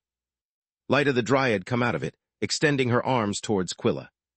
Quilla, sweetie, you're really playing hard to get, she said while closing into her mark. Good gods, help me, Floria. Quilla promptly hid behind her sister's wide back. Floria remembered well how flirty dryads were from her days at the academy, especially that particular dryad. What do you want from her? Floria attempted to ask before Lyta threw her arms around Floria's neck and kissed her. Lyta managed to give a good squeeze on her butt before Floria recovered from the surprise and managed to push her away. Dryads are very assertive and swing both ways, Quilla said after moving behind Freya just to stay safe. You don't say, Freya sneered, watching Lyta's every move. They were all so surprised that they almost failed to notice Professor Duke Marth emerging from the dimensional corridor as well. He was a man in his mid-40s, about 1.78 meters, 510, tall, with thick blonde hair. Aside from his goatee, his face was perfectly shaven, giving him a calm and youthful appearance. Yet his tense expression and the heavy bags under his eyes told them that he wasn't there for a courtesy visit. Why the heck isn't your communication amulet available, Mage Ernas? I've been trying to reach you for hours, Marth said. Because I'm on vacation, and I'm not supposed to return to the academy before another week, Quilla replied while noticing that Lyta was now looking at Lith. Hi, handsome, long time no see. Hands off the merchandise, sister. Camilla stood between them, not liking what she saw one bit. Lyta's big red eyes sparkled in the park's magical light like masterfully cut rubies. Everything in her visage was perfect, from her delicate features to her full lips. She had waist-long silky hair, red like maple leaves during autumn, that gave her a wild and unrestrained allure. She was wearing what looked like a skin-tight cocktail dress made out of leaves that left little to the imagination about her soft and full curves. The only thing that betrayed her non-human nature was her light green skin. You're really pretty, sister, I don't mind sharing, Lyta replied. But I do, Camilla's voice was stone cold. Enough with your tomfoolery, Lyta, Marth said. We really don't have time for this. I apologize for her behavior, but without her I wouldn't have managed to find you in time. Wait, so you're looking for Quilla, not me? Lith asked, half relieved and half worried. He was really starting to believe that he was bad luck. Yes, now if you'll excuse us. You are not going anywhere with my sister without a proper explanation. Floria towered over Marth with a threatening look. Ever since she had been suspended from duty, everything in her life had gone south. Getting harassed by a dryad only made things worse. She could use beating someone, even Headmaster Marth, to relieve her stress. Marth had no desire to argue in front of all the people that had gathered to witness at the scene, so he just nodded and pointed at the gate. Please follow us, we'll speak in private. Once they stepped through the dimensional corridor, they found themselves inside the living room of what looked like a cozy cottage. Everything from the walls to the furniture was made of wood, while carpets and curtains were made of leaves. Despite their simple looks, every single piece was heavily enchanted. It was different from the magic that Lith was used to imbue. Rather than being forgemastered individually to Solas's mana sense, it appeared as if the house had a powerful pseudo-core that somehow was shared with everything else inside. Marth invited them to seat around the big oval table at the center of the room, and a wave of Lyta's hand made the table bloom 7 sprouts that turned into wooden cups. A second flick of her wrist filled them with what smelled like a strong tea with honey. "Where are we exactly?" Quilla asked. "I wish I knew," Marth sighed. "We might be inside the Blood Desert for all I know. What's important is that I need your help, Quilla." Lith stood up abruptly, looking out of one of the windows. The street was perfectly light, but the stone pavement had been clearly realized with earth magic. There were no bricks nor stones. It seemed like it had been carved out of a single massive piece of rock. The light came from thin but tall trees that grew on the sides of the road, whose branches bore fruits glowing like torches. Every house Lith could see, even the one they were in, was actually a very large tree. Some of them were even several stories tall, with so many floors and windows to make him wonder if their owner was filthy rich by plant standards of if they were inhabited by several people. "Soulless, I have a feeling we're not in Kansas anymore," he thought. Everything he laid his eyes on was enchanted like the cottage, making his life vision incapable to see past their walls. "My help with what?" Quilla asked. "You are the fourth best diagnostician in the kingdom, but the second best when it comes down to blood work and magical plant physiology." The cream of the crop in that specific field was Marth himself. "I guess that field assistant Yavel has already brought you up to speed about our undead issue, correct?" Everyone nodded in reply. "Good, it will make explaining our current predicament easier since the root of our problem stems from that. Pun not intended. I'll skip the usual this is a matter of state speech and go straight to the point. We're currently inside one of the city-states of the plant kingdom. They are scattered throughout Magur and are independent from each other. The only things I know about this place are that it's called Lyrule, that the city is located somewhere on the Garland continent, and that it's experiencing a civil war. I don't see how any of that is of any relevance for the kingdom or connected with the undead migration." Floria was eager to get out of there. "First of all, you must understand that despite the fact that they look like us, plant folks have a completely different approach to both life and morality. They are used to feed on everything, even their own kin, and their reproduction cycle doesn't involve parenting. Even once they become sentient, things like friendship, filial love, and family are meaningless words, only strength matters. The ruler of each city-state doesn't get elected, nor the position gets inherited. The ruler changes every time a stronger individual appears and manages to seize power. Its current leader, Lenin the Titania, has long since established a friendly relationship with the kingdom, whereas her current rival, Erlich the Draugr Treant, wants to turn Lyrule into a safe haven for his fellow undead. Chapter 790, The Root of the Problem, Part 2. None of the three great countries can allow the undead courts to have such a stable foothold. Not with the current migration of undead, both boosting their numbers and resources. If Erlich gets his hands on the Plant's Gate network, he will achieve a high seat in the courts, and in turn the courts will become able to travel Garland without restrictions, something that so far we managed to prevent. "Draugr Treant," Quilla said, "I thought that plants couldn't be turned into undead." "That's only part of the truth," Lyta said. "Unlike you fleshlings, our bond with life is so strong that undeath can't reach us unless we wish so.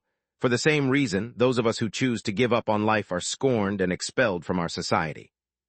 Yet our law only applies to those too weak to face its enforcers.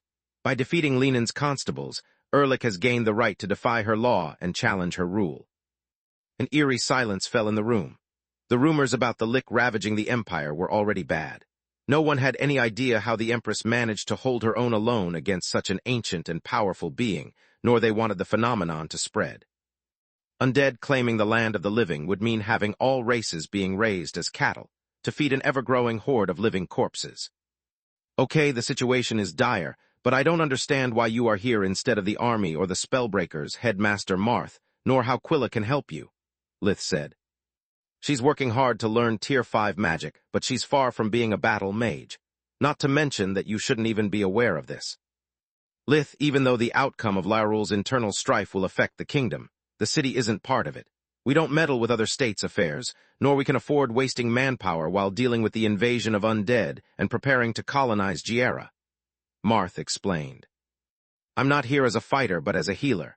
As Lyta has just told you, plants value strength above all. If Lenin needed the help of humans to keep her throne, her subjects would deem her as weak as unworthy, giving Erlich the victory by default. This is an all-out war, and Erlich is abiding by the plant folk code of honor just enough to not lose his right of conquest. In other words, he's bending the rules as much as he can." Ehrlich knows that he can't beat Lenin's army, since only plants can take part in the conflict, and undead plants are too few to win the battle. So, he devised a way to grow the numbers of his followers without breaking the rules. He has engineered Giera's plague so that it now affects only plants, but it doesn't kill them, it just partially turns them into undead. Yet since innocent citizens are being turned against their will, Lenin could ask the three great countries for help. Not against Ehrlich, but against the disease. Due to their extraordinary regenerative abilities, plant folks usually don't need healers, so they know little about light magic. The kingdom sent me here because I'm both a healer and a spellbreaker. If necessary, I can covertly help Lenin and defend myself in case Ehrlich plays dirty. Moreover, I need Quilla's help because she's the most brilliant mind of her generation, and unlike you, she knows very well plant folks' biology. I'm flattered by your offer, headmaster, but why me? Quilla asked. Professor Manohar is the most brilliant mind of this century, and even though he knows nothing about plant folks, you could easily bring him up to speed. Quilla suddenly realized that maybe Manohar was already there. Maybe the legendary god of healing had finally hit a wall he wasn't able to overcome. You're right, Marth sighed. Gods, I hate that man so much. Here's what happened. Space. White Griffin Academy's forest, 2 weeks before. Tired of Manohar's unreliability, the Queen had the royal forgemasters create an ankle bracelet for him. It couldn't be removed without Marth's external help, and also prevented the mad professor from using dimensional and flight magic, making it impossible for him to escape again. Just to be on the safe side, it also contained a locator spell that allowed the royals to always know his position. Manohar had thrown more than a tantrum against such unfair treatment, saying that the artifact violated his civil rights. Only showing him the list of his crimes, for which he was still on parole, managed to shut him up. Manohar had been forced to perform his duty as a professor, and as a healer, even doing rounds with the students. Life had become much easier for Marth, who could finally sit back and relax, at least until the problem with the undead horde reached the academy first, and the news of Larul's problem later. Then everything went back being a nightmare. The stress from his duties as headmaster, spellbreaker, and one of the royal healers made him forget about his scheduled appointment with Lenin. So when the dimensional corridor opened in his office, the academy registered it as a perimeter breach and sounded the alarm. Both emperor beasts and plant folks living in the forest were authorized to use dimensional magic, but not inside the academy. The members of the staff adept at combat used their professor rings to warp on the scene, and alas, Manohar was among them. He would have usually ignored the call, but anything was better than paperwork. When Manohar stepped through the steps, he saw Lenin staring menacingly at Marth, her court on the other side of the gate, and an opportunity. You guys deal with the old hag. I'll block her reinforcements, he said while jumping on the other side of the gate and finding only a flabbergasted blonde dryad, Rissa, waiting for him. Damn it, woman, where's your invading army? He rebuked her. Manohar's plan had been to act heroically and then pretend to be captured by the enemy as a cover story for his imminent escape. What army? It's a diplomatic mission. Rissa showed him her empty hands in a sign of peace, and so did the member of the court. Oh, that? A light of comprehension shone behind his eyes as all the pieces of the puzzle fell into place. Well, the good news is that this means that the academy is safe. The even better news is that what happens now is all Marth's fault. The ankle bracelet was just like a ballot. It needed the academy as a power source to work. Even with the dimensional tunnel still open, the arrays from Larul interfered with those of the academy, making it easy for Manohar to deactivate it. He wasn't a forgemaster, but there was little he couldn't do when he put his mind to it. Manohar gave Rissa the ankle bracelet along with a psychological evaluation that certified Manohar as clinically insane and hence not responsible for his own actions. Then, he had flown away, and no one had seen him ever since. Space. Free country of Zarian, city of Larul now. How bad is the situation? Floria asked. She had never counted on Manohar. The man clearly had his own agenda and had never shown interest in the matters of the state unless they aligned with his plans. Chapter 799, Manohar's Wife, Part 1. Chapter 799, Manohar's Wife, Part 1. Very bad. Ehrlich's army grows by the day and the city is akin to a war zone. If not for the fact that all living quarters are heavily enchanted, there would have been countless casualties among civilians, Marth said. Yet Quilla noticed that he seemed to have gained weight. His face wasn't deadly pale as usual. and even the gray streaks that he had recently gotten on his hair due to stress was returning to their natural color. "Are you done with your guests, baby? I'm tired of waiting." Rissa walked out of the bedroom, sitting on Marth's lap while putting her arms around his neck. She had wheat blonde, straight hair, wearing what seemed a light cotton-white nightgown, leaving only her delicate shoulders and arms exposed. Her figure was slenderer than Lyta's, but not less attractive. Marth swallowed a lump of saliva in embarrassment. That wasn't like he wanted to be remembered by his students and colleagues. Duke Marth had never had an easy life ever since taking care of Manohar had become his full-time job. First when the god of healing was still a student, and then when Manohar had become his peer. Cleaning up his messes and keeping his shenanigans under control was something that only a few people were able to do. Even if it was an unpleasant job, Marth was the best at it, so the royals had dumped the mad professor on him. Manohar managed to escape from time to time, but that was the price they paid to keep him alive and with all of his limbs intact. On top of that, no woman who had ever met Manohar, especially when he barged in Marth's quarters uninvited, which happened quite often and at all hours, had ever been willing to repeat the experience. Marth had remained a bachelor despite his fame and riches because of it. No noble family wanted to share the table with a man whose best friend put potions in the drinks to use guests as test subjects on a regular basis. The headmaster's reputation was so poor that in the academic circles, he was referred to as Manohar's wife. Back when Linjos was still alive, at least they shared the burden and the responsibility, but after Marth's predecessor passing away, everything now rested on his shoulders, to the point that he had been forced to abandon his magical research completely. Being back on the field, away from all of his duties as headmaster, and not having to worry about Manohar anymore, was the closest thing to a vacation he had experienced in over 20 years. So when Rissa had made her move on him, the headmaster didn't think twice before accepting. It was finally time for Marth to experience the springtime of his youth after entrusting the title of headmaster to Vaster. Now he was one of the most powerful and influential men in the entire Griffin Kingdom. Vaster had coveted the position of headmaster for a long time, yet now that he had achieved it, he was cursing the gods for fulfilling his wish. Supervising the search for Manohar, taking care of all paperwork for the academy, supervising the light magic department, all while keeping the students of the White Griffin safe from both internal and external threats, was driving him to the grave. The normally round professor didn't sleep more than 1 hour per night, had lost several kilograms, and the number of his wrinkles had doubled since Manohar had left him in charge.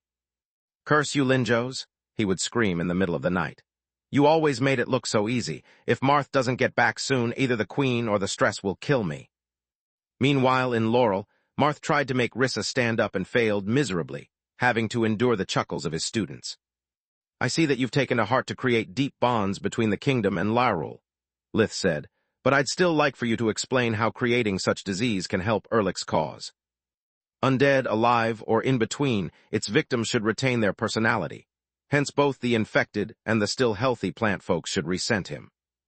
You might be strong, but you really are stupid." Rissa didn't like someone ruining her fun. "How many times do we have to tell you that our kin values strength above everything? Do you have any idea how hard it is to evolve? So many of us, especially among our weakest, have spent decades to improve our strength, yet we failed to turn into Fae. Just like magical beasts evolved into emperor beasts once they awakened, plant folks became Fae. Undeath is against all we believe in, yet it gives you the opportunity to grow stronger simply by eating. Not having to constantly train just to keep yourself alive, not having to worry about dying before achieving anything, has a great allure even to us. The problem is that most of those who become partially turned into undead become so drunk in their newfound powers and abilities that they ask Erlich to complete the process of their own volition. Erlich didn't spread the undead plague to kill Lenin's followers, but to corrupt them. Our leader needs your help not only to preserve her seat, but also because if Larul falls, more city-states might follow," Rissa said. "The last thing we need while facing an undead migration is to have even more undead."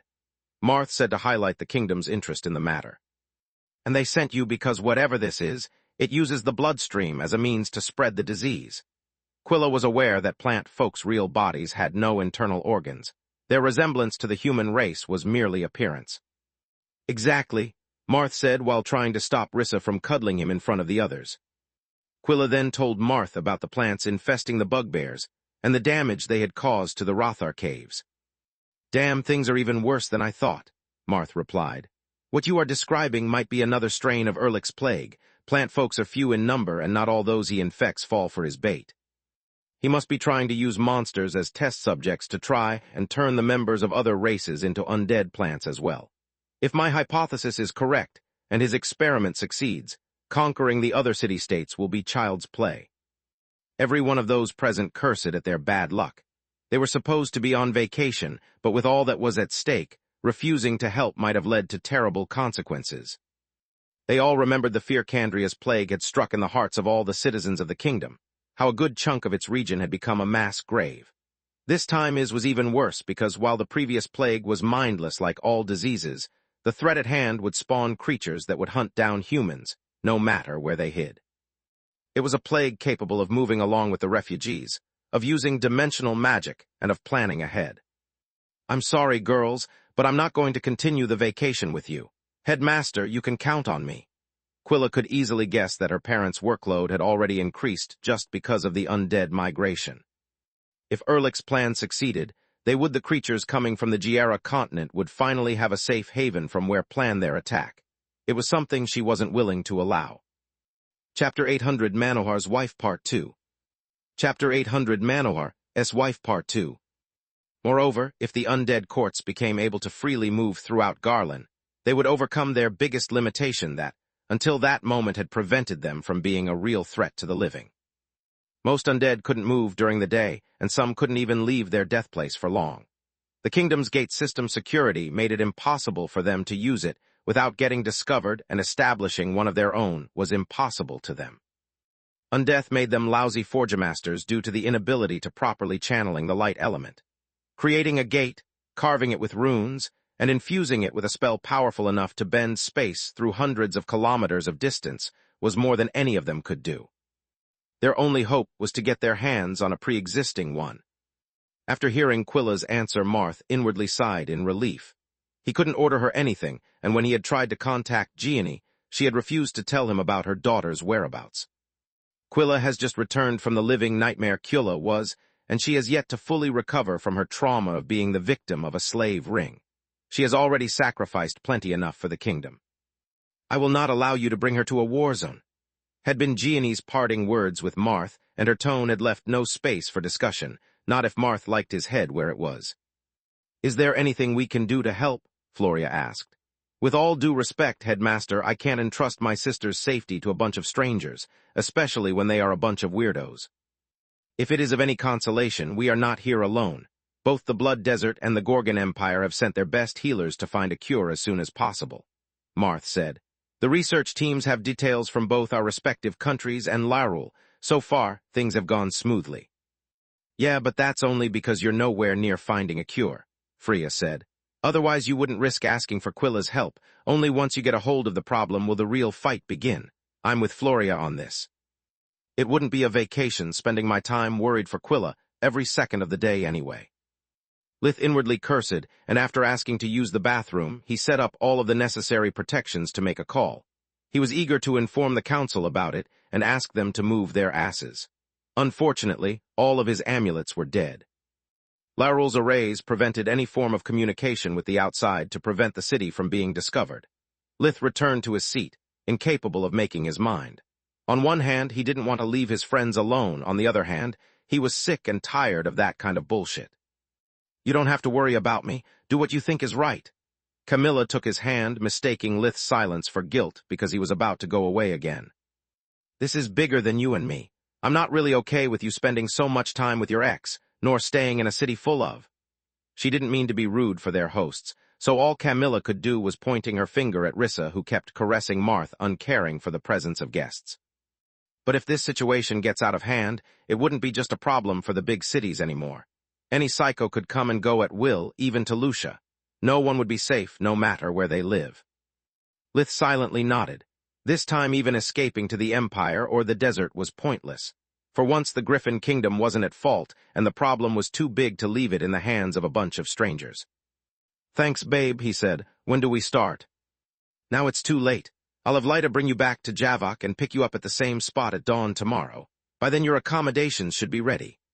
Before meeting them, Marth had no idea they were all together, hence he had only prepared a room for Quilla. To host so many people, they had to change location to a bigger tree. Magical or not, to grow them took time, and they could use all the help they could get. Back to the Golden Dragon Hotel, everyone went straight to their amulets. The girls had to speak with their parents, Camilla with her commanding officers, and Lith with Athung. The problem would involve mostly the human civilization, since beasts didn't have cities of their own. Or so he thought, hence dealing with it was a matter for the Human Council. Athung picked up almost immediately, curious to learn why one of the hottest topics in the awakened community needed her help. After Falul, the Hydra had verbally kicked Ragu's ass. The Human Council and the Beast Council were at odds for the lack of respect that the Hydra had shown. "This is all old news," Athung said once Lith had finished ranting. "The Council doesn't bother with humans' affairs. We have nothing to gain nor to be afraid of. Quite the contrary. Giera has been a stroke of luck for its awakened. Now all the resources belong to them. They managed to put their hands on most the magical legacies of the fake mages. And what's amazing is that they can finally live in the open. The only inhabited cities are now populated either by awakened or beasts. We consider it a great opportunity to see if having a country of our own can work, and how we can get along with non-awakened beasts. We are even considering to claim Giera for ourselves if everything goes well." "You knew about the plague and you didn't do anything about it?" Lith was flabbergasted. That was a level of douchebaggery beyond even him. "Of course we knew, and so did the Guardians. Humans aren't children that you can guide by the hand. We have tried and failed countless times. Sure, we could kill the king and those who had researched the plague, but what about the other states? They were researching magical weapons of their own as well. If we killed everyone involved in that kind of research, the void of power would have triggered wars that would have lasted decades and exposed our existence. Why should we risk our lives, our safety, for people who would burn us at the stake or experiment on us like rats to steal our secrets? We awaken may be assholes, but at least we have rules and we abide by them. Humans, instead, are greedy for power and never think about the consequences of their actions. They made their choice and paid for it. We can only hope that the Garland continent will learn from their mistakes. The local guardian did everything he could. You can't stop an idea with violence, only try to prove it wrong, and that's what he did together with the other guardians. They warned the humans, but they didn't listen. The guardians even caused a small outbreak before the plague was unleashed, hoping that humans would realize the immense risks such a madness carried. They buried their dead and moved on as if nothing had happened. For the greater good, they said. For once they were right. To us awakened it was a great deal of good. Athung smirked.